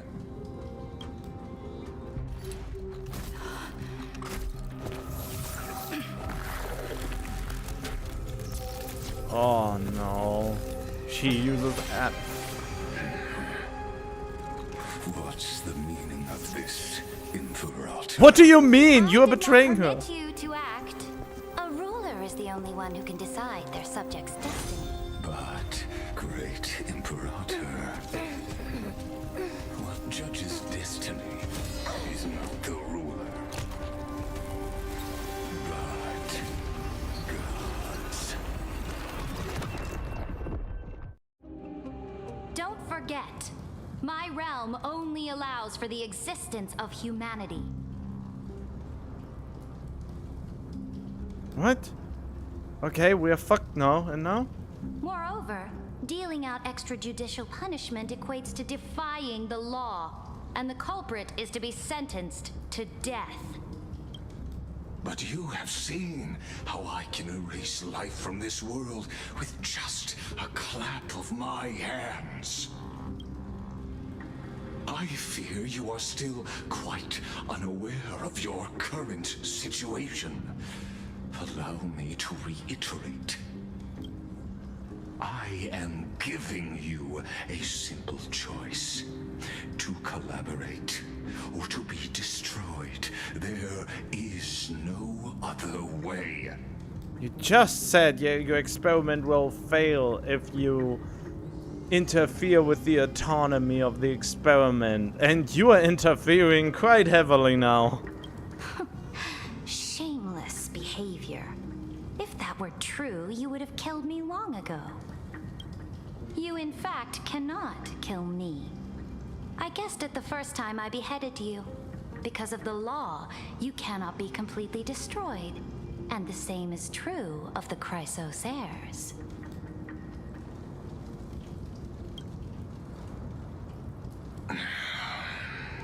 The more you bluff now, the more you are proving that conjecture to be true. What magnificent foresight. I once regarded this precious quality of yours as a sure sign of my ultimate victory. But now, I have to admit that I made a mistake. Yet, as a mere mortal, how will you contend against the Theoros? We are both slaves to hubris. But do you know what differentiates us, Lycurgus? I will never be blinded by my pride. If I wish to break the scale's balance, I only need to appeal to external forces and use them for my own ends. Oh. Hello. Finally, we get to meet face to face, senior society member. What? I offer sincere acknowledgments for your many past achievements, but I must deeply regret your current perspective. So you are one of the Genius Society? Trust me when I say that you aren't the only one feeling regret right now. Screw them. So you two are the allies from beyond the sky the Deliverer spoke of, and why she demanded the divine authority of law. Come and prove your strength to me. Show me the power of these so-called paths. I have spent much time and effort to secure this treasure from beyond the sky just for this moment. In the name of the Sovereign of Planet Scrulum, your allies have responded to your call, esteemed Imperator. Please allow me to spell the situation out for you, Lord Lygus. Permission to read the ultimate protocol is already in my hands. It'll only be a matter of time before we acquire the authority to write and execute commands as well. There's no way the flame chase journey will continue after you burnt your bridges so thoroughly like this. Do you really think you can still win? Oh, seriously, don't embarrass the society.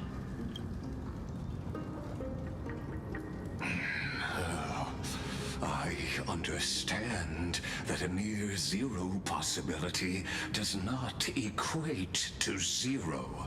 That argument is very persuasive to me.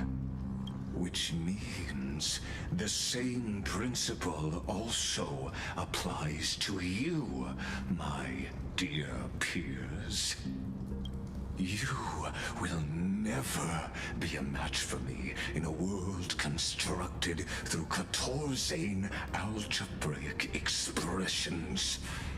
And as for Aranova, why don't you entertain this possibility? What if I reduced Akama to rubble and ground her people into minced meat? Would the heroes then once again desire the power of demigods so they could fight against me?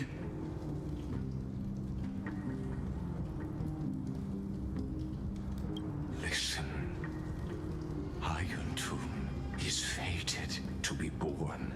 You may shackle me and put me in chains, but I have thousands of ways to ensure the destruction's descent. You always talk about fate and all that stuff. And I really enjoy that my current playthrough of Persona 5 Royale is that I called the Phantom Thieves Fate Breaker for this very reason, to oppose fate and change its course. And what I just mentioned is only one out of those thousands. Okay, what is happening now?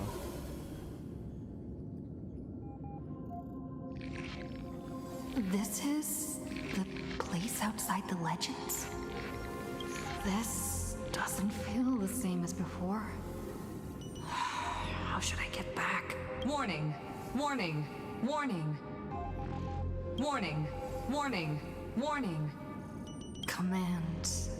Since we parted ways last time, I have modified the exomyth into an audience area exclusive to...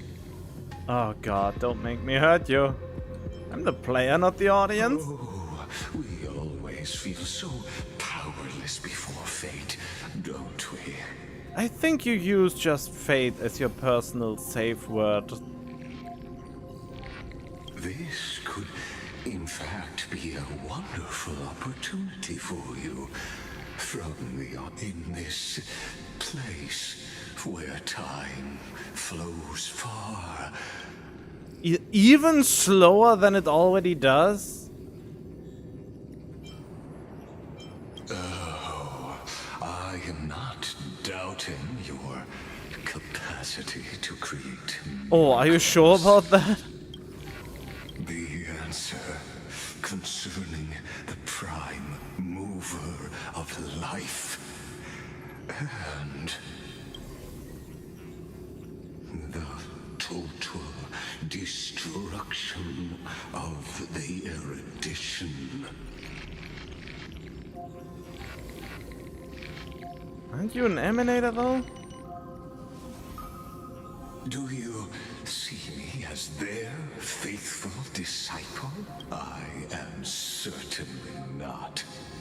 I have tried so hard to ensure Iron Tomb's birth, just so that I can correct the error named erudition that humanity crafted with their own hands. Oh, how I yearn to return to those days before Noose was born.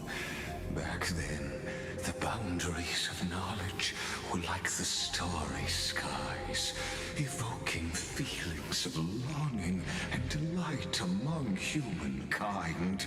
But now, truth has become the sacrificial offering required to gain an audience with them. And the geniuses would say that Noose already knew. That arrogant Eon was born from the primal mobile of humans' desire for knowledge. Yet, they themselves sealed off humanity's capacity to seek enlightenment. I am simply cutting down a tree of doom that we planted ourselves. Okay, this is a very interesting perspective he has on the erudition. I haven't dived too deep into what the Eons are, but from his perspective, the Eon, which is basically a god, is a god made by humans? But at the same time, it inhibits the possibility of evolution from humans?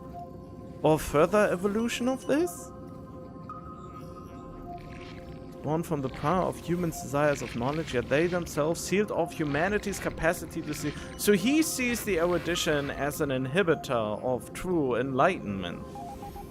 Since everyone who praises the erudition thinks that the erudition is all-knowing and there's no need to find new answers or stuff like that? What?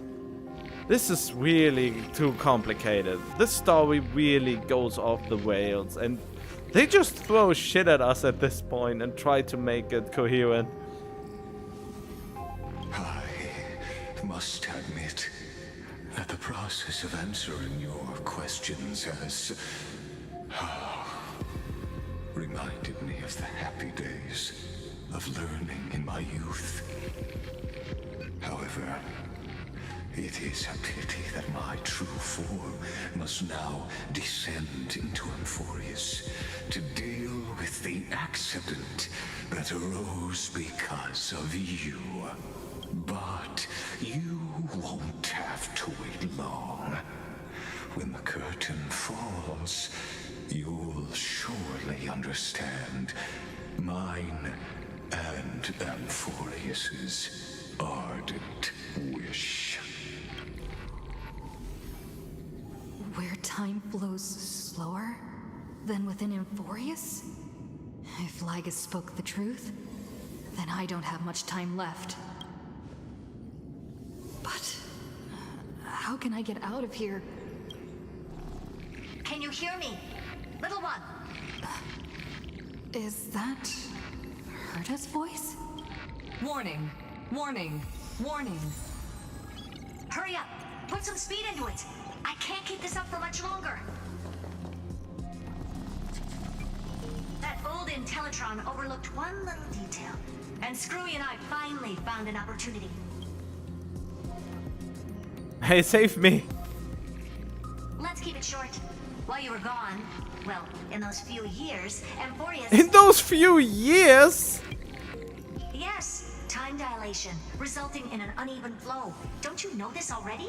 Let's stick to the main points. The Chrysos heirs activated the chronocognitive anchor and helped Skrullum and me open a hole in the firewall.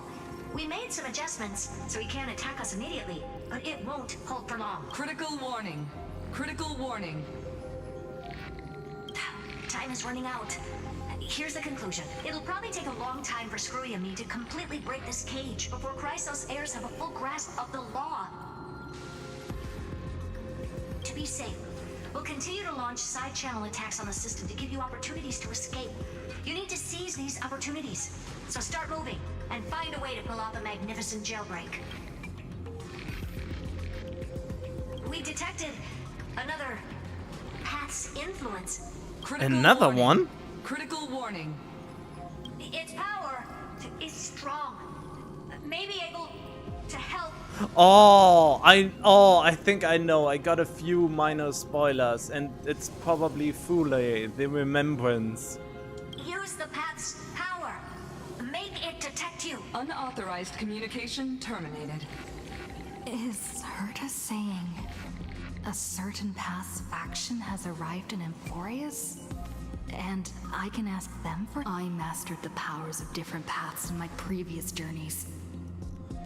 Think hard and figure out exact... Are these showing my memories? Oh, there is Nanook. Stellaron in my body. I woke up at the Herta space station and gained the power of the destruction. Yeah, I still wish HoYoverse would revamp the Destruction Trailblazer to make them at least useful. They don't have to be top tier, just make them strong enough that they are considered tier 2 or something like that. So bottom of tier 2, so to speak. That would be the absolute minimum I wish for. A world that'll give rise to a Lord Ravager would definitely draw the attention of the destruction. The Stellaron in my belly is gonna be super Is useful. it in your belly? I thought it is in your heart. But what if I end up pulling in the Antimatter Legion or the Annihilation Gang? Can they really help?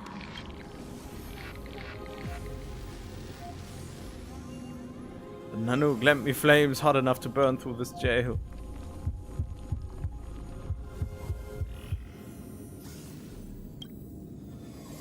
Between sanity and madness, Demon of course will find and gently knocking at the door of destruction.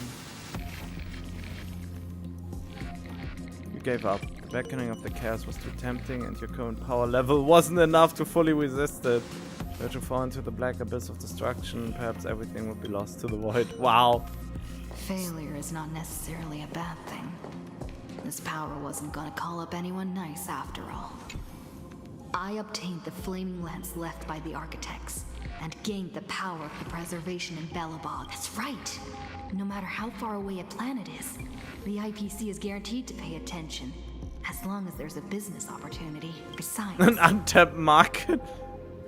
Even if I can't call up my friends from the IPC, the architects and the nomadic miners should be able to help too. There are definitely cities and ores in this world. Lend me hammers hard enough to smash through this jail.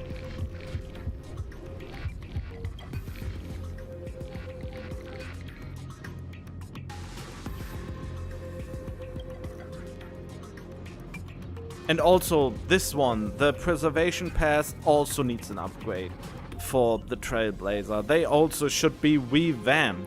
I'm really sad that they are so afraid. I mean, they are not afraid of revamping, since they did it with Blade and Silverwolf. So I'm really hoping they will also make the main character. I mean, the biggest precedence about a main character staying useful is probably Rover from Wuthering Waves, and I really hope that Hoyoverse will consider to make them more useful and revamp them too. In all of the Hoyo games, actually. Well, which is all the two. Seems like since Amphorius has no overseas market, the IPC's hand can't reach it. Oh, the Harmony. Oh, I totally forgot about the I received Harmony. the Watchmaker's hat in Penacony and declared war against the Order. Then gained the power of the Harmony. That's right. The benevolent family must still remember me for saving them. There, come, dear hat. I've put you aside for quite a few chapters already. Sing with Clocky. The world is in harmony and the stars shine bright. Nope, it's Fooly, isn't it?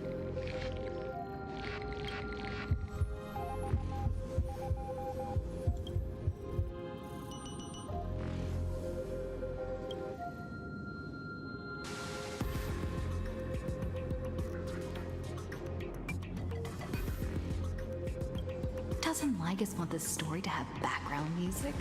He has such terrible taste.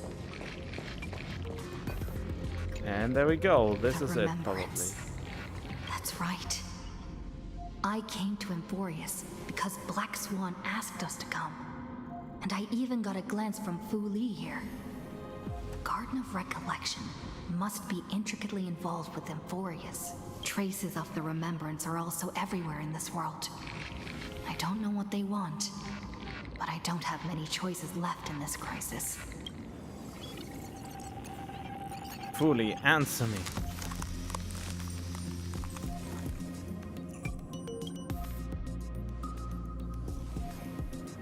Those do something that should not exist here materializes before your eyes. I finally found you.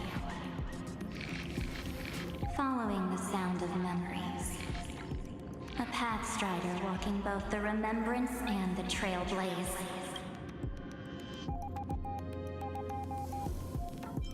This sounds like... It's like a warm hand that takes up your soul and slowly disperses it beyond. Warning! Warning! Warning! Erudition's prison cannot stop us, for we lie outside the logic of zeros and ones. Come, leave the cage of Logos.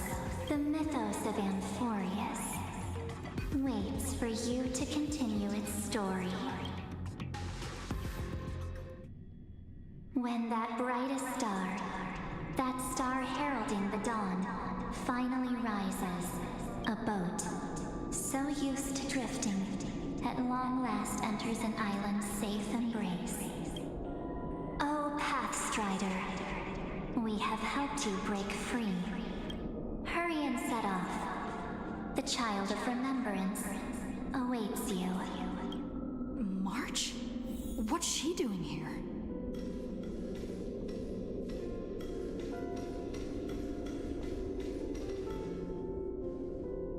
Oh, you're finally here!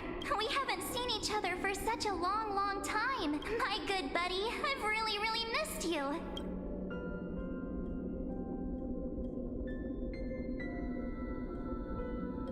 Yeah. I bet you were constantly thinking about the days when I was by your side. It's been so boring waiting for you in this place. There's no one to chat with, no internet, and not even anything to eat or drink. It's basically a prison. Oh, man. Now the great hero is finally here to save me. Yippee! You must have seen a lot in Amphorius during this time, right? You gotta tell me all about it. Not now. We still have to save. Then take your time with the storytelling. Or do you not want to talk to me? But let's get out of this spooky place first. This This is not a good spot for a reunion chat. Why don't you take me back to reality? A strange voice told me that I can enter Amphorius if I keep following this road. So, let's head off. I still don't know what that world even looks like. Why does March feel so weird? What are you standing around for? Do you actually like this place? Get moving. Hurry! This door should be the exit. Maybe my instincts are wrong. Let's follow her first. Are you okay? You haven't said anything for a while. Has it been so long that you're still missing me? There's no time to waste, though. The Chrysosayers and the Geniuses are all waiting for you. No. The discrepancy is getting worse.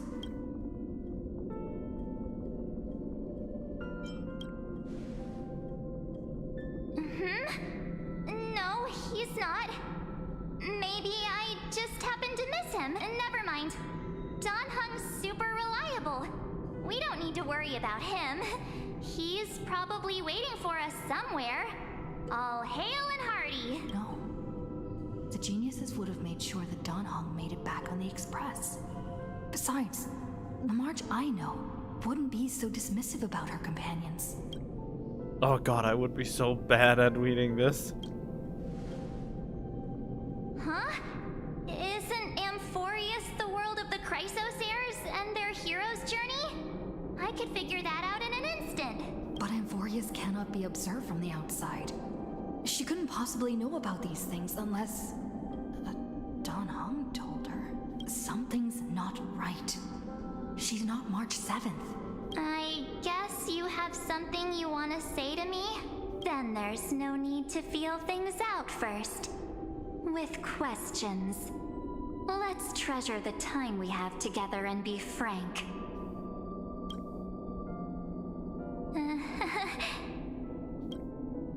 Here we go! As expected. A glimpse of memory is not enough to deceive the bonds of friendship forged between the Nameless. In that case, there's no need for further deceit. You're right. We're not the March 7th you are acquainted with. But we can send you back to Amphorius, as long as you are willing to help us.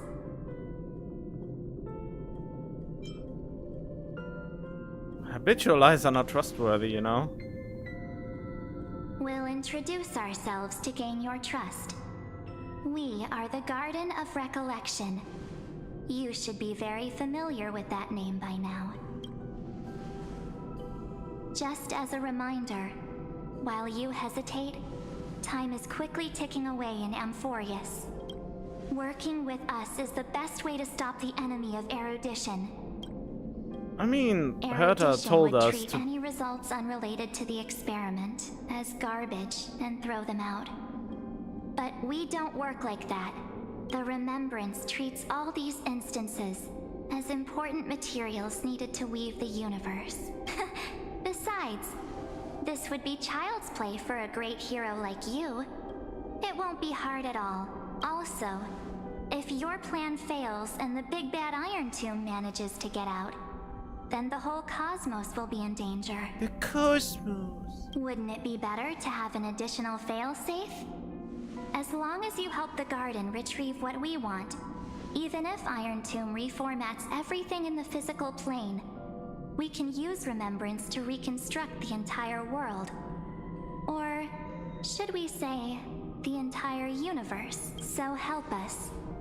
Find where Amphorius's memory began, and bring it out. The Master of Anosrava has already glanced at you. Don't deny it. That storybook is the best evidence. Say, you aren't seriously gonna be moved by their pretty words, are you? I am the one who commanded those little ones to lead you out of the prison.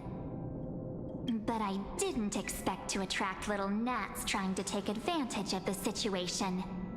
What? While Remembrance can help you return to Amphorius, there's no need for you to do it the way they want you to. Of course, there's also no need for you to make any deal or pay any price. For you, this is probably a long time no see. My dear.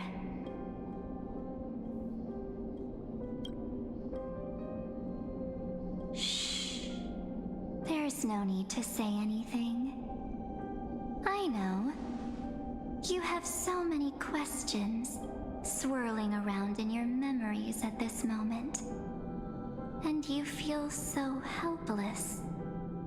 Put them aside. For now, all you need to do is trust me. Yeah, you two look totally trustworthy. You look like a character of Wuthering Waves with all those flowers. Like from the Black Shores. Or do you need more proof? That won't be hard. Wait, stop it! They're awake! I'm gonna keep our first photo, alright? Won't come to pass while we're around. And now The statue. Is that John Hunter's brother? White tiger eating less. Did you hear that? She just called me, but the future is full of pain. We won't escape from it. Hey, are you sure? Maybe a couple of punches will help to jog your memory. It's as if they all happened just yesterday, right? I don't want to lie to you, which is why I will not use her name. The third month of Amphorius is the month reserved for the Veil of Evernight. So, place me into your memory using the name Evernight for now. I'm happy to explain more, just not now. We might have a lot of time to ourselves, but Amphorius does not have that luxury. If we do not stop erudition and destruction, then the journey you've treasured so much will face the prelude to its obliteration. A countdown not in Amber eras, but in days, minutes, seconds. So, take this gift. Wait, which one is This this? burning core flame. This footnote of a transaction. It contains hope and the warmth of the entire world. Wait, which core flame is Ripples this? of past reverie. She hid this fire in the long river of time, hoping that her wishes would transcend time to reach your hands in the future. Now, take it, and return with it, dear friend. Return to Amphorius, and overturn the final era Nova. Witness the time that stood still for the Deliverer, and the resistance that never bowed to the destiny of destruction over the long years that passed in a flash. Man, but I wish I would have seen when they threw down with Lygus what happened. Then, with this core flame blessed by the remembrance, respond to their hopes and blaze a trail to the future. And I will silently watch in a corner of time, waiting for our next encounter. I believe the wait won't be too long.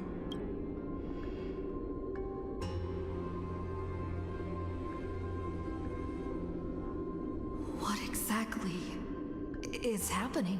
Keep going. Keep trailblazing for Amphorius.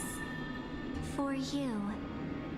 And for the March 7th in your memories. Go forth. Let's hope it's not too late. Amphorius needs I trust the March even if she no longer looks the same.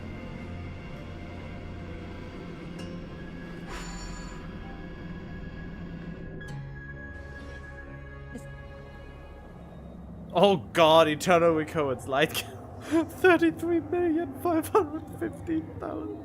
Is this Akima?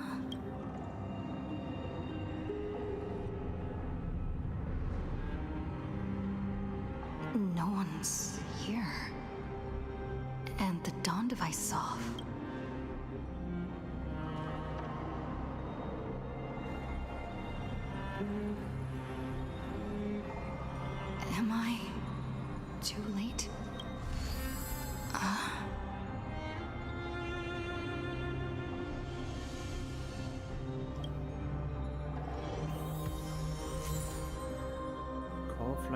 world. Oh, the world bearing. Okay.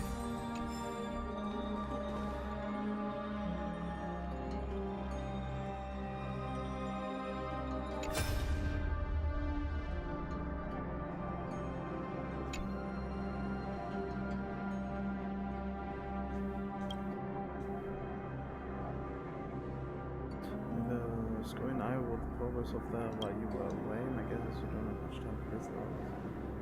We break it down, anyone can understand, has been racing down the path of destruction for too long, and the underlying logic of has been completely corrupted. But in a lot of error, we could barely manage to override a small portion of its story. Let's take the progress bar as an example. Currently at 99.98%. Through this rewritten Era Nova, we are confident we can push it back to 96%. Let's be conservative and say 97. Critical matter, the internal structure of the scepter is too unstable and we don't know what complications might suddenly arise. To quickly run another extrapolation to buy the Cosmos a bit more time. Once you've dealt with the troubling old Intellitron, don't hesitate and start the next cycle of extrapolation right away. That Era Nova isn't a process that happens in an instant, and the protected nodes of the scepter are probably at the most vulnerable only during the reset. This progress first, can we seize the opportunity to make our move? It's all up to you now, Deliverer. Alright. I guess I understood that. The chronocognitive anchor?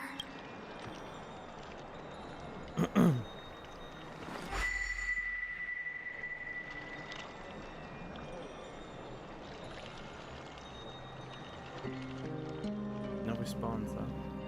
There's so much I wanted to say for our reunion. Yet now that you're back, there's only one thing to say. Welcome back, friend. It's been such a long, long time. What happened to the world while I was gone? I saw Match 7 and she looked really weird. You must be really confused right now, aren't you? But don't worry. The Deliverer can't afford to be lost, no? No, please follow me and turn the pages of time and hear the words everyone left for you. I'll tell you the story of this 1,000-year journey. That way, it won't just be my memories alone. Why are you still alive? Can't hear me? Wait, what? She can't hear you? What is happening?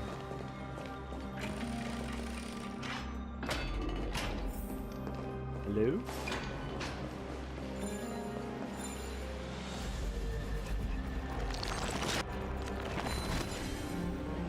Wait, that remind. Oh, this is yet another recycled world, isn't it?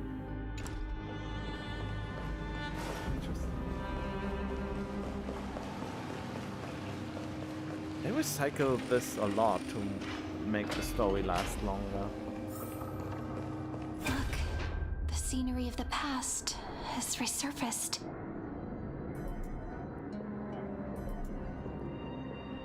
Time flies. 200 years have passed since the Deliverer's fall. We had to return 3 core flames of law, romance, and ocean to stop Lygus, but even so, Terravox has fallen. The 2 geniuses vanished without a trace, and Zeridra embraced her fate. What? Era Nova will come, and Amphorius will fall into the destruction.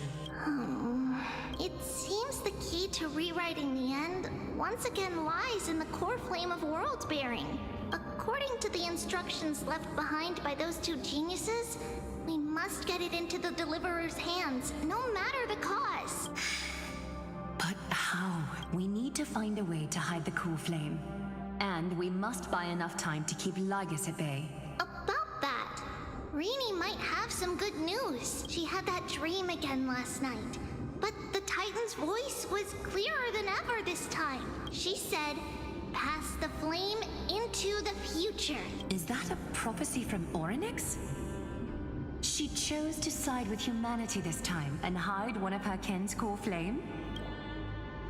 It seems Amphorius' fate isn't sealed just yet. You're right. History has changed.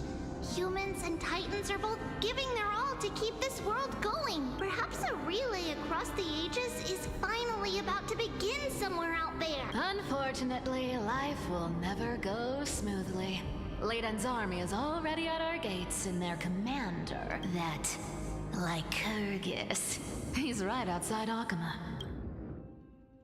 Light calendar 3960. Saridra, under the pretense of a campaign against Fagusa, sacrificed 500 Chrysos heirs to complete the trial of law. This tragedy shook everyone in Amphorius. That same year, Saridra the Imperator was assassinated, after which Aglaya the Goldweaver took command. Thus began humanity's second flame chase journey, a path hanging by a thread. So this is why we never met her before. Come, this way. I may even bother.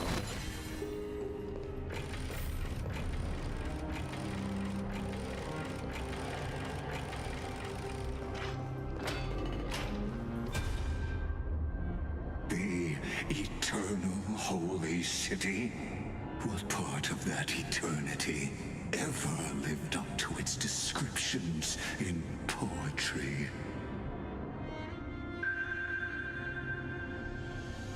The Memorial Palace lies in ruins. It's time you learned the cost of refusal. Where is Kethely's core flame? You really think you'll find it by razing the holy city to the ground? Don't forget.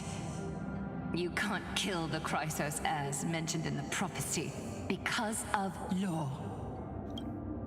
I have never denied that, which is why I now place my hope in the faithful citizens of Akama.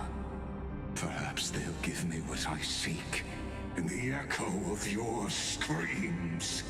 Now then, I'll be cutting open your chests and using your scalding golden blood to baptize the masses.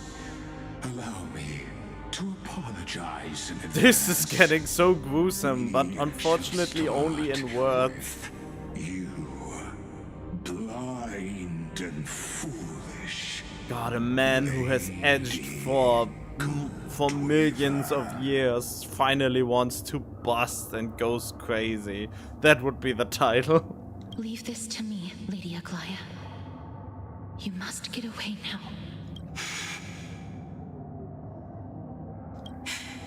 No, Holy Maiden. I'm the one who must stay. What? His conspiracy won't succeed. Because Romance is ready to make good on their promise to weave an indestructible armor for Amphorius. Its name is Solidarity.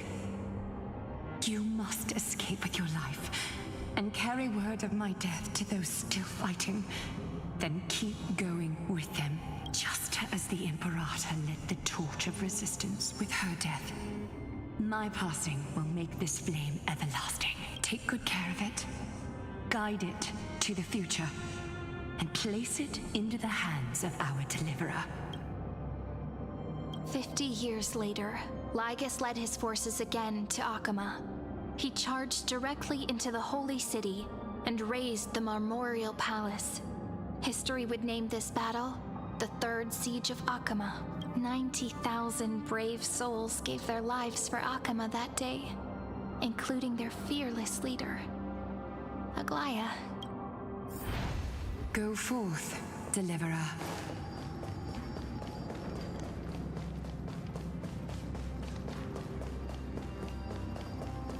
Go.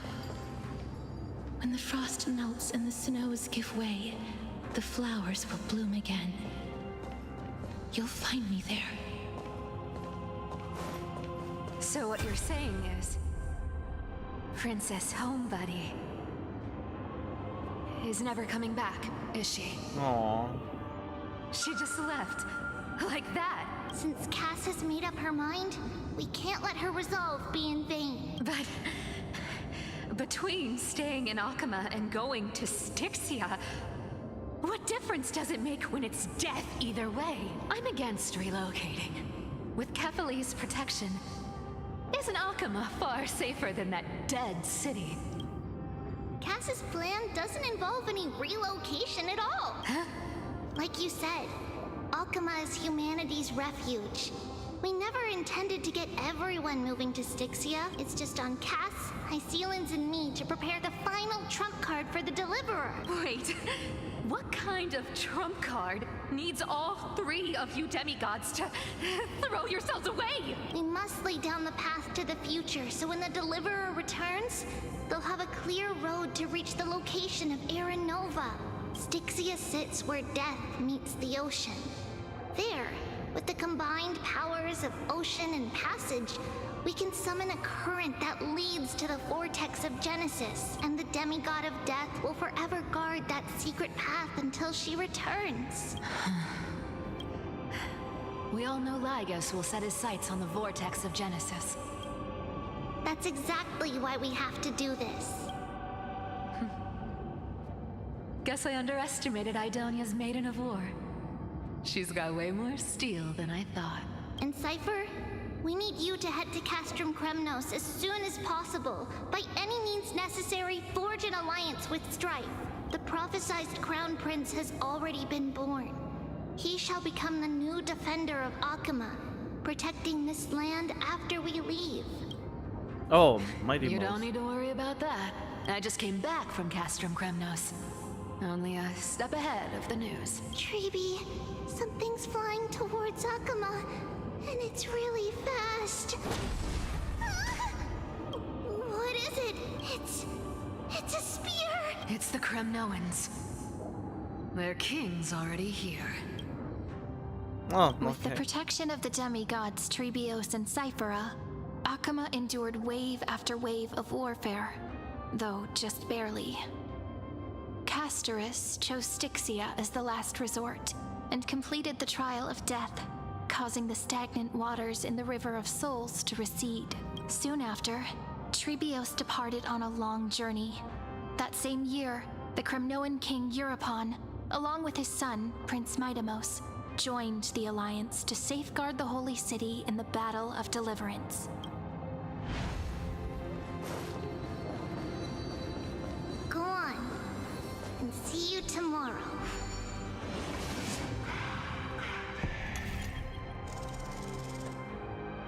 Oh, don't even need to do the little puzzle thing. Breaking me apart buys this world even one more second. And so be it. Oh, I wondered if he gets to say something. But it's gonna hurt a lot! Pain brings endless torment. But it can never destroy me. I believe that you were thinking the same thing when you stepped through the gate of infinity and jumped off that cliff. Can't argue with that. In the current situation, this is the only path Akama has left. Just do as I say. Split my soul into 5 pieces. Forge me an immortal vessel. Let the blade of strife hang forever overhead. Locked in battle with their enemies to the world's bitter end. Jeez. There's no need to be sad, Lady Trebios. Haven't we already taken great strides towards that promise tomorrow? In this life, my people no longer have to drown in false guidance. Kremnos has washed the blood off its fate. Emphorius no longer needs a god named Strife. So let me shatter the former laws and turn the Lance of Fury back into a weapon that protects the world. We understand. By the way, can you do me another favor? The 7 sages from Grove of Epiphany are already en route. They'll arrive in waves to join the resistance in a couple of days. Among them is a scholar named Anaxagoras. He has extraordinary insight and fears no sacrifice. This soul-rending ceremony wasn't just my decision. It was his counsel. His wisdom will surely be the backbone of Amphoria's survival. Watch over him. Carry on this everlasting flame for me. Through Anaxagoras' ritual, the demigod of strife split his soul into 5. Courage, honor, tenacity, sacrifice, and reason. Each sealed in blood crystal and cast into battle. The people held a 10-day funeral to mourn their fallen god king. And through his sacrifice, humanity was granted 200 years of peace. Yikes.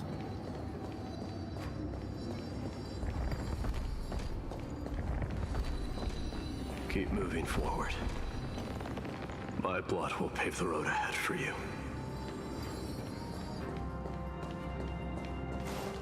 Keep moving forward, little Gray.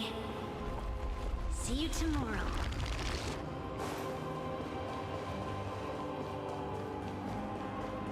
That seamstress wasn't wrong when she said a lie needs more lies to keep it together.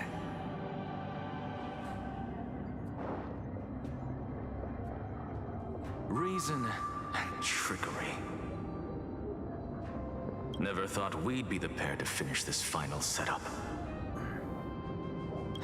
Can't catch that Tin Man without your little slides. Besides, this is our last shot. Not the time to be picky, right? Don't oversimplify it. Lygus just found out Akima's been an empty shell for the past 50 years. He's bound to be furious. At this rate, he could have done anything. That's exactly what we want. Rage blinds even the brightest minds. Doesn't matter how much of a genius he is, the principle still holds. Once he storms into the council and confronts me head on. Yeah. And if you are edging for so many years and just can't get off, damn, that drives a man mad, even if it's just a machine.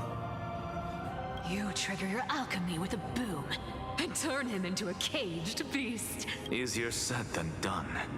You still have to pass yourself off as the deliverer without anyone catching on. And you really think a human alchemical array can bind a godlike being? That's just nonsense. What? Getting cold feet? Or you just don't believe in the almighty worth of the demigod of trickery? Just tell me straight. Can you do it or not? Of course I can. And it'll be child's play. But I've got 2 conditions. Since this is the final act, if we're doing it, we go all in. No half measures. Oh, I'm listening. First, shift the battlefield to the vortex of Genesis. It would be more convincing if the deliverer were to appear there. Besides, the vortex is cut off from the world. No place in Amphorius makes a better prison. If you pull that, wouldn't our deliverer have to face tank Lygus as soon as they come back? Face tank him. That clash is inevitable. All we can do is create more chances for her. And that's the second condition. The vortex belongs to Fagusa in the first place, remember? And there happens to be a demigod of ocean among the few survivors in the world. Lupai Sealand's in. Let her join the final act. I'll transmute myself into a philosopher's stone and embed myself into the formula. And when the time comes, she needs to shatter me and scatter that stone's ashes into the ocean within the vortex. I guess people weren't wrong when they said you're insane, Grove Boy. I've got no idea how to outwit a reclusive genius. But making an anti-Catheran suffer?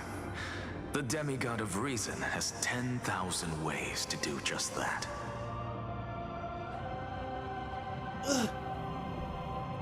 And what I just mentioned was one of them. So what exactly does your formula do?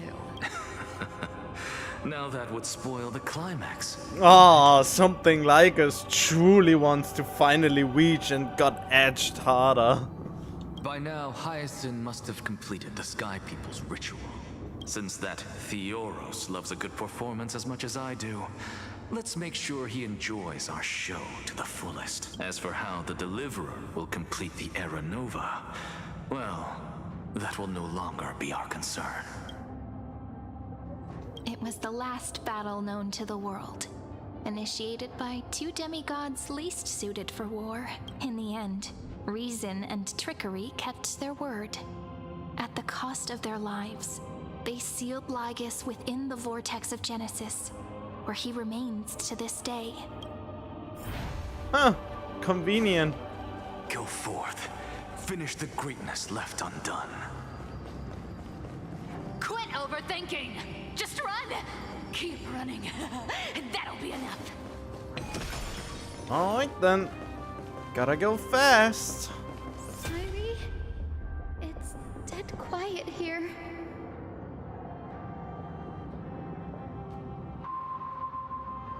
Akuma will stand eternal. Miss Cypher's lie has crumbled after all. But it's all right, because all of us have fulfilled our purpose by now. When the Deliverer returns, no matter where she is, sky will turn clear, and a rainbow bridge will rise, carrying her to the final battleground. Sairi, this arduous relay is finally nearing its end. Now, I'm passing the final baton of fate to you, okay? No, that's not quite right. After all, it was you and her who lit the first spark of this journey, wasn't it? Why is it I have to edit the title?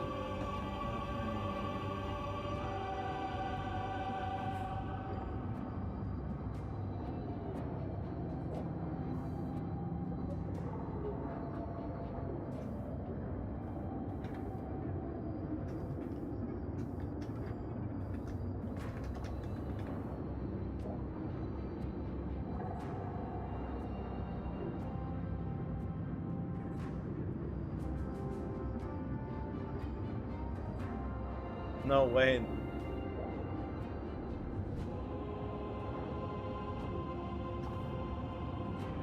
Ah, fuck. Okay.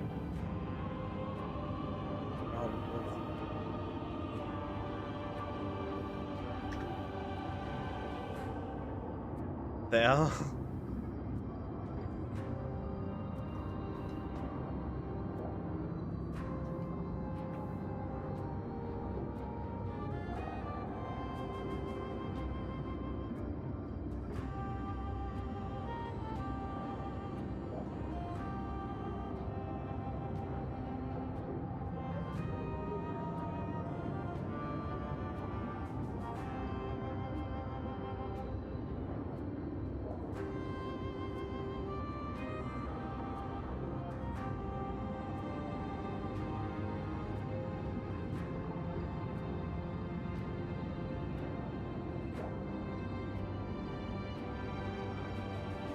Okay, there we go.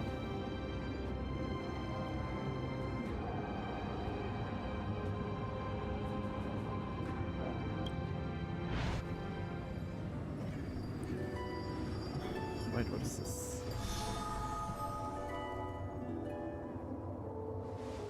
I'll tell you the story of this 1,000-year journey. That way, it won't just be my memories alone. Why are you repeating And I'll yourself? share the moments I spent with you, with everyone. That way, the path we walked becomes a memory shared by all. People will know that there's nothing left to chase. Amphorius has already welcomed the dawn foretold in prophecy. Just like I said, this should be easier than last time, right?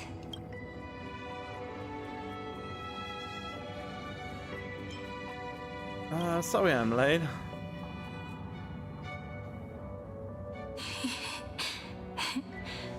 I wonder what kind of expression you're wearing right now. Probably the same as always. Calm, resolute. If I have the chance, I'd love to see it again.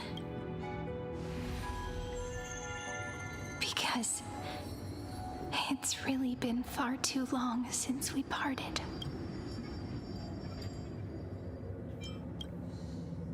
Of course it is all a memory. Wasn't that clear from the get-go? Someone as sharp as you must have realized by now that this isn't reality, but a maze of time. As the last link in the relay, I will return to the Temple of the Three Fates, tell Orynyx all of our stories, and then may it set sail in peace, drift down the river of time. Okay, I get it. Just like the first time we met, right? Even though this cycle has no demigod of time, time has always stood on humanity's side. Usually it isn't. This is the only way to make sure that the Era Nova won't happen before you return, and the only way I can safely entrust the completed final flame chase journey to the Deliverer's heart. After all, the new world will be born from your memories, and the protagonist of this story mustn't be absent. And never be strong enough to ever take place in the fight. Well, I mean, that's not entirely true. Let's go, it's time to complete that. I will take all... I guess. I believe you will never let us down, just like always. Do you remember when Finan sent us back to the beginning? When you and I got separated? But in the end, I returned to you, carrying all that we've been through. That's what memory is. It may wear down and fade in the river of time, but it never truly leaves. When that hidden corner of the heart is stirred, the past returns even more beautiful than before. So don't worry. Let the 33,550,337th Flame Chase journey become part of you too. I've gotten a lot better at it with the experience from the last time. Next, you will head to Styxia and find the Vortex's entrance guarded by the demigod of ocean before charging toward the final battlefield. Which is not the final battle, which I already know. Don't worry.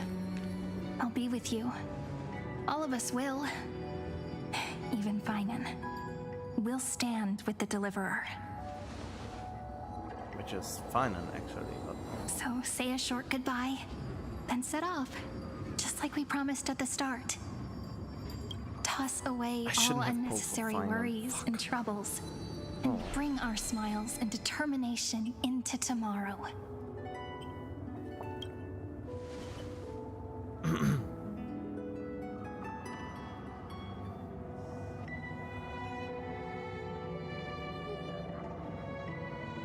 The last baton. I wonder how long you'll have to wait before passing it on to her. No matter how long it takes, it's okay. Waiting is what I do best. Wait. After all, it took 33 million cycles for her to arrive in our world. What's a few moments more? Draw your blade and embrace your destiny? What?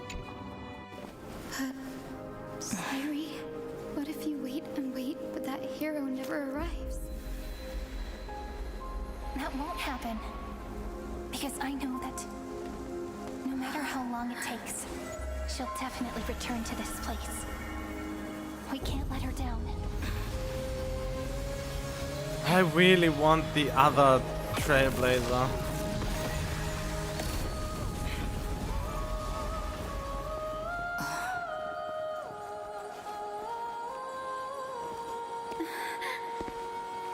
Sky shall rain rays of dawn for you. May romance be with you on your journey. And reason grant you enlightenment. Let strife bestow you with inspiration. Trickery ensure your success. Allow death to protect your soul. And at last, let passage point the way forward. Well, time will remember the Trailblazer's journey.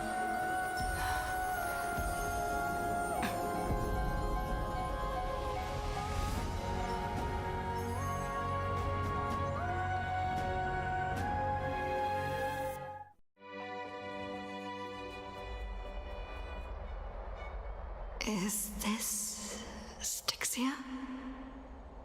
What happened to this place? I need to find the entrance of the vortex, guarded by the demigod of ocean. High Sealens. Is she still there? Long time no see, Trailblazer. Generation after generation of Chrysos heir heroes have tried to defy fate with their blood and tears, either voluntarily shattering their souls or waiting in eternal solitude. But alas, fate can never be defeated. Why would you be here telling me that? Reason and trickery may bind my flesh, but my will shall never fall silent. So the demigod of ocean, the Dux Gladiorum, High Sealens, sought to bring. But alas, it was all a hopeless dream. That warden fell before I did, due to erosion of time. You are bound to this place. True. You should have heard of this fable. In a shadowed cave lived a people, imprisoned from childhood, and chained so that their legs and necks are fixed, forcing them not to look around at the cave, each other. Behind them is a fire, and before them loomed the stone wall of the cave. Now to them, that false play is the whole world. Yes, I'm trapped in the cave, but I know it's all just a fleeting illusion. I don't struggle in dreams. I wait, and now my deliverer has come to defeat me and save this world that never owed you anything. Oh, you'll need to awaken the singer here, and you'll be the one to unshackle me and bring the... Of course, I have enough of your edging speeches. Let me guide you through this next... I hope you'll watch the stories of this Fantasia closely. Logically, the deliverer must see the world for what it truly is. Only by feeling it for yourself can you the meaning of destruction.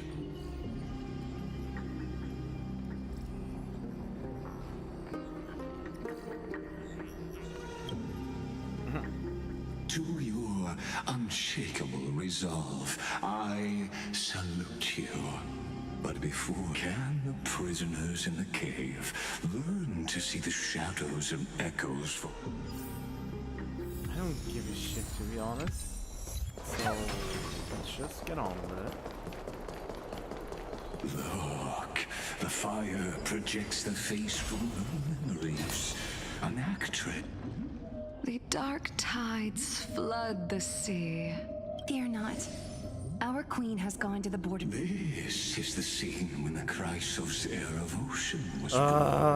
At that time, Kozlana had suppressed the black tide's rise, but he was unable to remove Iron Tomb from its roots. The black tide still roiled in the depths of the world. And the... Listen, I heard Electra's voice. Oh, that's why we never... Let's go. Her voice carries the queen's command. To keep the black tide from threatening the ocean, the queen gave her all, body and soul. Born of the queen's chalice, she bore the deep... Okay, that was fast. My sisters, you're finally here. Electra? Of course, Electra. Your beautiful melody drew... Her true name is Electra. This is... The queen summons us. She must be near exhaustion. Then what do we do? Will our seek... Don't worry. We shall lift the chalice in her stead to catch the black tide. And stand together to safeguard our realm and its people. Such tiny titankins. And that that naivete? Yeah, I know you're going off on it, but still, let me just... Wait. The Queen's palace lies just ahead. Even her once graceful form is now tainted and drowned in dirty mire.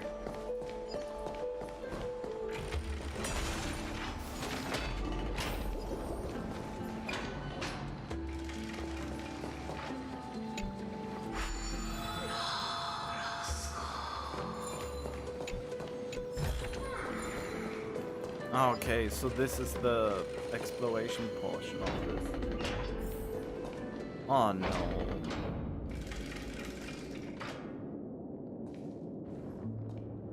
Oh, Fagusa, our noble queen. We've come at your call. My little fishlings. You swim with such joy. I once believed I could drink the black tide dry, but even the deepest chalice must one day overflow. Mother, worry not. We're all children of the sea. Let us bear your fate together. We'll take up your mantle and drive back the black currents. We'll mend your sacred chalice and take in the cursed filth. My little fishlings. When the spear of strife falls, you may retreat in peace. I promise you. On the surface, the city-states will hold a feast without end in your honor. This is the last gift I can give you.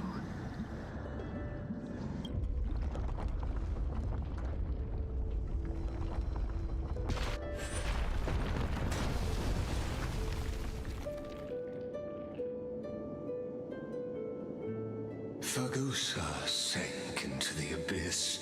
With the chalice shattered, their intoxication spilled into the black tide. Sea sirens followed one after another, hunting for the Titan's fragments. Until they keep watching. But tread carefully, for this...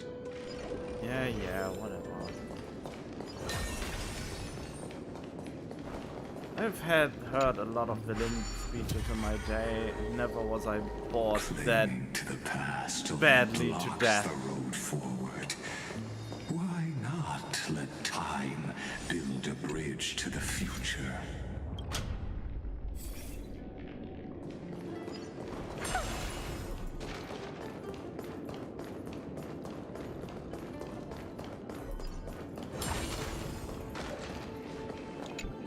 So what is kind of nice is that this exists, and this also means that I probably get enough pulls to get Evernight and her light cone. Maybe I'm not sure, but I will try, and if I fail, so be it.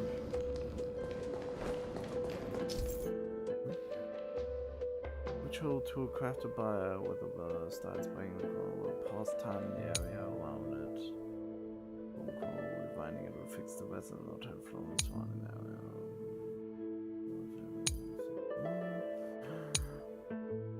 Do I understand? Hint, some characters can also trigger time stops such as... Okay, great.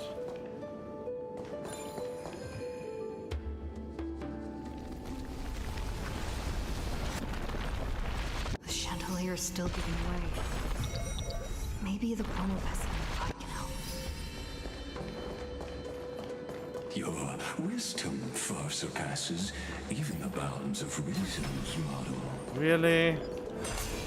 Don't patronize me. Can't get through. Looks like I'll need the miracle wood nearby. The ending was written long ago. Even you cannot rewrite it. Just like this poor chandelier.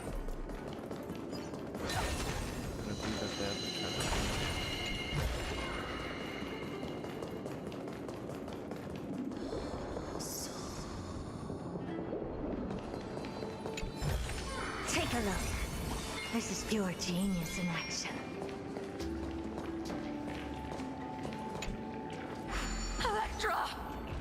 The fiends have gnawed my tail.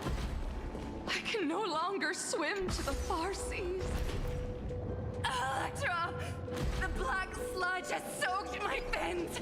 I can't dance with you anymore! Jeez.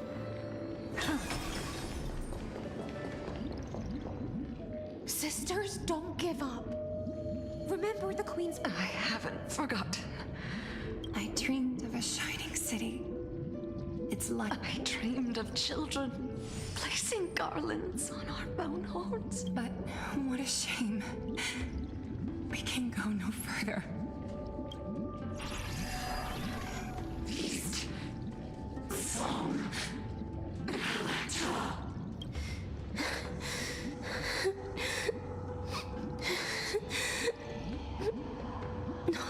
The sea sirens were tainted by the destruction. Their flesh. Farewell, sisters. And so, only one sea siren remained among the sea floor. High Sealands. So though most of that journey was in vain, why not? To reach the Spirit Basin, I'll need to call upon the power of the Chrono Vessel.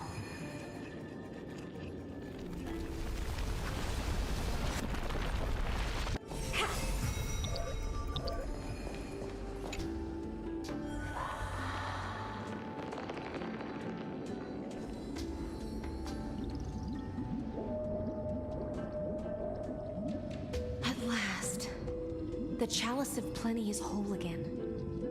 The lands of fury emerge. I am freed from endless toil. I bore my sister's dreams upon my back, took on a graceful human form, and hoped to find a grand celebration on the shore.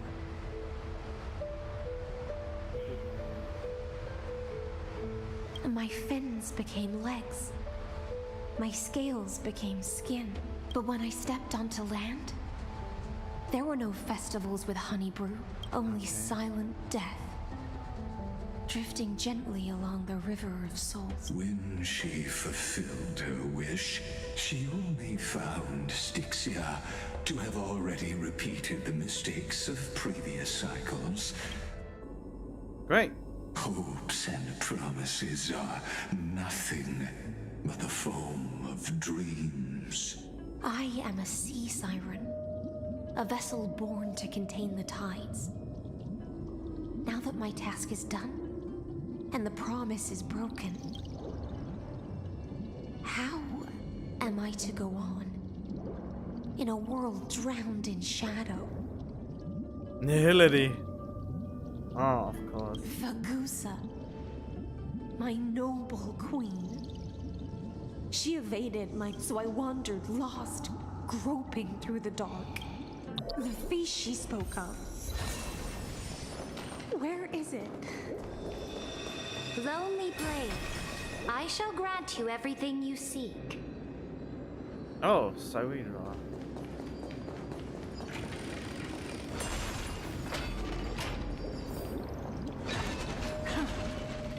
After wandering the surface for ages. You quelled the wars alone and forced strife into retreat. This swordfish that commands thousands.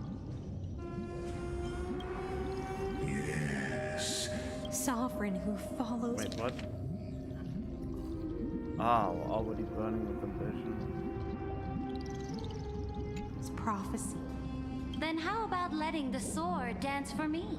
Tell me, what is it you seek?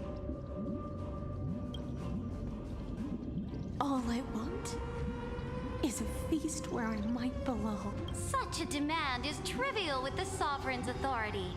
I'll grant you a banquet worthy of conquest and comrades to toast beside. But night, you must offer me your heart. My heart? Yes, a loyal heart that will generate no betrayal. You were deceived by gods and drowned in the ocean's darkness. But now, I will lead you forward. So be it. Noble monarch. So be it. Noble monarch. I am... And thus, in her hollow drift, she she fun? Don't really want to hear Lygus speak anymore. This is really agonizing in its own way. Noble monarch, I've cleansed the foul. My blade. You've helped me ascend and take the crown. Ah! What I desire is the same as before. Look! I've prepared you a grand bank. Fish are drawn to light by nature. For the deep sea knows only gloom. Now I found a flame. It may Come, let us join the feast. Perhaps. No, I don't want to join any feast. I just want to go. Have you heard that the Imperator's about to begin a new campaign? Her glory will no longer be bound by the borders of Emphorius.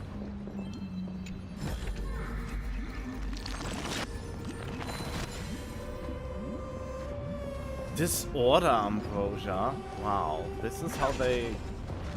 Okay.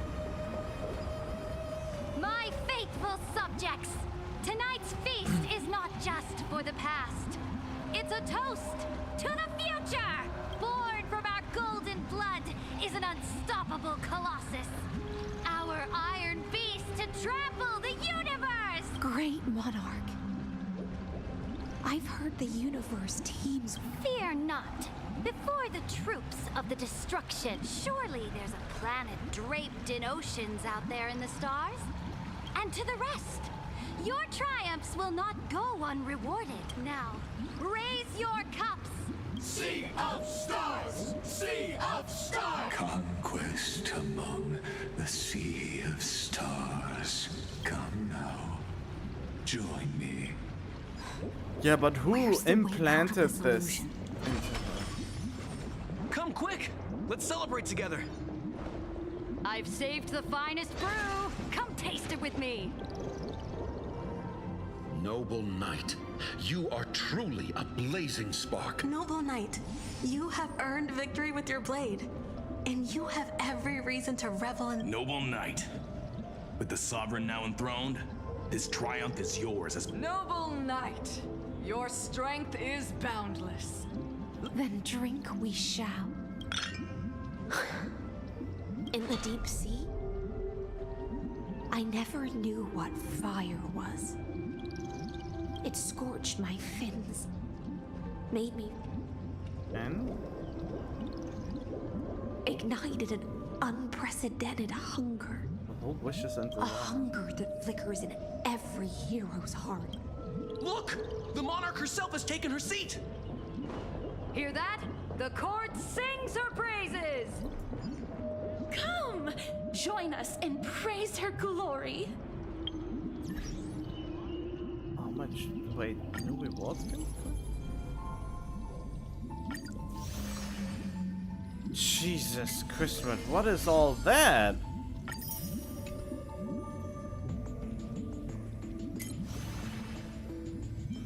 There's a lot of rewards still to be completed.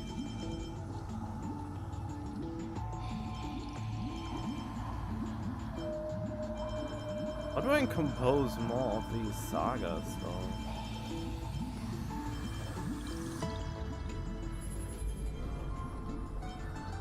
Oh, I could have done this a long time ago.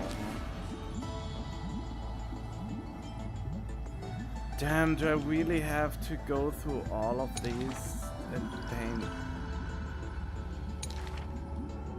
painstaking slowness?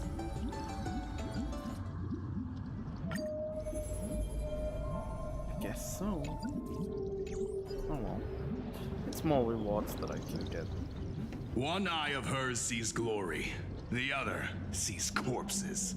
And yet, she cherishes the name of glory more. As they say, the coward died, but the brave face death but once, which gods stand witness. On the eve of war, we sang our hymn. The legions will climb aboard the beast, riding it like current. Planets after planets flew the flags of her crown. As the final resistance fell silent, a vast empire rose. That's how the story ends. Tell me, visitor.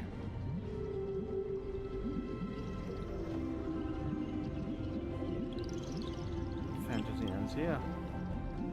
Yes. Just fake bubbles glinting on. It's time for me to wake up from this drunken dream. Oh. I didn't actually want to fight anything.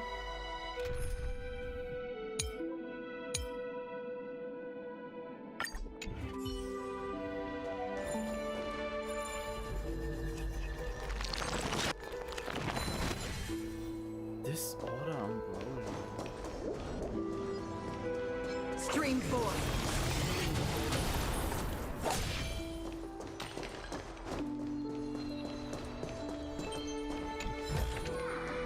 Don't forget to let your friends in on the action.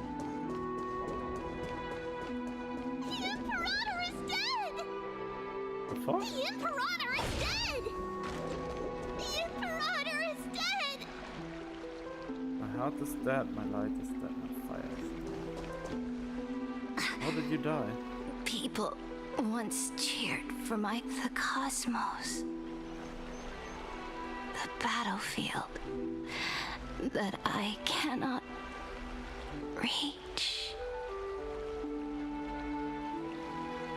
Before the Sovereign's conquest reached its end, her life and ambition had already been swallowed by the deep sea.